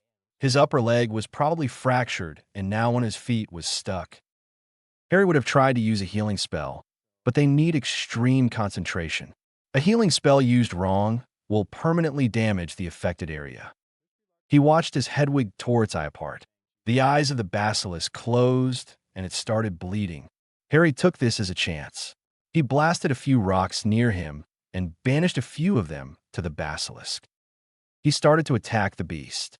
He sent two piercing hexes at its open mouth, which hit the roof of the basilisk's mouth. With its eyes blinded and its mouth damaged, he sent forth a flurry of spells. All blasting curse, all riboncuting curse, all bladgioning curse. With his other hand, he freed the bound Bellatrix. The basilisk had now been injured pretty badly. It was thrashing around the place weakly. Harry fell to his knees. "Bellatrix," he called the girl who started to clear the boulders around him. "Are you all right?" she asked. Harry waved her off. I will be fine. Conjure a quill and write a letter to Gringotts. He instructed the girl to write it down. Hedwig flashed away with the letter, and Bellatrix helped clear the mess around him. The snake was hissing pathetically. She made it take his arm, but Harry screamed in pain. Saw thee, saw thee. She apologized. It's fractured, Harry, she said as she ran a few diagnosis spells. Sissy is good with this stuff, Bellatrix grumbled. Hedwig flashed back and dropped a package on the floor. Harry grimaced as he whispered a numbing spell on his leg. He dragged his leg and limped pathetically towards the now almost dead basilisk. Harry, tell me what to do. Bellatrix stopped him. Harry didn't reply. He removed the package and brought up a dagger. Harry had a reason for this. He couldn't carry a basilisk fang on him every time. He had this dagger made by the goblins, and he sent Hedwig to get it. The goblin forged steel tended to take in or absorb material stronger than itself. There was no material as potent and dangerous as basilisk venom. He dragged himself to the dying basilisk and shoved his dagger into the roof of its mouth, the place which contains the venom sacs. The basilisk didn't have any more power left to struggle. It hissed painfully before falling limp. His spells had already made all the necessary damage to the internal organs of the beast. Harry collapsed on the ground. His leg was no longer able to support him. Bellatrix crouched next to the fallen boy. She was about to speak when they heard a groan from nearby. She is waking up, Bellatrix pointed out. Amelia Bones woke up with a pounding headache. She didn't remember anything. Her mind was blank. She cleared her eyes and noticed that she wasn't in her dorm. She panicked a little bit. She then remembered her brother's words. Always stay calm while on unfamiliar grounds. Losing cool leads to problems. He had said. Her brother was celebrated around the Ministry of Magic. Edgar Bones was one of the best aurors to be graduated from the academy. He was trained and approved by Alastair Moody himself. Amelia was extremely proud of her brother. She was brought up by him. She had lost her parents when she was 12. He had been her rock and her support. He taught her everything. Amelia was a loner. She had no friends. She longed for friends, but she was shy. That was when she came across a book. Riddle had become her friend when nobody had even bothered to speak more than 2 sentences with her. So glad she was that she had someone to speak her heart out to, she didn't realize that she was making a huge mistake. All purebloods were warned in their childhoods to never listen to magical objects that can think or speak for themselves. That was exactly the opposite of what Amelia did. She had flashes of this place, but she couldn't place it. She was wide awake now. She stood up and turned around before freezing in her place. Bones! Bellatrix sneered. Nice of you to join us. She spat sarcastically. Come and see your handiwork. Bellatrix motioned the entire room. Amelia stood shell-shocked as she witnessed the carnage in front of her. The dead beast, the caved roof of the chamber, and the majestic statue of someone who looked suspiciously of Salazar Slytherin. Amelia then let her eyes fall on Harry. The various cuts and the resulting blood on his body was a dead giveaway as to what had happened. She felt ashamed of herself. She wanted the earth to swallow her as a whole. She started wringing her hands and shuffling on her feet. Tears flowed freely through her eyes. She started to choke on her breath. I'm sorry. She apologized. I'm sorry. I am sorry. I am sorry. She kept on repeating. She looked up from her hands when she felt a hand on her shoulder. She looked up into the burning eyes of Harry Potter. She immediately averted her gaze and shuffled on her feet again. I really can't stand up. My leg is pretty much bashed up. Let's sit down, shall we? Harry dropped to the floor and patted the spot next to him. Amelia slowly complied with his wish, not wanting to anger the young man. His temper was legendary around Hogwarts. Tell me, Amelia, you don't have a lot of friends, do you? He questioned. The bright red-haired girl nodded glumly. Harry smiled kindly at the girl. There is nothing to be ashamed of, Amelia. I could see it in your eyes. The very same eyes that I had for the past 15 years. He explained. Amelia was shocked. But you are very outgoing and popular and famous. She whispered. No, Amelia.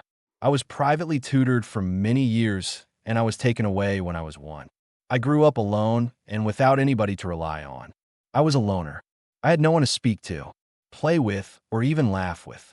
He explained to the still shocked girl. I better than many understand the loneliness that you put up with, he said. Tom Riddle took advantage of this vulnerability. He explained. Who is Tom Riddle? Amelia questioned curiously. Lord Voldemort, he answered.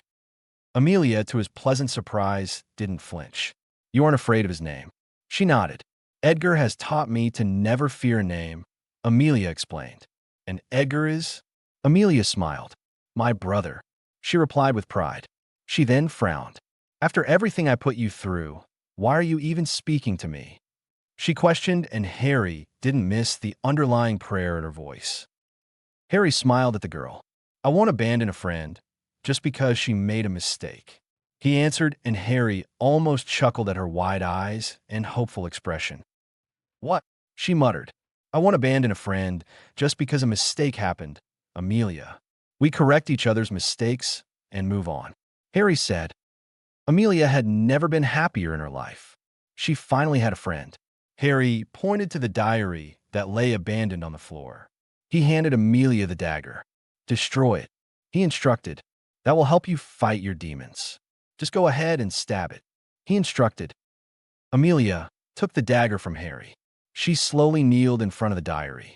She looked back at Harry in uncertainty. Harry just gave her a thumbs up. Amelia gathered her breath and stabbed the diary with the dagger. An ear-splitting scream ricocheted off the walls of the chamber as black smoke rose out of the diary. The smoke slowly turned into the form of her brother. Amelia could only stare at the now new projection of her brother. Shame on you, Amelia Bones. You aren't deserving, he spoke. An old couple stood before her now. We raised you better, Amelia. You're no daughter of ours. You are a disgrace. The older man spat. Harry was surprised when the next projection was of him. You are pathetic, Bones. I don't even know why I bothered to be your friend. You are weak. You don't deserve to have friends. Distorted Harry spoke. Amelia faltered but pushed on. She let her eyes fall on the original Harry. He smiled at her and nodded. That was all the motivation she needed. She brought the dagger down with ferocity and anger and stabbed the diary repeatedly. Another ear-splitting scream was heard before a black, inky substance rose from the diary and exploded into pieces. Amelia dropped the dagger and collapsed on her knees. What the diary had shown were her worst fears. The disappointment of her brother. Her parents are ashamed of her. The last one was a surprise to her as well. That particular scene brought about anger inside Amelia. The fact that she had no friends hit her home hard and painfully. That memory almost had her losing any and every hope at happiness. She slowly stood up and rushed towards Harry and captured him in a hug. Thank you, she whispered. Harry smiled into the girl's head. You are welcome. It was you that did all the hard work. I was just a bystander, he said. He grimaced again as he left the hug. If it's not a bother, let's get back. I am dead on my feet. He grimaced once more as a wave of pain hit him. He motioned Bella to join him.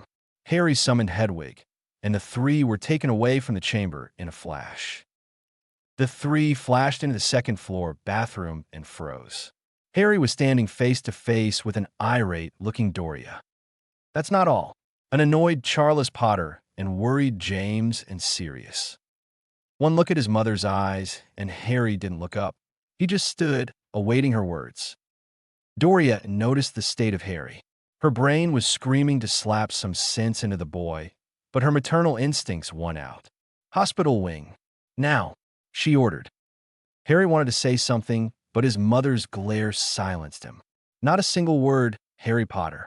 Not a word. She growled. Hedwig, get him to Poppy. She ordered, and the phoenix disappeared with Harry. Doria rounded Bellatrix. You. I expected better from you. She growled, and Bellatrix had the decency to look ashamed. So she muttered. Doria sighed. What happened? She questioned. Why is he injured? She added. Bellatrix went on to explain everything that happened to her aunt and uncle. She hoped against hope that Harry had not been injured too much. The two almost looked like they would blow up things in rage. That silly boy, Doria hissed as she swiftly left towards the hospital wing. He's in big trouble, isn't he? Amelia questioned James. Nah, James assured the girl with a smile. Mom loves to get a lot, but being alone for all these years, he doesn't realize until the last moment that there are people who love him and would stand by him. Mom will surely chew his head off, but he will learn. He's a good boy, my brother, James announced proudly. Come on, I got to see Harry being on the receiving end of Aunt Doria's rant. Sirius smirked gleefully and left the bathroom towards the hospital wing. The group came upon a patched-up Harry who was gulping down potion after potion being shoved down his throat by Madame Pomfrey. Harry gagged on the taste of the potions. Please stop it. It's disgusting. He grimaced at the foul taste in his mouth. Please be quiet, Mr. Potter. Poppy grumbled as she went about waving her wand. I don't know why the youngsters these days are so reckless, she muttered. You will not strain yourself for 2 weeks, Mr. Potter. After that, you can get back to your activities one by one. But no strenuous activities, she said, and Harry nodded. Would you give us a moment, Poppy? Doria requested her old friend. Sure, Doria. The aged matron walked out of the room. I am sorry, Mum, Harry whispered. Doria sat down on the bed next to Harry. I'm fed up with telling you this, again and again, Harry. You're not alone anymore. How difficult is that to understand, Harry? She questioned. I was worried sick when James called us and told us that you had disappeared. She sighed. Don't even get started about what you did. A basilisk. For Merlin's sake, Harry, do you have an inkling of how dangerous they are? What were you thinking, rushing head first into a huge pit of all places? She questioned. I had to. I couldn't sit quietly, not when I had a chance to get to the bastard. Harry mumbled. And how is a very large and dangerous beast that can kill with its sight be linked with him? She questioned. Horcrux, he whispered, and Doria reeled back in shock. He didn't, she stammered, but Harry nodded. This was one of the Horcrux that I had previously come across. He continued in a low voice. Harry wasn't surprised that she knew about it. The Blacks were infamous for their knowledge of the dark arts. Doria composed herself from her shock. The basilisk? She questioned. No, it was the guardian of the Chamber of Secrets. Harry shook his head. It was a diary. It was Lucius Malfoy who put it in Amelia's lap. Harry nodded to the girl. Doria couldn't fault him for what he did. She knew that he wouldn't sit back and let this happen. Next time you pull a stunt like this, please inform us. You will really hurt us if something happens to you, Harry. Don't forget that you have people for you. She hugged the boy close and kissed the top of his head. Harry nodded into the hug. He will do very well to remember that. Chapter 7, War of the Sisters.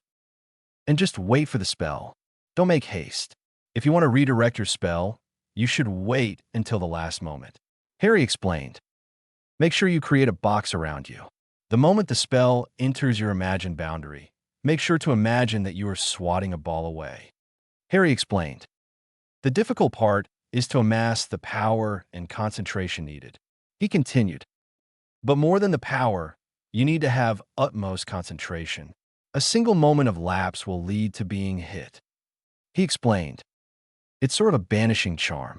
It has the very same effect. The spell, deflector, and I urge caution.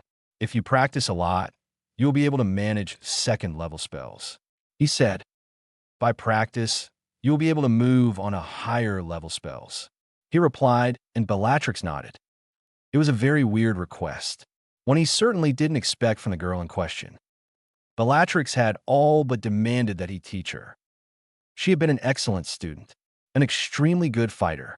She grasped the concepts quickly. Her wand work was exemplary. She was a model duelist. Harry was frankly impressed. She worked very hard in training, and she was becoming better every day. The others trained with Harry as much as possible, and all of them were good. Harry welcomed the company very much. He was used to all this, doing things alone. But Bellatrix had been a very pleasant company. She trained with him every day. Harry remembered the day very well. Flashback. Why do you want me to teach you, Bellatrix? Asked a flabbergasted Harry. Bellatrix huffed. I don't want to repeat this, Harry. Her tone was filled with a hint of amusement and annoyance. But, okay, just shut up. She snapped. You are the best I have ever seen with a wand. I want to learn dueling from you. That's it. Full stop. She glared at the boy. I always wanted to be a duelist. That was my dream and is still my dream. I would have asked my grandfather or Uncle Charles, but they are very busy. But that would have been moot. You're miles better than them already, she said, amused at the cute blush that adorned his face. So I want you to teach me. You will teach me. Is that clear? She ordered. Harry could only nod, not wanting to anger the quick-tempered woman. Bellatrix smiled. Good, she said, and then she did something that he had never expected from Bellatrix Black, of all people. She leaned forward and kissed him closer to his lips. Thank you, Harry, she whispered, her eyes glazed in what seemed to be desire. But Harry, being who he is, was too dumb to understand. I'll see you soon, she whispered and left. Flashback ends. That was exhausting. Bellatrix panted as Harry stopped his barrage. She had finally managed to deflect the spells, and she was proud of her handiwork. She was now capable of deflecting blasting curses and bone breakers. Bellatrix knew that Harry was a powerhouse, but she truly had no idea about the extent of his ability. Flashback. Where are you going? Asked a curious Narcissa. Bellatrix smirked at her youngest sister. Training with Harry, she shrugged. Narcissa glared at her sister. He is mine, Bellatrix Black.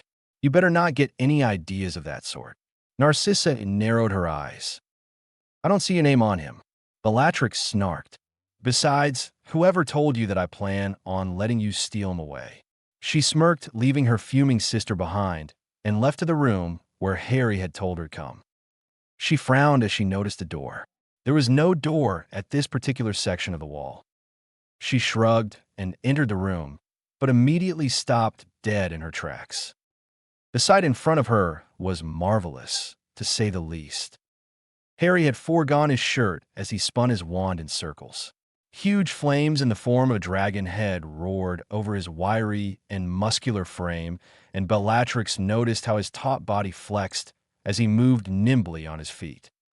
Merlin, that is tasty. She licked her lips. She could feel the power rolling off him in waves. It's a good thing that I decided to get here early, she whispered. Harry heard the noise apparently and quelled the flames. You are early, he stated, grabbing his shirt and putting it back on, causing Bellatrix to curse softly. I wanted to be early. Didn't want to be late. She shrugged. Harry nodded. What do you want me to teach you? He asked. Bellatrix smirked with an excited gleam in her eyes. Everything, she had answered. Flashback ends. She didn't come to regret it. He was ruthless and rigorous in training. He didn't like it if she slacked. He didn't like it when she held back. She was very proud of her abilities. She prides herself as the best fighter in all of Hogwarts, but that was quelled well and truly by the young man in front of her. Bellatrix sat down on the chair that the room provided, casually hiking up her skirt so that her thighs were exposed. Harry sat opposite her. His eyes drifted to the exposed skin, but he blushed and averted his eyes. Bellatrix cackled inwardly.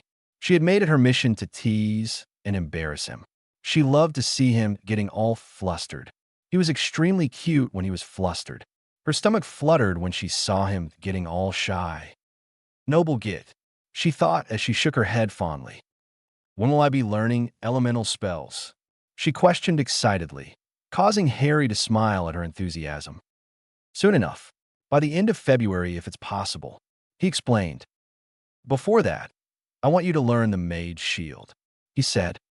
No way, that is supposed to be impossible. Surely you can't cast it, she questioned, bewildered by his words. Harry waved his wand upwards, and with a circle, a translucent blue wall formed in front of him. Amazing, she whispered. Anything short of a select few spells can be stopped with that, but it's highly unlikely that you come across those spells. Probably only a handful can conjure this shield, Bellatrix. It gives you a major advantage in a fight, he explained. Be careful, Bellatrix. It's very difficult to hold, as it needs a lot of magical power. You'll be exhausting yourself if you don't know how to fluctuate your magic frequency into this shield. Harry explained. Then why teach it? She asked him. Because you're more than powerful enough to pull it off, he said dismissively, not noticing the blush of the girl. It's these honest comments he made that made him all the more appealing. You wouldn't even know what he said, but he tells her such sweet things. That has been a trend for the past 1 month or so. She would frequently make him blush, and he would blush. I guess I will see you tomorrow. She stood up and leaned toward his cheek, but as she was about to kiss his cheek, he turned to say something, and her lips met his. Their eyes widened in surprise. Harry made to pull out, but Bellatrix held him in place. Harry stopped fighting it and started to enjoy the kiss. Their lips moved in sync with each other. Harry finally pulled away from the girl. He stood up, and he suddenly looked very nervous. He whispered, blushing in embarrassment, and rushed out of the room. Bellatrix smirked at the running figure. She didn't intend for that to happen, but she wasn't complaining. She wanted to do this so badly, but the boy was too noble for his own good. She was giving him all the signs. She would make mistakes on purpose so that he would stand close to her. She would mess up her wand movements on purpose so that he would correct her himself. Bellatrix knew she was falling hard for the young man. Frankly, though, what wasn't there to like about him? Kind, caring, powerful, intelligent, funny, and damn was he hot. She did feel a bit guilty about competing with her little sister for his affections, but when he was involved, everything was fair game. Bellatrix never worried about something as boring as boys. She was not to be blamed, though. The boys she sees every day at Hogwarts are pathetic. She knew she was beautiful. She wasn't modest with that particular fact. She knew that she had the eyes of literally every boy in Hogwarts on her. She didn't care. She was Bellatrix Black. She was the best, and she was used to getting the best. She had perfect scores. She had perfect ambitions. She had a perfect life. That was until he came around. Harry turned her life around. She was to be sold to Lestrange by her father. She felt every dream she had built upon tumble. Lestrange was not a good man. She was not scared of him. No, she was scared of how he would treat her as a wife. She didn't want to be anybody's toy. Her eyes burned with anger as she remembered the schemings of Walburga, the bitch that was her aunt. That was when he came in, unexpectedly. At first, it was hard to believe it, but the eyes, his beautiful eyes held the answer she wanted. Narcissa Black was not the only Black to fall for Harry Potter that fateful night. No, Bellatrix Black did too, only she didn't express it like her sister. The Chamber of Secrets had shown her a bit more about Harry, the kind of guy he is, the power he has, his abilities that he doesn't boast about. The training sessions with him left her wet and panting for more. She would have jumped him by now, but she didn't want to scare the boy away. She would take her time with him. She sure as hell would not let Narcissa take him away. Not my prize. Not my Harry, she thought. She collapsed on a bed that the room provided. She locked the door and silenced the room. She was in dire need of a release right now. She couldn't hold on much longer. She sank her fingers into her wet folds and moaned as her imagination brought back the boy who just left back in front of her. Harry walked briskly through the corridor. What the fuck were you thinking, Potter? He questioned himself. He was furious with himself. He was angry at what he had done. Though come to think of it, he was sure that he tried to pull away, but she didn't allow that. Harry's mind went back to the kiss. He had never felt something so good in his life. It felt electric. Why didn't she pull away? Harry wondered. Does she? Harry shook his head. Don't be silly. She won't be interested in me. She can certainly do better. He whispered. Harry. Harry noticed Narcissa coming from the opposite direction. Hey, Chissa. He greeted the girl. She frowned as she noticed his hair and face. Why are you looking so flustered? She questioned. Nothing. Harry answered too quickly for her liking. Narcissa raised an eyebrow at his behavior. I just finished my training and was tired. So, he trailed off. Narcissa smiled. Are you not going to teach me anything, Harry? She questioned as she stepped closer to Harry. What do you want me to teach? He stepped back to create some distance, but she stepped closer. Narcissa took on a thinking pose. How about some charms? She questioned. Harry nodded quickly as he was backed against a wall. Narcissa smirked. What else are you going to teach me, Harry? She stood just a hair's breadth away from him. Harry's eyes flitted to the visible cleavage of Narcissa before he looked away, turning a slight red. Narcissa cheered mentally. Not so immune to my charms, are you? She thought. Anything, Harry whispered. His trousers were suddenly feeling extremely tight as he felt her cool breath hit his chest, where he had foregone his button. Anything, she purred in a tone that sent shivers up his spine. Harry could only nod quickly. He was feeling extremely hot. Narcissa smirked. She had him exactly where she wanted, at her mercy. She leaned closer, her breasts now squishing against his chest. She felt the telltale sign of his growing erection. Soon, my dear Harry. Very soon, she thought. She pressed her lips near his ear, nipping at his earlobe, causing him to jerk. I expect you to teach me a lot, Harry. Will you? She whispered as she blew softly into his ear, obtaining another shiver. He nodded shakily against her shoulder. Good. She pulled back very slightly and was about to kiss his cheek when Harry turned to her side and his lips landed on hers. Narcissa moaned into his mouth and pulled his head down, running her fingers through his hair. She was bursting with joy. Oh, Merlin, even his kiss is magical, she thought as a wave of magic was sent into her body. Harry tried to pull away again, but Narcissa was nothing if not persistent. She finally stopped kissing him and pulled back, her bright blue meeting his clouded emerald gaze. Oh God, he whispered. I will see you tomorrow. He ran away from the place, leaving a bemused Narcissa.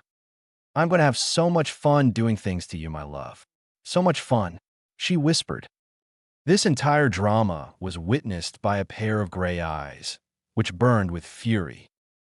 If any upper-year boy was questioned as to what Lucius Malfoy is thinking, their answer will be lusting after Narcissa Black. Lucius had only one thought in his now deranged and uncontrolled mind. Fuck Narcissa Black till she loses that damn smile off her face. He had come up with a plan, and he was giddy at the thought of the bitch screaming as he pumped into her without abandon. He was about to attack the bitch when Potter made his appearance. What transpired after led his brain to be filled with jealousy and rage. He smirked.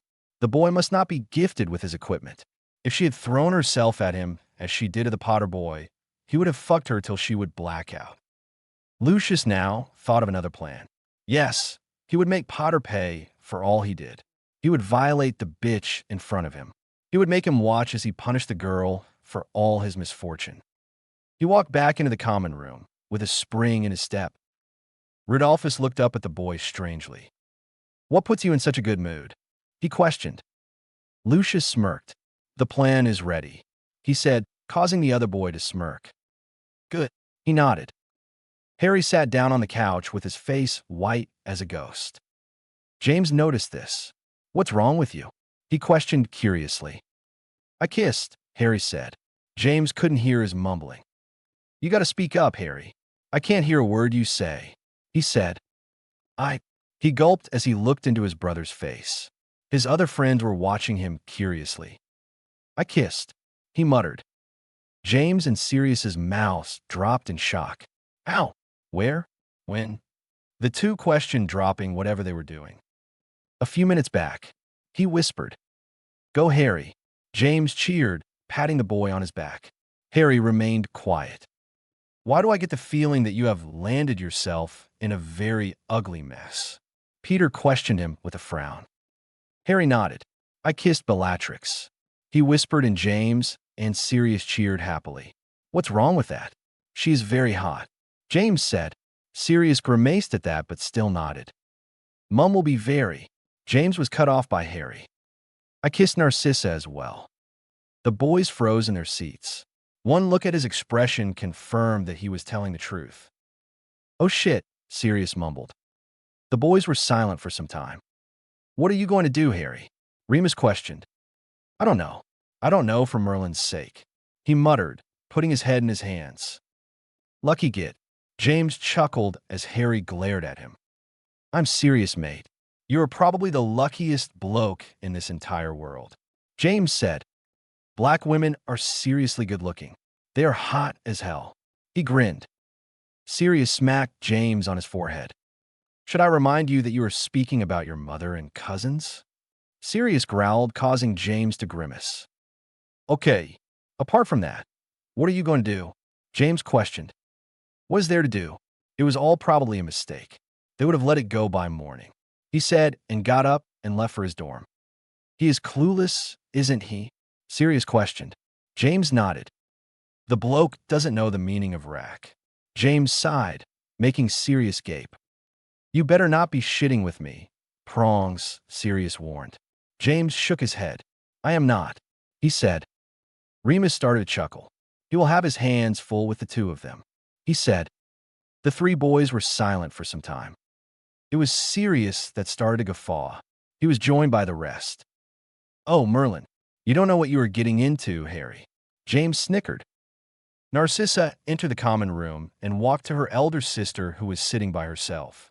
Andromeda watched Narcissa walk towards her with a skip in her step. She raised her eyebrow as the blonde sat down next to her. She was humming. Narcissa never hummed. Okay, what is wrong with you? She asked her sister. Narcissa smiled at her sister. I kissed Harry, she said, and Andromeda gaped at her. Narcissa watched her sister with amusement. Close your mouth, Andromeda. You are attracting flies. She smirked as her sister closed her mouth with a snap. What? When? How? She questioned one after the other. Narcissa then explained everything that took place some time back. So in short, you assaulted him in public, cornered him, and kissed him in return. What was the reason you even went out in the first place? Andromeda questioned her. Narcissa shrugged. It was then that their elder sister joined the two of them. To the shock and surprise of the two, she was humming. Now Narcissa can be put forth as a person who might hum slowly to herself when she was happy, but Bellatrix Black never hummed. No chance in hell. She was the Ice Queen of Slytherin, the unshakable witch. Why are you humming? The two younger Blacks questioned Bellatrix. The eldest Black raised her eyebrow at their response, but shrugged. I kissed Harry. Andromeda dropped her parchment, and Narcissa started to cough in surprise. What? I kissed Harry. She replied as composed as before. What the fuck? Andromeda snapped before silencing herself. It was a good thing her mother wasn't around.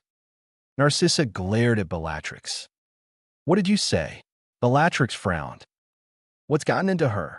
Bellatrix questioned Andromeda. Andromeda giggled at the situation she found herself in. She kissed Harry as well. Andromeda piped. Bellatrix's neck snapped to her youngest sister. What?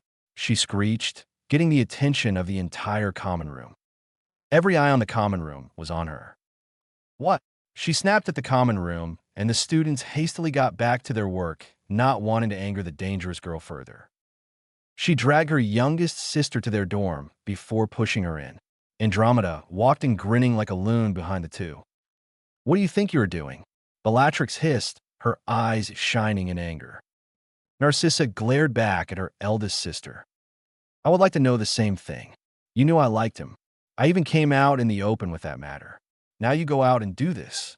She spat, her blues matching Bellatrix's violets in anger. I don't see him anywhere near you. He is fair game, Narcissa. You can rant and rave all you want, but he is mine, she whispered. Narcissa was seething with anger. You won't be anywhere near him if I have my way.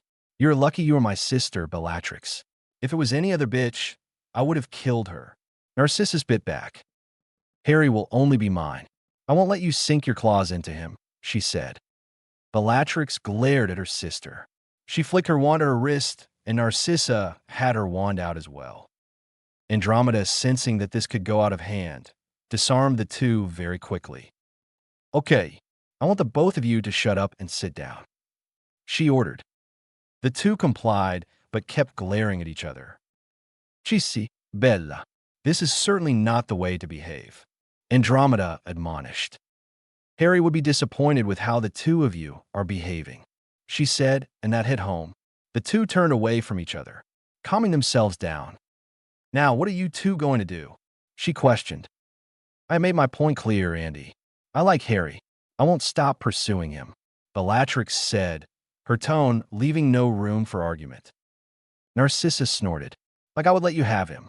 He already has a soft spot for me. Just wait and see. I will have him wrapped around my finger in a few days, she replied confidently. Bellatrix smirked. I train with him.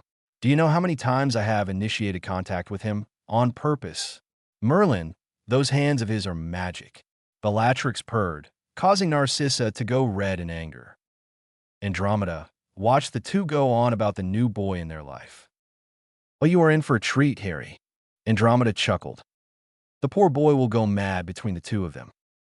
Doria frowned as she opened the letter that had arrived so late. She was partially worried. What have they gotten themselves into? She questioned no one in particular. She carefully went through the contents of the letter. She started to smile halfway into the letter and turned into full-blown laughter by the end of it. That was how Charles found his beautiful wife, laughing like crazy. So, the Black Madness has finally caught up with you? He questioned his wife warily. Shut up, Charles. Doria giggled. She then pushed the letter towards her husband. Charles frowned as he read the letter. By the time he was done with it, he was slamming his hand on the table and laughing his stomach out. That's my boy. Charles chuckled as he read the letter once more. I need to ask for a memory of his face. He ground out. Is there a reason why my brother-in-law and sister are behaving like a bunch of mad monkeys out of the blue? Arcturus questioned the two. His voice was laced with amusement. Charles stood up and kissed Melania's cheek before motioning the pair to sit down. He pushed the letter to the two of them to read. Arcturus smirked as he finished reading the letter. The smirk soon turned into full-blown laughter. Melania was positively amused by the letter. The poor sod. He doesn't know what he is getting into. Arcturus grinned.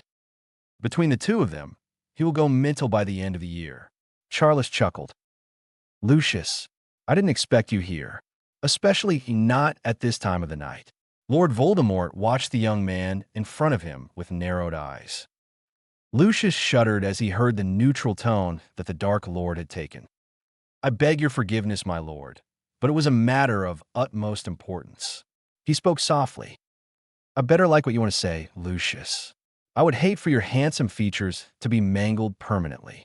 Lord Voldemort hissed softly, gaining a shiver from the young man. Of course, my lord. It is about Harry Potter, he said, and that piqued the man's interest. Harry Potter had been a person of interest to Tom for a long time now. He had seen what the young man, no, he would not call him a boy. He was far above petty boys. That much was clear. He had decimated his ranks and had bested Abraxas Malfoy of all people. That was an achievement. He had recruited Abraxas Malfoy for two reasons. One is money and influence. Two, his extraordinary dueling prowess. The boy blew it into the wind. He ran circles around them. He used magic that was not taught at Hogwarts. He had a presence that was predatory and that brought unease to Tom. He felt unnerved by the boy. And what about Harry Potter? He questioned curiously. I will bring him to you, my lord, Lucius replied. Tom raised an eyebrow. And how do you propose to do that? He questioned curiously. Lucius then went on to explain his elaborate plan of capturing Narcissa Black and, in turn, getting the Peveril Lord to come in search of her. Tom shook his head. The fool is thinking from his dick. He knew that the moment he brought Narcissa Black into the fold, he wasn't thinking straight. It was a very dangerous plan. Yes, he had been the one to suggest the idea of approaching the Blacks for a marriage contract. Along with the support of Blacks came the Potters. That had backfired, and now he was at odds with the two families. He had not given them much thought, if not for the new Potter boy. Are you sure this is wise, Lucius? I see a lot of holes in this plan. Tom tried to subtly warn the man, but it wasn't to be. I will make sure to work it out, my lord, Lucius replied confidently. I only request that you would let me be the one to kill him. I owe him one for my father." He spat. Tom Riddle let out a sigh. This was beyond his control. He could deny the young man, but he didn't want to alienate the man. He needed the boy. After all, he might get expelled if he is caught. Dumbledore won't allow anything more to happen. Stupid fool. Harry. Harry smiled as he watched Amelia standing behind him. Amy, come on, seat. He patted the seat next to him. Amelia smiled at the boy who brought much joy to her life. In a way, she thanked Tom Riddle. It was because of him that she now had such a wonderful group of friends. But if there was one person she understood the most and liked the most in the group, it was Harry. She was astounded at how similar their lives were. She had never pegged him for a loner. It was a surprise that she still found hard to believe. After all the fiasco of the chamber, Harry had welcomed her into their group, and she was glad. Everybody had welcomed her, and she found spending time with them very easy. Even Bellatrix had started to let her in. She was a little scared of the eldest black sister. But then, the entire Hogwarts feared her. Although she was cold and indifferent at first, she was gradually opening up to her. Amy. Harry shook her from her thoughts. Amelia snapped awake from her thoughts. You seemed lost, he said. Amelia smiled. It's nothing, she assured him. I have a letter for you, Harry. She extracted a letter and placed it in his hand. It's from Edgar. He asked me to give it to you, she said, and Harry nodded. Harry placed the letter in his pocket. How was your clemency coming along? Harry asked. Amelia grinned. Her brother had taught her the basics of the skill, but Harry had instructed her to step up. It had done lots of good. That night was nothing but a distinct memory in her head now. Amelia and Harry had bonded over a lot of topics they found similar. The two loved to fly. They liked dueling as a fun activity. They shared the same interest in books. Very good. It has helped a lot, she said, getting a smile from Harry. What do you want to do in the future, Amy? He asked curiously. Amelia frowned. She had never thought about other things. She had always wanted to be an Auror, like her brother. I had always wanted to be an Auror, just like my brother, she said. Edgar is probably one of the best Aurors in the Ministry. Following in his footsteps will be an honor, she said. Harry nodded. You will be one of the best Aurors our world has ever seen, he said, causing Amelia to blush lightly. Stop it, Harry, she whispered. Harry smirked. Just you wait and see. Mark my words in your calendar, Amelia Bones. Remember my words. He spoke sagely. Amelia chuckled. Why are you so sure? She questioned. Harry smiled. You can call it intuition. But trust me, I can feel it. You will do it, he said confidently. Fine, we will see. She sighed. She then grinned mischievously. What is this that I hear about you kissing girls, Harry? She questioned cheekily. Harry froze, his smile disappearing very quickly. Harry noticed his brother sitting across him, with a smirk on his face. You, Harry growled at his brother. I will kill you, Harry whispered. Okay, you can sit down, lover boy. James chuckled as Harry growled once again. Look at that. My brother has two girls pining after him. He wiped a mock tear. Ladies' man, I'm so proud, he announced dramatically. Harry was getting annoyed now. James, shut up, Harry whispered. James made to answer, but to Harry's luck, Narcissa and Bellatrix entered the great hall at that very moment. Andromeda walked behind them, with a mischievous smile. She winked at James, who winked back. Amelia slowly moved away from the spot which she was occupying. Narcissa took that seat, and Bellatrix sat down on the other side of Harry. Good evening, Harry. Narcissa leaned forward and pressed her lips to his cheek, lingering a moment. Harry went red at the display. Bellatrix then grabbed him by his shoulder before pressing a kiss next to his lips. She whispered, and Harry choked on his breath at the husky tone her voice took. His face was burning red now. He stood up abruptly. I have some work to do. Yeah, I'll see you guys. He mumbled and was sprinting out of the great hall before anybody could say a word. Harry didn't slow down until he was outside near the Black Lake. He looked around and didn't see anyone nearby. He sat down, under a tree, a huge sigh escaping his lips. What are they doing? He questioned softly. It wasn't like Narcissa and Bellatrix to behave this way. Are they just playing around? He shook his head. They won't go to that extent to play pranks on him. He slowly laid back on the ground. His eyes watched the slight snowfall that was beginning for the day. He applied a few warming charms with a flick of his finger. He was deep in thought. The behavior of the girls had been weird since the very beginning, but these past few days were something else. He was confused. How can they even remotely be attracted to me? He questioned himself. Harry was not oblivious to such things as his friends believed. He notices beautiful girls too. And Narcissa and Bellatrix were probably the most beautiful and eligible witches in all of Britain. They may think that he is a fool, but no. The casual touching, the lingering kisses, the husky voices. He knew what they were doing. But how can he reciprocate their feelings? They are certainly not the ones from his world anymore. The more time he spent with the two gave him a new perspective on them. But something prevented Harry from reciprocating their feelings. What he didn't know. Everything aside, how can he choose between the two of them? He was gradually learning to admire their company. How can he choose between them? Harry slowly comes to a decision. He would continue to play dumb to their advances. He felt that they would give up on him if he keeps playing dumb. They would then move on. Somehow, that particular thought of them moving on didn't sit right with Harry. He couldn't understand why, but that thought pained him much more than he thought it would. He shrugged off the feeling. He then drifted back to his task, the task that he had to complete at any cost.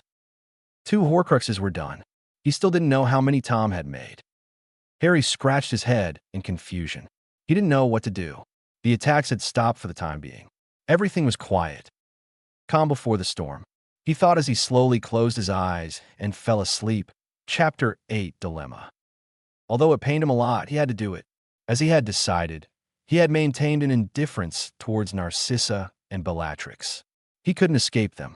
They were always around, but he had stopped spending alone time with the two. He helped Bellatrix as he promised, but after that, he would leave the room of requirements without a word. He didn't stop to speak one word more than required. He had stopped referring to Narcissa by her nickname. He called her Narcissa, much to her displeasure. He would not remain in their vicinity for 1 second if the others weren't there. Harry, James stopped him as he was leaving the hall. What are you doing? He questioned. They are hurting, Harry, James whispered as he observed Narcissa tear up slightly and Bellatrix seeming considerably down. Why are you being so adamant about ignoring them? He questioned. I'll tell you one more time, James. Harry turned back to his brother. Just shut up and stay out of this. He snapped and left the Great Hall. James was surprised and a bit sad about his response. He was fine for all this time. What the hell was wrong with him? James turned back to the 2 girls and shook his head sadly. I'm sorry, girls, he whispered. Bellatrix shook her head. Did he say why he is doing this? She asked. To anyone at all? She received negative answers. What about you, Bones? She asked the quiet girl. No, he didn't mention any such thing. She confirmed. Was it something we did? She wondered to herself. But why? Narcissa almost seemed to cry, but controlled herself. Why is he doing this?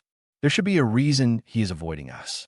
He has never avoided me in the past, she said. When he does not want to say something, nobody can make him talk, James replied. Something is going on in his head, though I don't know what, he said, his eyes wandering to the door through which he had walked out. Harry raced out of the Great Hall. It pained him to do so, but he had no choice. When he had arrived here, he would have laughed at the idea that the two would become important enough to make him do all this. It was sad, but he got to do this. The farther they are from him, the better. Harry was walking absent-mindedly, but he came to a stop as he felt a magical presence behind him. He knew instantly who the person was. Mr. Potter? Harry cursed under his breath. How can I help you, Headmaster? He questioned with false politeness. Either Dumbledore didn't hear him or didn't mind it. I had a few questions, Mr. Potter, he said. And what is it about? He questioned the man. How do you know these things, Harry? He questioned. That was not the right thing to say. Harry's gaze could kill a basilisk, as the greens glowed brightly. If I ever hear you address me by anything other than my last name or my title, you will certainly lose the last modicum of respect that you have among these walls after I am done with you. Harry spat, shaking with rage. And how do I know what? That you are indirectly a cause to a lot of things because you couldn't get your arse and fight early. That you knew what Tom was capable of and his lineage and his life, and still didn't do anything about it. That you knew it was Tom that was responsible for the death of Myrtle. He fired back. Harry took a deep breath as he calmed down. Just keep your nose out of matters that don't concern you, Dumbledore. It would have been a noble intention if it's always good. But in your shortcomings, you forget the damage your meddling does to other people. Granted, people are not always perfect, but your interference causes lots of problems and life-damaging ones. Harry explained and left the corridor. Dumbledore watched the boy go. The boy made him wary and a bit ashamed. He could never believe that the boy could insult him this way, but he spoke the truth if he thought about it. He could now certainly not ignore the similarities between Tom and Harry Potter. So different yet the same. He whispered. He needed to keep an eye on the boy. He would do so. The following days had become extremely stressful and tension-filled to the group. Harry was cranky and was always in a furious state. His friend tried to speak, but Harry would snap at them, and an angry Harry was not a good thing. Bellatrix and Narcissa had not uttered more than 2 sentences to him. He had started to avoid them at all costs. Nobody escaped his temper, not even James or Sirius. They were confused as were a little hurt at his behavior. Harry had not been seen with them. They didn't even know which compartment he was in. I am worried about him, Andromeda said, eliciting nods from the others. He is always grumpy and angry. He was never like that. Why is he behaving like this? She questioned, but she knew very well that nobody in the compartment knew the answer. The door opened and admitted a very sad Narcissa and Bellatrix. We looked everywhere, she said and sat down. Maybe Mom and Dad can rub some sense into him. They will surely find out what is wrong with him. James assured the group confidently. It was a very somber journey for the next 3 hours. The express pulled up at King's Cross. The students rushed to meet their parents, and there were a lot of happy reunions taking place. The first highs, especially as most would be a bit homesick coming to Hogwarts the first time. Tell him to write to me, will you? Amelia said as she walked away to where her brother was waiting for her. James nodded. The group of Potters and Blacks then quickly made their way to the secluded path where they knew their families were waiting. Peter and Remus left the group, telling them to write about Harry. The 2 Potter parents and another woman stood talking to each other. The woman was Druella Black, mother of the Black sisters, and in a nutshell, the woman was very similar to Narcissa. Blonde hair, blue-eyed beauty. She smiled as she welcomed her daughters, but the smile quickly turned into a frown. There was a sense of worry that she instantly caught onto. What's wrong, dear? She asked her youngest daughter for an explanation. Narcissa didn't reply, still searching for the green-eyed young man. She then turned to her eldest. Are you going to speak to me? She asked. It's about Harry, Bellatrix whispered. He's been acting weird lately. He has started avoiding every one of us. He snaps at everyone, and his temper keeps flaring out again and again. He has started ignoring me too, she whispered painfully.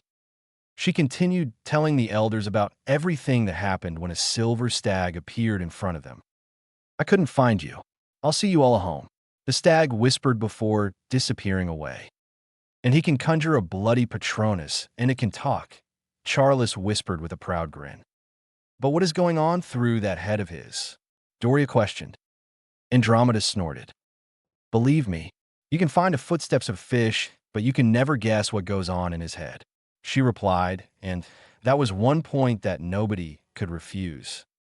Doria put a hand on Narcissa's shoulders.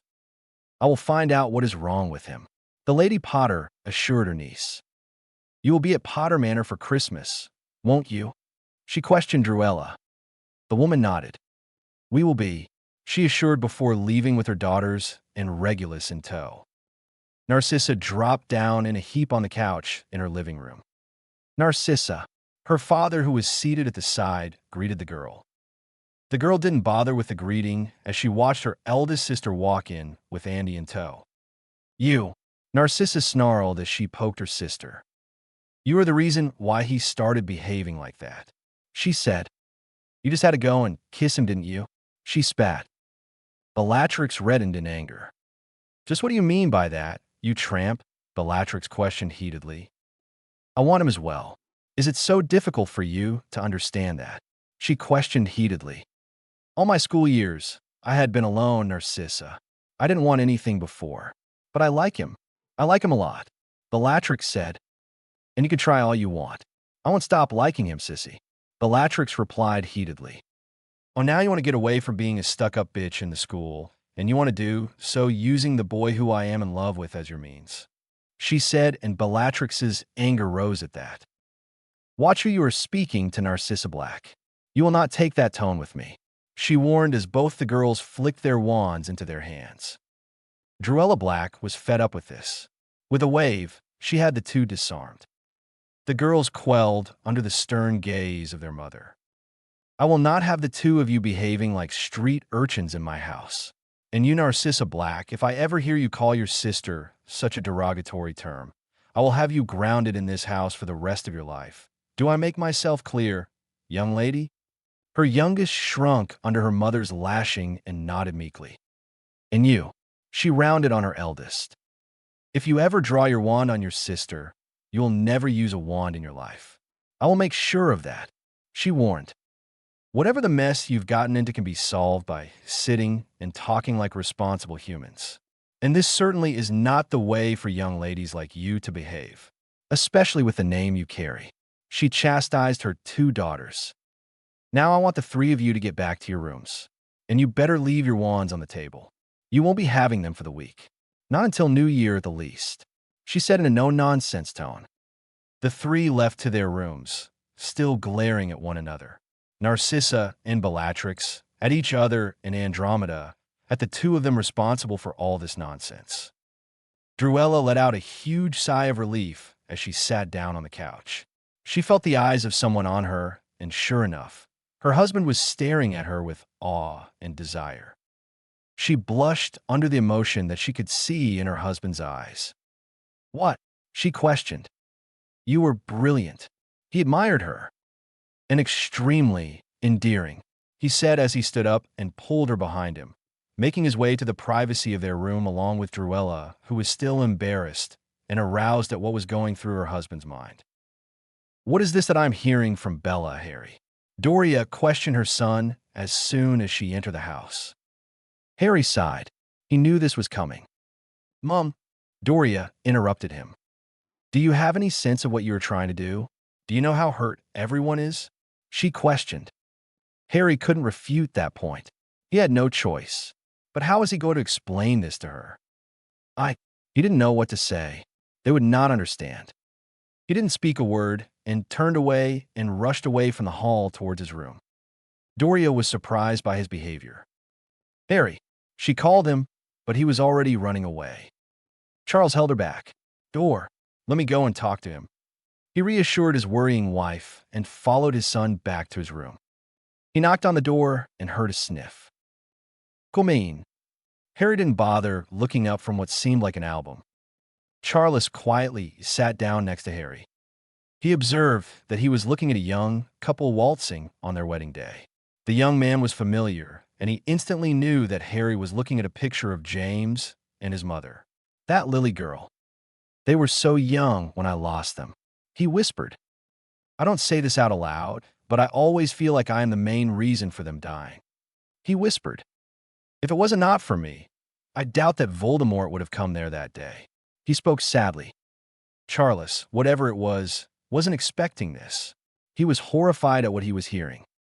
I hear her, that beautiful voice of hers, begging for my life, begging to take her own, begging to let me live, he said, his eyes gaining a faraway look. He asked her to step aside. He said, I knew at that very moment that it was for me he had come, Harry said as he pulled his knees to his chest. That scares me. I can fight him. I can lay down my life if it's the last thing I do. But it's the others I am worried and scared for. I know all of you are capable, Harry explained, but I still feel scared. Charles placed a hand on the young man. And you have every right to be scared, Harry, he assured. If I had lived through half of what you have lived through, I would have gone insane. But you push on. You fight on. That is what makes you so special. That is what everyone in our family likes about you. You are grounded. You are still kind after every dirt that you have been through, he explained. But you cannot stop us or keep us away from this fight, Harry. He will come for our family either way. And you think that we would not fight back? No, son, he said. And you think that you are the reason or the catalyst for the death of your parents? That is a load of hippogriff shit. He snorted. I would have done the same thing without hesitation if it would have saved my son and wife. Every loving husband and father would do the same thing.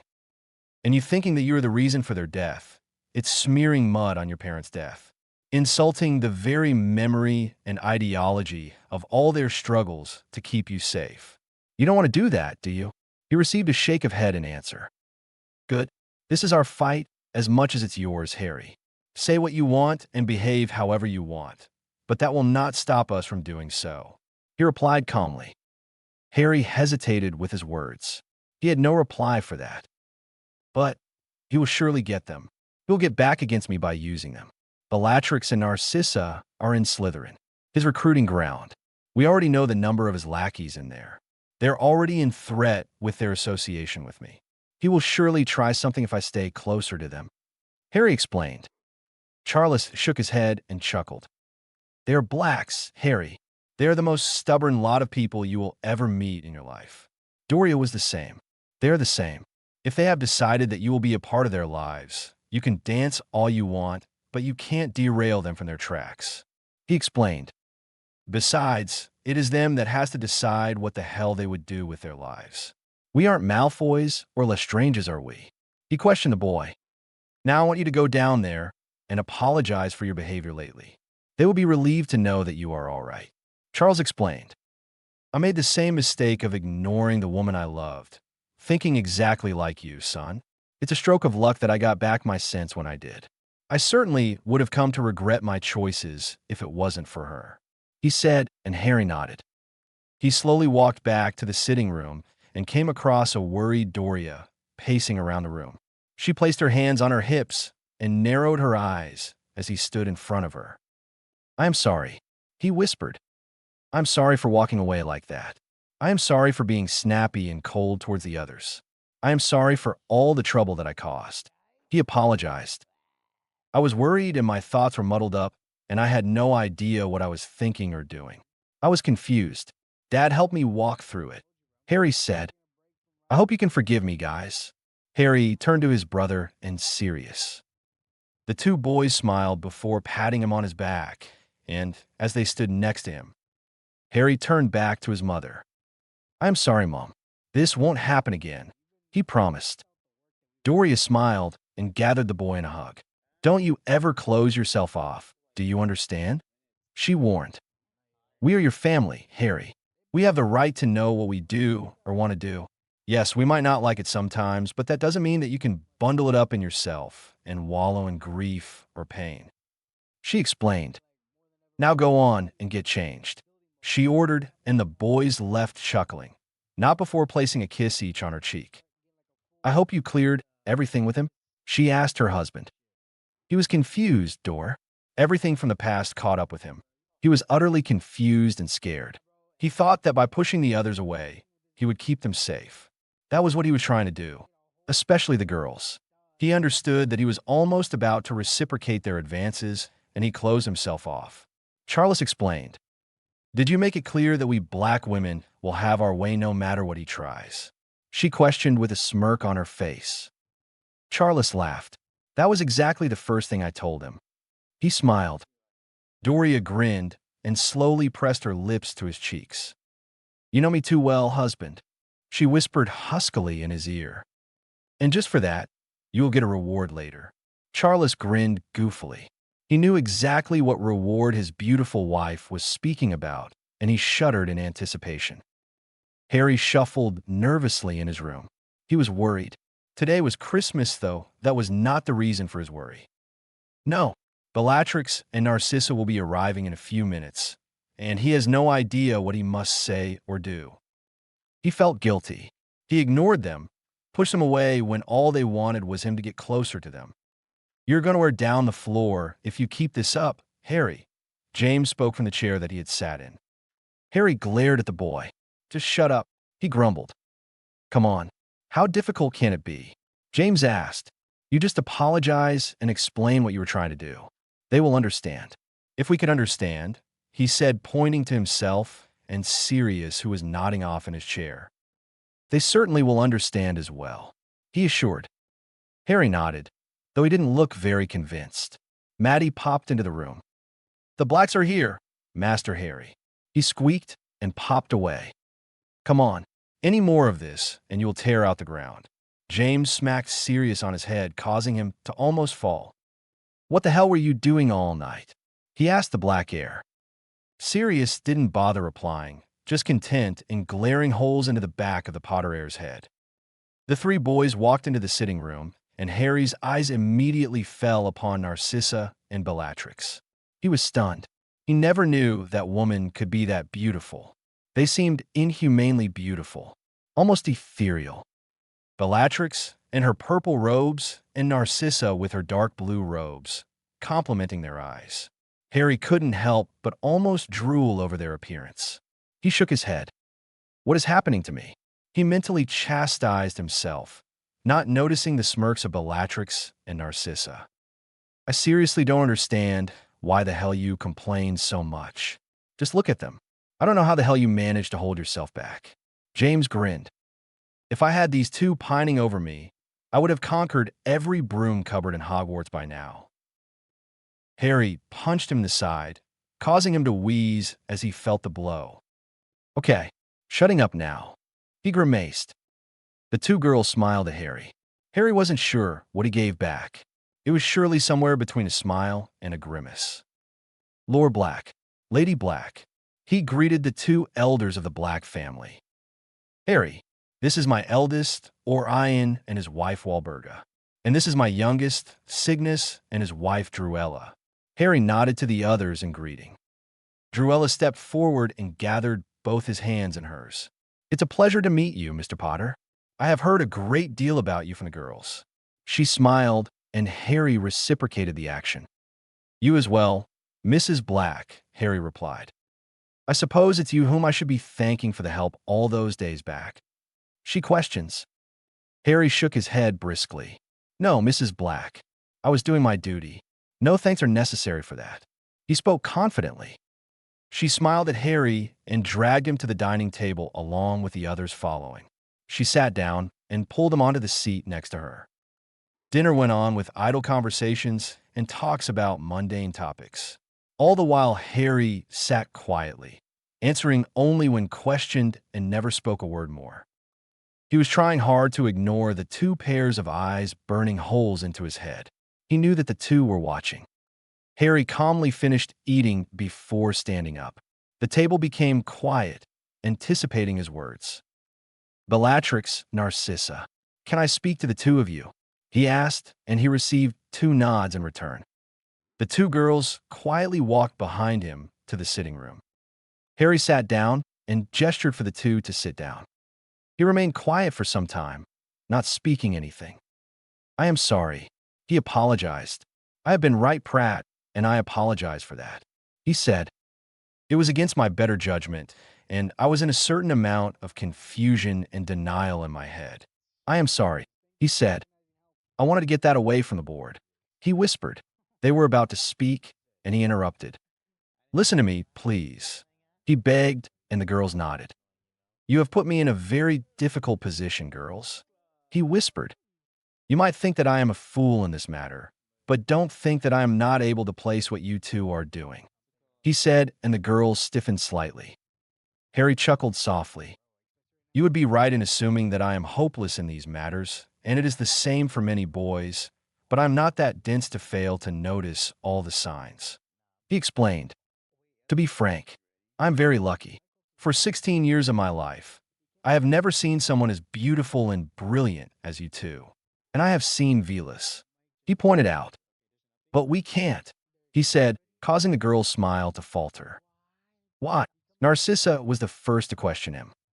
What do you expect me to do, Chissa? He questioned. How can I ever choose between you and Bellatrix? He asked. I can never choose between you two. It's impossible, he added. You are asking me to choose between both of my eyes. How can I choose one eye over the other? He asked rhetorically.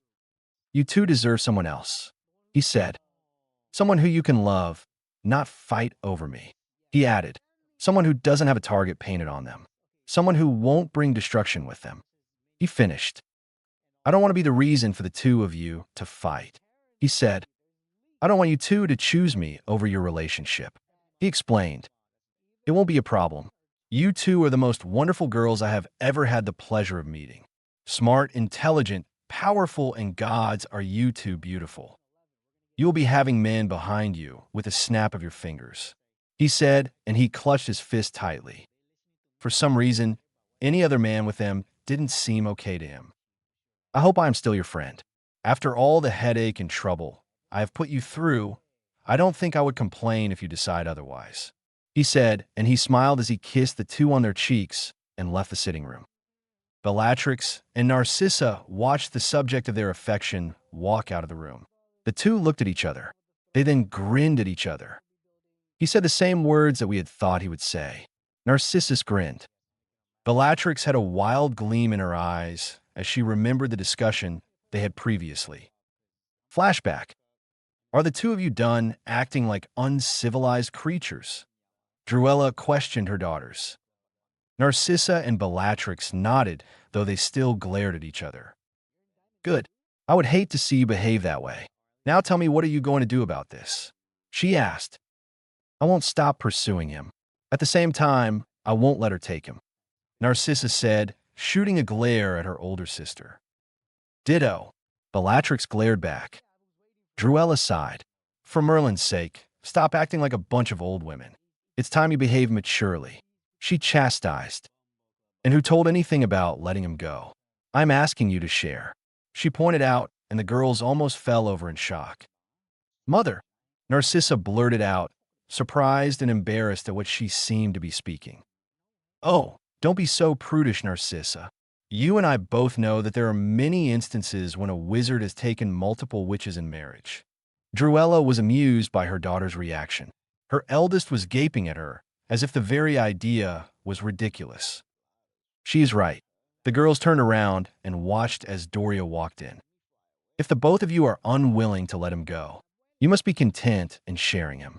That is the only solution to your problem, she explained. Is the issue resolved?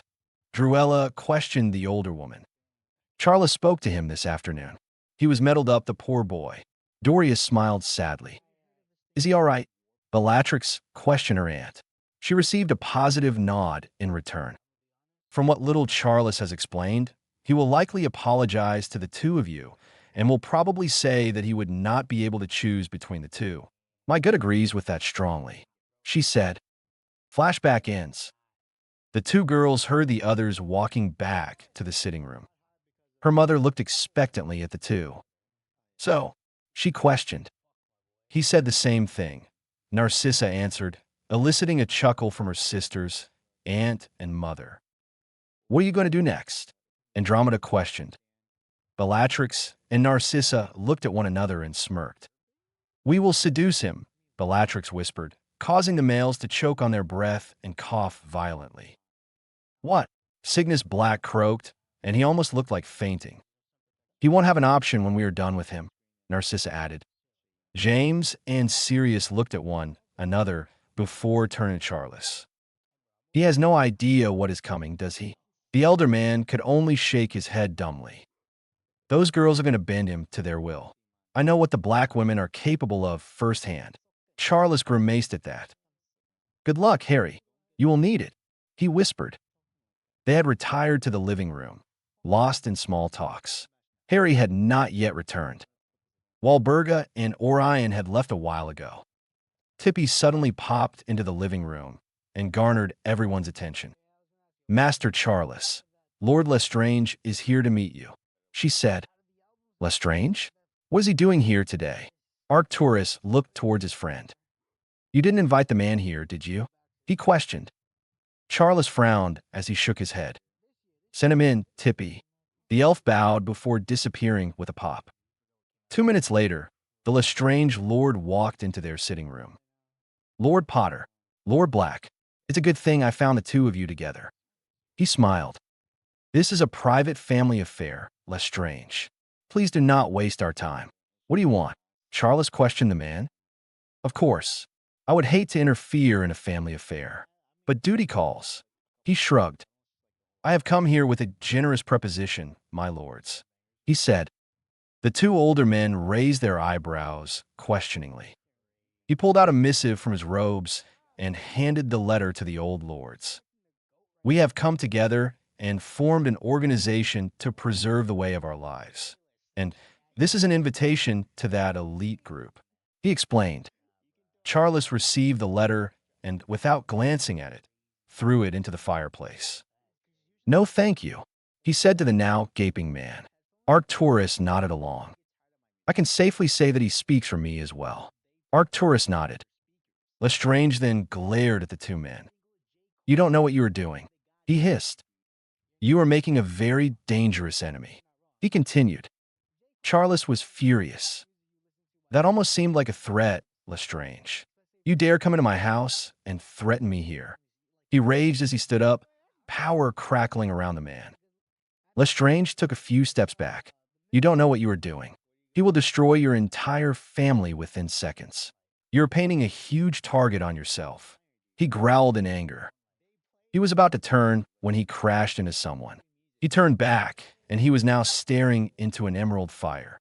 He gulped as he recognized the Potter boy, his body shivering in fright. Harry calmly stared back at the man. He was burning with anger and fury at the way he dared to speak to his father. You have something to say, Lestrange? Harry questioned the man. No, he answered very quickly. Harry hummed. So he sent us an invitation, did he? Another nod. Poor Tommy boy, so deluded and childish. Harry mocked, causing the other man to frown. Leave Lestrange. It's your luck that it's Christmas today. I'm giving you a gift. Make sure to share it with your master, he said, and placed a missive in the man's hand. Oh, and Merry Christmas, he said, and hit the man with a cruciatus. Lestrange collapsed to the ground, screaming and gasping in pain. Uncontrollable pain. This is for threatening my father in my presence. Harry spat. Make sure to tell Tommy boy that we aren't like any others that you have dealt with until now. We have no habit of keeping debts. We pay them back with interest. And trust me, our payments will be very interesting. Harry smiled before throwing the man out of their house with a wave of his hand. Harry looked back to the others who were watching his reaction. He let out a deep sigh. And so it begins, he whispered, though it was heard clearly by all. Come, Randolph. I hope you have good news. He questioned. It was then that he fully observed the man. He was pale and shivering, and his teeth were jittering continuously. What is the matter, Randolph? He asked with a faux concerned voice. Tom hated acting like this. Any and every source of emotions were disgusting to him. He would tend to avoid them all the time, but sadly, he knew that he needed it. Randolph then explained everything to the Dark Lord, who listened to everything with rapt attention. He frowned. He knew that the Potters would be difficult to recruit, but he expected the Blacks to join him. Their reputation had all but ensured that he was right in thinking so. That had failed too. Add to the fact that the marriage idea was snubbed, he understood that he lost a valuable ally. He observed the Lestrange scowl. What is it? He questioned. Who is Tommy? He questioned and collapsed on the ground, screaming in fear and pain. Where did you hear that name? He snarled at the struggling man. Potter, the Potter boy. He gasped. What? He questioned. The Potter boy. He kept mentioning the name, he said, and shakily held out the missive that he had brought. Tom snatched the letter and opened it. Fuck you, Tom Marvolo Riddle. From Harry James Potter.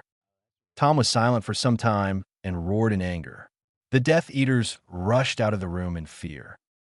I will kill you, Potter, was the last thing they heard, followed by another shout of anger. Chapter 9. Love is in the air. Well, it's time to go back. James sighed as he sat down. Sirius and Remus and Peter and even Regulus sat down next to him. Harry frowned. There is space here, boys. Why are you sitting like that? He questioned. James laughed. No reason, dear brother. Just a change of scenery. The view looks very different and new from this side. He explained. Yup, no reason at all. Just peachy.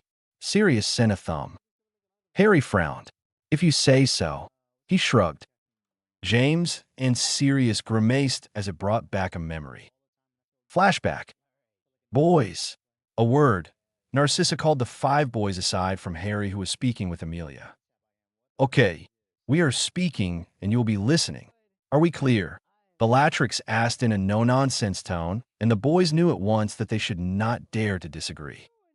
When you get into the compartment, you better not sit next to Harry. None of you, she warned. We will be sitting over there, and you better not forget what we are telling you. She glared at the boys, who nodded meekly. If by any chance you mess this up, or he gets suspicious, you will not be able to satisfy your girlfriends after we are done with you. Narcissa grinned evilly, and the boys paled considerably. Bellatrix is one thing, but a plotting Narcissa is as dangerous as fiend fire. They quickly nodded before dashing away from the two. Flashback ends. James, what is going on? Harry questioned curiously. Nothing of that sort, Harry. It's just the view. Am I right, guys? He asked his other friends, who nodded quickly. Harry was about to speak when Bellatrix and Narcissa entered the compartment.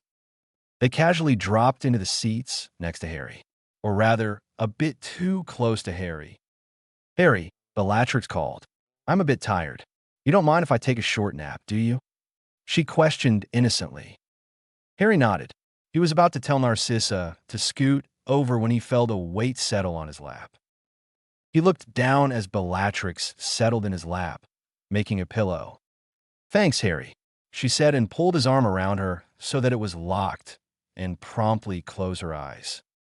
Harry would not have paid much attention if he would have not tried to avoid them much.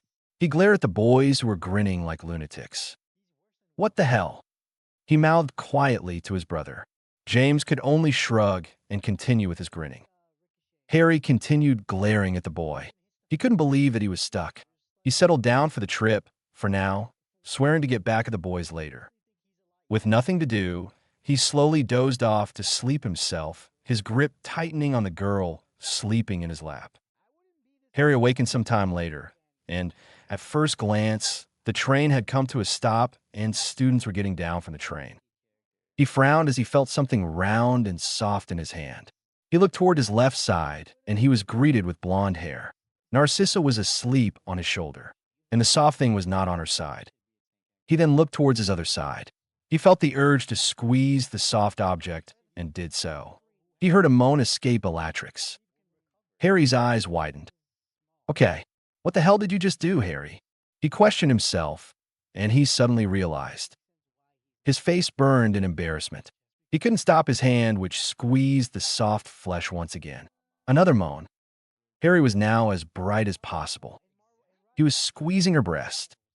He slowly took his arm away from the girl and shook the two of them gently. Bellatrix, Narcissa, he called. We have arrived, he announced to the now sitting up girls. He stood up and stretched. Let's go. He motioned the two of them to follow him. You look flustered, Harry, Bellatrix piped innocently. Harry's face burned in embarrassment, and he shook his head. It's nothing. Come on. He walked out of the compartment. The two girls watched the boy leave and burst into laughter. Lucky bitch. Narcissa snarked at her sister, eliciting a smirk. I know. Come on. Let's not keep him waiting. They got down and found Harry waiting for them. Sorry it took so long. Harry waved off their apology, and the three sat in the last carriage that was visible. They made their journey in silence. The feast was underway when they entered the great hall. The two girls stood on their tiptoes and kissed each side of his cheek. The great hall went silent. Harry cursed under his breath. They were doing it again. They were not listening to him. He felt the eyes of the entire castle on him. The two girls were now seated next to their sister, and he walked back to the Gryffindor table. "I will curse you all," he warned his friends, who could only laugh at his plight. The boys walked back to their common room after their dinner. Harry was trailing behind, seemingly lost in thought. James and the gang were seated in their seats when they heard a gentle cough. James turned around and stiffened when he saw Lily standing behind him. The common room was now silent, watching the impending confrontation. "Ms. Evans." James gulped. She was more beautiful than before the holidays. He quickly shook his head. These thoughts were not needed right now. "How can we help you?" he questioned. "Lily." She smiled. James frowned in confusion. "You can start by calling me Lily," she explained and smiled at the boy. "Okay." He trailed off. Lily was nervous. She shuffled on her feet. "I am sorry," she whispered, and James dropped open his mouth in shock. "What?" he croaked. "I am sorry for what I said. It was immature and very much unwanted," she said. "I was angry and I let my temper get the better of me," she explained. "I realized instantly that I had crossed a line, but I didn't have the nerve to apologize." She looked away in shame. "It's fine." James waved her apology off. "Honestly, with the amount of trouble that I have given you, it's nothing. Water under the bridge." He smiled. Lily smiled back gratefully. "On that note, will you accompany me to Hogsmeade this coming weekend?" she asked, and Sirius fell out of his chair in shock. James was frozen in his place. The Marauders were speechless, and that was saying something. It was some time after that James regained his voice. "Is this some kind of joke, Ms. Evans? If yes, it is a very bad joke," he muttered. Lily shook her head very quickly. "No, I am very serious." But James continued. "I don't want a pity date, Ms. Evans. I am sorry, but you don't have to do that." He rambled. "But I want to go with you," she insisted. "Truly?" James questioned, still in disbelief. Lily nodded shyly. James grinned and nodded his head. Very quickly for a man who was denying any and every feeling he had towards a girl in front of him. "That's great," she smiled. She then leaned forward and pecked his cheek. "I'll see you around, James," she whispered, blushing herself, and turned away only to crash against a tall figure. Lily looked up into a pair of bright green eyes that gave her shivers in her spine. She was standing in front of Harry Potter, who was watching her with a raised eyebrow. She shuffled on her feet. She didn't know why, but she was slightly scared of the boy. Not in a bad way. It was like she respected and feared his ability in a way. He had an air around him that screamed danger. She turned around. "Bye, James," she whispered and raced away to the dormitory, leaving behind a dazed James, stunned Marauders, and confused Harry. "Good morning, James." James looked up and saw Lily smiling at him. Marlene McKinnon and her sister Alice were behind her as well. "Morning, Lily." "Girls," he wished the three. "Come on, sit down." He patted the seat next to him as he sat down. Lily shuffled on her feet, her eyes flitting everywhere as if she was looking for someone. James quickly latched onto the problem. "What's wrong?" he asked. Lily shook her head quickly. "Nothing. It's just, She trailed off. "She means Harry," Remus replied, shooting a grin at James. "What's with Harry?" James questioned, still confused. It's just that he scares me a bit," she replied, her face red with embarrassment. "Yeah, he does scare a lot of us." James chuckled. "But that's how he is. Tough and uncaring. He does what he sees is right. He speaks what he thinks is right. You watched him tear into dumbbells, didn't you?" James questioned. Lily nodded. "He lives and plays by his principles. To be frank, he is already an adult in the stage of a teenager," he explained. "He is very good with magic. Extremely good," she said. "Good. He is the bloody Merlin himself." Sirius snorted. "You haven't seen him in his full capability Evans. Just ask the students who have their parents on the Wisingamot. Sirius pointed. The only girl who can barely hold herself against him in this school is Bellatrix, and that is because the Get Bloody trains her. He explained. Bellatrix was scary before, but Bellatrix trained by Harry is dangerously scary. Sirius shuddered. I am what? A voice was heard out of nowhere, and the Black Sisters stood in front of Sirius. Sirius paled dramatically. Nothing, Bella. He backpedaled. Sirius thinks that you are scary and dangerous, James pointed out, causing the girl to smirk at her cousins. He knows me too well, she replied haughtily before sitting down. Where is Harry? She questioned the group. Working out. You know what he is up to in the morning, James grumbled. Andromeda smirked. You almost seem jealous, James. She pointed out. I am jealous. Bloody Git is built like a Greek god. I don't even know how the hell he works out that much and stays alive the entire day. I work out half as much as him, and I would be dead on my feet by the end of the day. He grumbled and caused a few chuckles to be heard.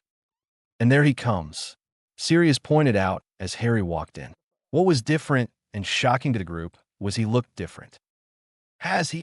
Peter stuttered. Tied his hair up? Yes, he has, Bellatrix whispered, licking her lips in desire. Harry had tied up his hair in a ponytail rather than the usual one, where he let his hair fall freely on his shoulder. Harry was probably the only Potter after many centuries to have straight hair. It still contained the famous Potter messiness, but contributing to his black traits, he had them long and straight enough to manage these hairstyles. He calmly sat down and began to eat. What? He questioned when he noticed the eyes of his friends on him. You have changed your hair, Amelia pointed out. Harry nodded. Felt like I wanted to change. He shrugged. Narcissa, who was sitting next to him, started to run her hand through his hair. You look dashing, love, she whispered, kissing his cheek as she did. What she didn't expect was him smiling back at her. Thanks, love. He casually went back to his breakfast, ignoring a blushing Narcissa. The rest of the time passed, and now they were ready to leave for their classes. Harry had potions with Slytherin. Bloody Slughorn, he grumbled. I will bloody kill the man if he starts kissing my arse again, he growled. Bellatrix slapped him on his head. You will not use such crass language in front of me. He nodded solemnly. Yes, ma'am. He grinned. She then locked her hand with his and pulled him with her. Come on, someone must keep you away from Slughorn, she pointed out. They made their way towards the dungeons. Slughorn is quite all right. Harry heard Marlene speak out. Harry nodded. He certainly is a very good teacher, but he is a man who is like a collector of prized artifacts. He collects the most influential and brilliant students, and he makes connections that must not be possible with a Hogwarts professor. He pointed out. What? Harry froze mid-words. He felt his arm being pushed between something soft and familiar. Harry looked down, and his face heated up brilliantly when he observed that his hand was pressed in between her breasts. He failed to notice her smirk. He felt a different sensation overtake his body. His pants became uncomfortably tight. Bellatrix, he hissed silently, not wanting to gain the attention of the others. What are you doing?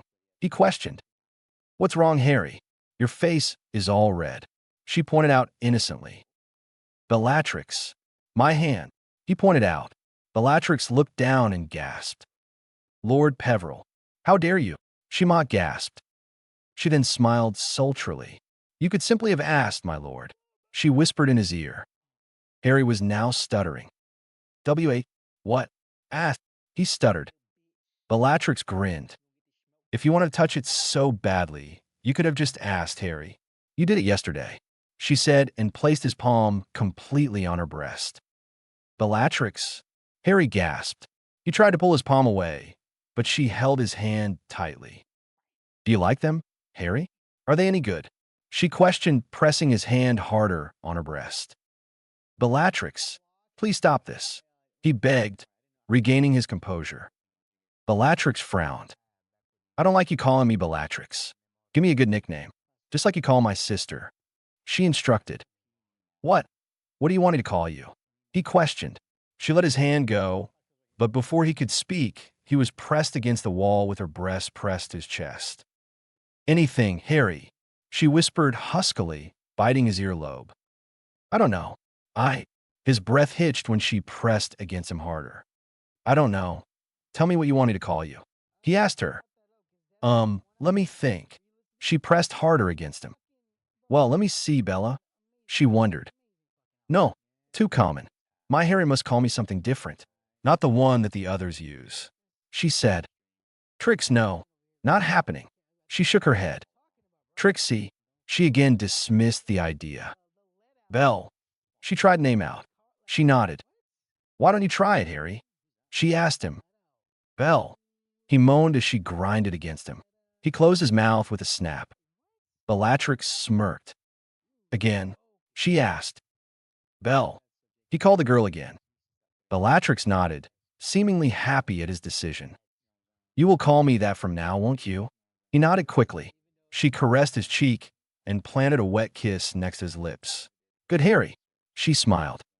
Come on, love. She grabbed his hand and led him towards the exit of the castle. Bellatrix. He stopped mid-word when he saw her glare. Belle, he said immediately to placate the girl. The dungeons, potions, he pointed. It's already very late, Harry. No use go to class. And I know that you don't like potions. Just come with me.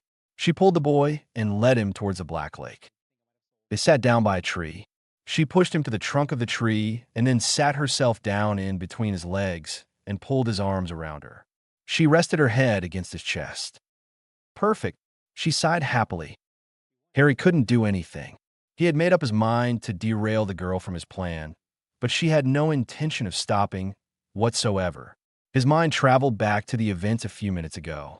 His mind was filled with the images of him and a naked Bellatrix and him playing with her breasts. He shook his head, clearing such thoughts. Do you hate me, Harry? She questioned out of the blue. Harry was surprised. No, why do you ask?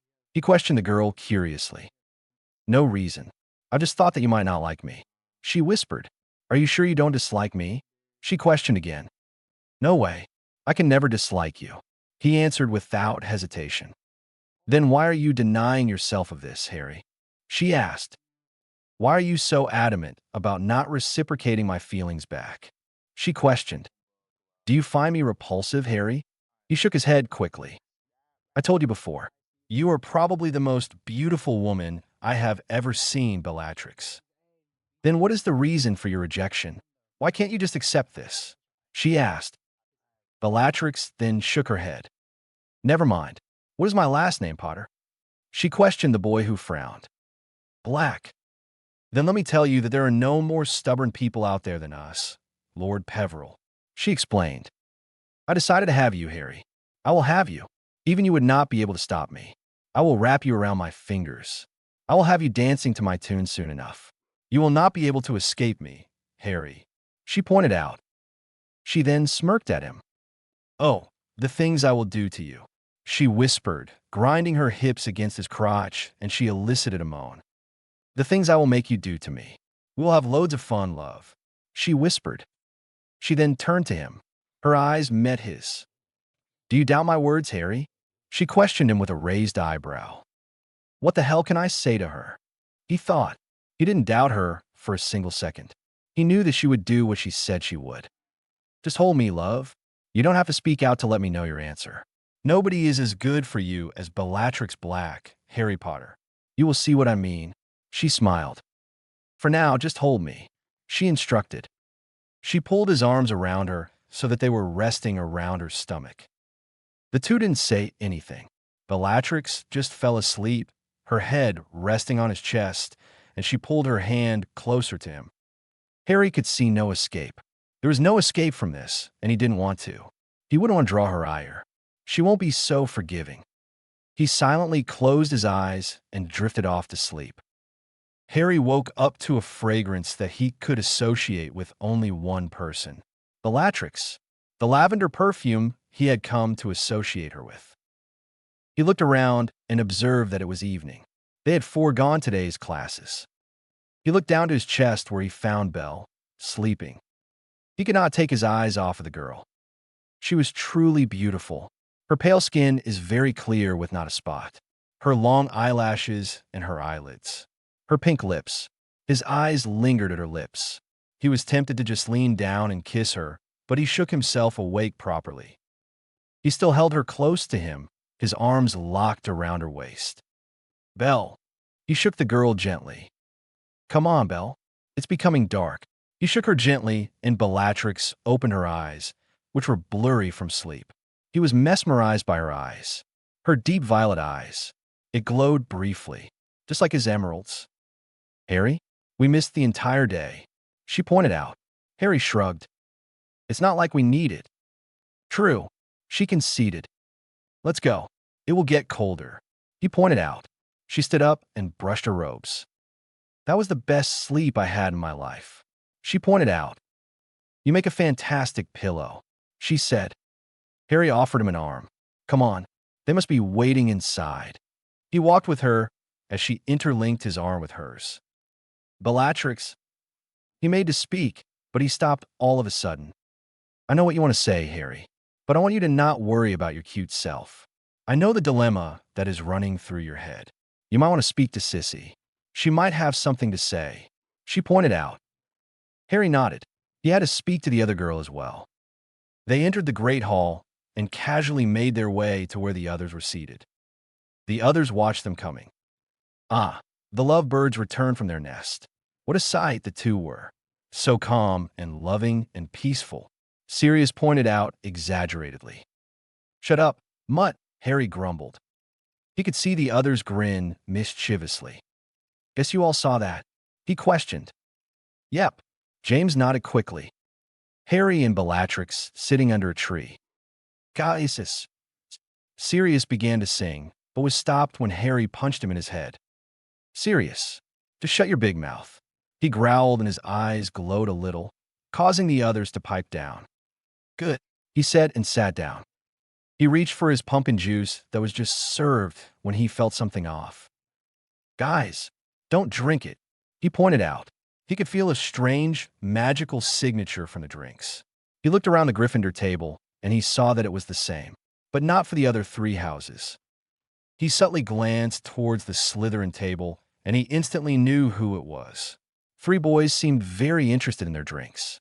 Snape, Rabaston, and Crouch Jr. Harry has kept an eye on the boy. He was nothing like his father. Barty Crouch Sr. was convinced that any and every spell that draws blood is dark. He is a fantastic wizard, no question, but is a bit off his head. His son, though, how a lot of them fooled. If he didn't know better, he would have thought the boy was a saint. He was charming and intelligent and hardworking and looked innocent. Too bad that he was borderline psychopathic.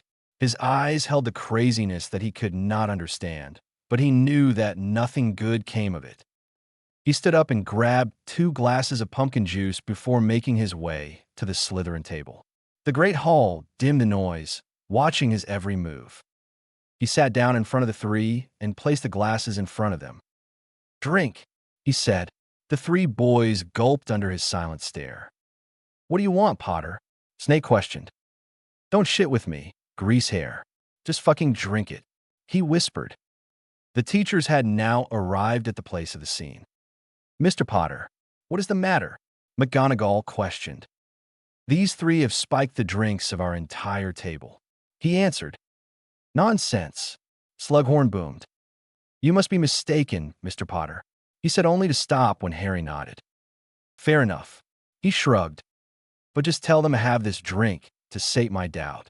He said. No harm done, right? He questioned. He then turned back to the boys expectantly. Go on. I want to see if it's not tampered with. It's just pumpkin juice. No harm, he said. The boys looked at each other and glanced at the glasses with trepidation. Harry sighed. I am dangerously close to losing my patience. Don't make me bring my title to the fold. You guys know how dangerous it would be. Stop digging your grave, he warned. The boys nodded to each other, seemingly coming to the same conclusion. We have rigged the drinks, Crouch admitted, and Slughorn gaped at the boys. What? He mumbled. We asked an elf to mix a potion for stomach troubles. He continued. Drink it. Harry ordered. What? Snape asked. Drink it. He shrugged. I want the three of you to drink it. He turned back to James. Get 4 more of those glasses. James complied and placed the glasses in front of Harry. Make haste, boys. I don't have all day. He snapped. Mr. Potter. Dumbledore interrupted. Please reconsider, he said, but Harry spoke up. So, it was all right for them to spike the drinks of 100 other students, and they won't even take one. He questioned incredulously. No, it wasn't like that. Dumbledore answered. There is no need for that when they have already admitted their mistake. He pointed out. We can put it behind us and move on. He said. Punishment, Harry questioned, massaging his temples with his fingers. He was beginning to get a headache. They will be given detention for the remainder of the month, and 100 points will be taken off. He announced. Harry snorted. And you wonder why they're always behaving like a bunch of shits. He piped up. They get away with things like this. Why? Just because they're privileged. Who will answer to the parents of those kids that are not of our world? Will you, headmaster? He questioned. They don't matter at all, do they? He questioned rhetorically. Never mind. You shits are drinking it. If not, my wand would do the talking. He warned, his power leaking around, causing the air to thicken considerably. The boys slowly grabbed a glass each and looked at each other, the nerves visible. They were apprehensive. Not so funny when you are on the receiving end, is it? Drink up. Come on, he added. Potter, this is getting ridiculous. Rudolphus Lestrange interfered, but Harry glared at the boy. You will sit down and shut up, Lestrange. My patience is waning with each passing second. He growled. Drink it. He snapped as he banged on the table. The 3 Slytherins quickly downed their glasses. A minute later, the 3 boys shouted in pain and doubled up, holding their stomachs. They started to empty their stomachs, moaning in pain. Harry nodded, satisfied by the result. He stood up. Your fathers will be hearing of this. He informed Crouch and Lestrange. The 2 boys paled dramatically. He then looked at Snape. You will never get a career after I am done with you.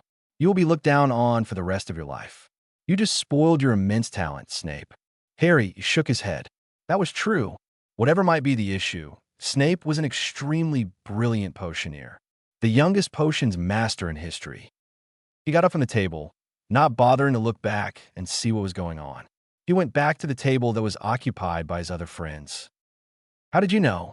A curious Amelia questioned him. She knew how good her friend was, but even she was not privy to the complete extent of his abilities. Harry didn't reply at first. He frowned in thought as to how he was going to explain this. Well, I don't know, but I have a gift, or a special talent, I suppose. I can easily detect magical signatures, the one out of place. We all have varying magical signatures. Our essence in the work we perform is left behind after the result. There are a few of them capable of masking this signature, but that is for low-level spells. High concentration magic cannot be masked. I recognized the signature from the other day. When he had played a stupid prank, I felt the same signature. I knew it should be him. We can never manipulate a magical signature. It is this magic that I sense, he explained. Amelia nodded, satisfied by his explanation. You are kind of weird, Harry. She grinned. Harry chuckled. Aren't we all, Amy?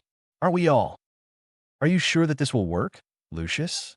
I have a bad feeling about this, Avery said. The Slytherin boys had gathered around to finalize their plan. They planned to abduct one Narcissa Black and violate her. It was more of Lucius Malfoy's idea. The man had become obsessed with this plan and with the idea of having the girl. The lengths he had gone to for this to work was astonishing. It's a risky plan, you fool. Lucius agreed. He then smirked. But the Dark Lord has given me a weapon. A very interesting weapon that will be crucial to get Harry Potter, he said. He then started to explain the plan to get Potter to the scene. The other boys who had been apprehensive till the moment brightened up considerably. It is a very simple plan, but with the help of our Lord, it became a dangerous and successful plan. He finished. Thomas Avery and Craig Jugson remained behind. I don't like this one bit, Thomas, Jug's son said softly. He is blinded. If word gets out, we are all dead. Not to mention what he will do to us. He whispered. Thomas Avery and Craig Jugson were two of the Slytherin boys who didn't want to involve themselves in this shit. Especially Avery. He had thought that the Malfoy heir would learn his ways. But that was not to be. Harry Potter was not someone to mess with. He had learnt that. He had done well to stay away from the boy. It had proved useful. Now, they were involving themselves in something dangerous. They could do anything they want. I am out of this, Thomas said. They're simply messing with the wrong kind of people. Dark Lord or not, you just don't mess with Lord Potter. He whispered. And his son, something tells me that he is a huge matter in the things to come. I would rather stay out of it and live than cross him and die. Avery whispered. You saw him, Jug's son. The boy has the balls to stand up and call out on Dumbledore. None have managed to do it. Ever. He said. Father did show me the memory. He can fight Thomas. He will crush them. These fuckers are thinking with their cocks. And don't forget the eldest sister. That woman is a borderline lunatic. Her wand is quicker than her words. I heard that she's being trained by him. Hudson whispered, his eyes flitting all over the place. I still remember that castration hex she hit Abernathy with. And she was in her 3rd year. Where the hell does a 3rd-year student learn a castration curse? He questioned rhetorically. Adds to the fact that the blacks are insane. He finished. Whatever happens, I don't want to be at the end of his wand. Let's just mind our own business. Avery said, and the boys got up to leave the common room. Should we tell him about this, just to be on the safer side? Jug's son questioned. Avery was in deep thought. Should they tell him? If he finds out that even he was involved, he will surely give hell. But telling him is like betraying the Dark Lord. His father would skin him alive. Thomas Avery didn't want to follow this Dark Lord. It was not that he disagreed with his views. He loathed the Mudbloods, but he didn't share enough hate against them with his father. He won't bother with who are beneath them. That seems to be a good idea. He will suspect us. That is for sure. We are with each other most of the time. I would rather warn him subtly. No need for a direct approach. He informed the other young man. Let's hope that he does listen to us, Jug's son said softly, walking back to his dorm room. Harry was walking through the corridors. He had not bothered continuing with herbology like the others. He had sufficient knowledge of the subject. He didn't bother taking the newts for that, as it didn't interest him much. Harry smiled in reminiscence of Neville Longbottom. The pudgy Gryffindor boy was a genius in herbology. Neville was not anything like his father. Frank Longbottom was a powerful wizard. He commanded respect among his peers. Outgoing, athletic, and more physical. His mother, Alice. It had taken a hell of a lot of time and the news of her and Frank's betrothal for him to put 2 and 2 together. She was an outgoing girl. Kind, beautiful, and very sharp. She was quick with her wand and very good in charms. The two of them had begun joining the group and had by now become regulars. Harry still couldn't place how in the hell Neville grew up without much confidence. He shrugged in his thoughts. He was passing a broom closet when he suddenly felt someone take him by his arm and pull him in. A spell was ready on his tongue tip and was almost delivered when Narcissa became visible. Wow, calm down there, Tiger, she whispered, raising her hand when she felt his wand pressed under his neck. Chissa, he hissed. What is the meaning of this? I could have cursed your head off, he whispered. Narcissa didn't seem to worry about that. She shrugged. I want to get you alone, so I skipped Transfiguration. She smiled brilliantly at Harry.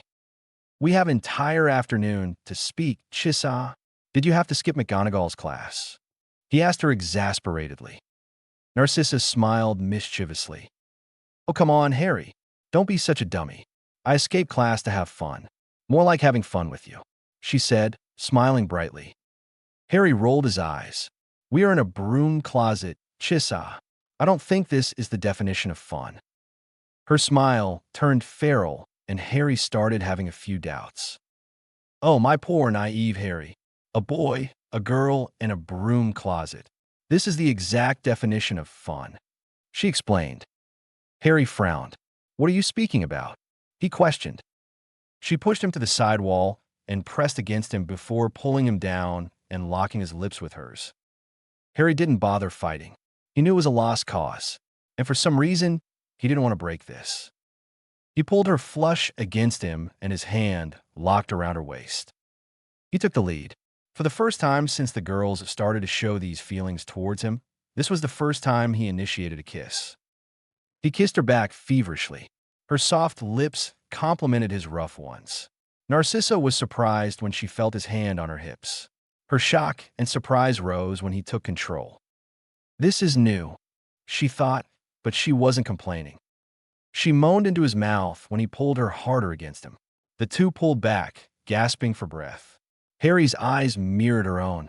It was glazed over with desire that she was sure was the case with her. Her lips were swollen from the passionate kiss the two shared. Harry placed a hand on her cheek and started rubbing her cheek with his thumb. The two leaned forward and started to kiss again. This went on for some time. Harry stared at the girl in front of him. Her flushed cheeks, glazed blue eyes were glowing slightly. "We must talk," he whispered seriously. She nodded. "What should I do, Chissa?" He questioned her. "Like I said, how the hell can I choose between the two of you? It's impossible," he muttered. Narcissa smiled. "You can leave that to us, Harry," she said. "I and Bella will decide that. Just tell me if you are finally pulling your brain out of the shell and finally accepting our advances. Tell me if you are finally reciprocating our feelings." She questioned. Her tone held excitement. Harry couldn't stop the smile that reached his lips. He nodded. "I am," he said, and Narcissa attacked his lips with hers. The two kissed for a while and let go. "You don't know how long I waited to hear those words," she whispered as she straightened her robes. "From the moment I saw you for the first time, I was head over heels for you," she explained. "I even asked Aunt Doria for permission to date you. I knew at the very beginning that you were mine," she said. The two exited the closet and began walking to their dorms. "I probably am the happiest person in the world right now," she gushed. Harry chuckled. "I never wanted to push the two of you away. Not really. I needed to know if you're taking this too fast, and then the two of you would have probably ended up hurting yourselves," he explained. "After Christmas, I couldn't do it anymore. Everything I said that evening was a big lie. I don't want any other fucking monkey with you. I wanted the two of you for myself. I hate the fact that I suggested that you forget about me." Narcissa laughed, a melodious tune for his ears. How in Merlin's name can she make her laughter sound beautiful? He thought. He pushed her against a wall and kissed her again. "Not that I am complaining, but what was that for?" she questioned with a raised eyebrow. Harry suddenly looked sheepish. I love your laughter, you know. From the first time I heard it, I loved it when you laugh," he explained, going red in embarrassment. Narcissa giggled at his predicament. That brought Harry short. He stared wide-eyed at the girl. "What?" she asked defensively. "You giggled," he pointed out. "You are the perfect example of a lady. You never giggled," he pointed out. Narcissa smiled. "I'm a girl, Harry. I have these privileges. In the House of Snakes, though, you need to be alert," she explained. "That is why most of the girls there seem cold and closed off. Of course, Bella is an exception. She doesn't mind. She doesn't care. It's only about those who matter that she cares about." Harry nodded. He liked that about Bellatrix. She was unique. She cared less for trivial matters. "What do we do now?" he asked the girl who had grabbed his arm in hers. They now stopped at the staircases. She patted his cheek before planting a kiss on his cheek. "You don't worry about that, love. Leave that to Bella and me," she said, and walked away to her dorm. "Where were you the entire day?" Andromeda questioned the girl as soon as she sat down.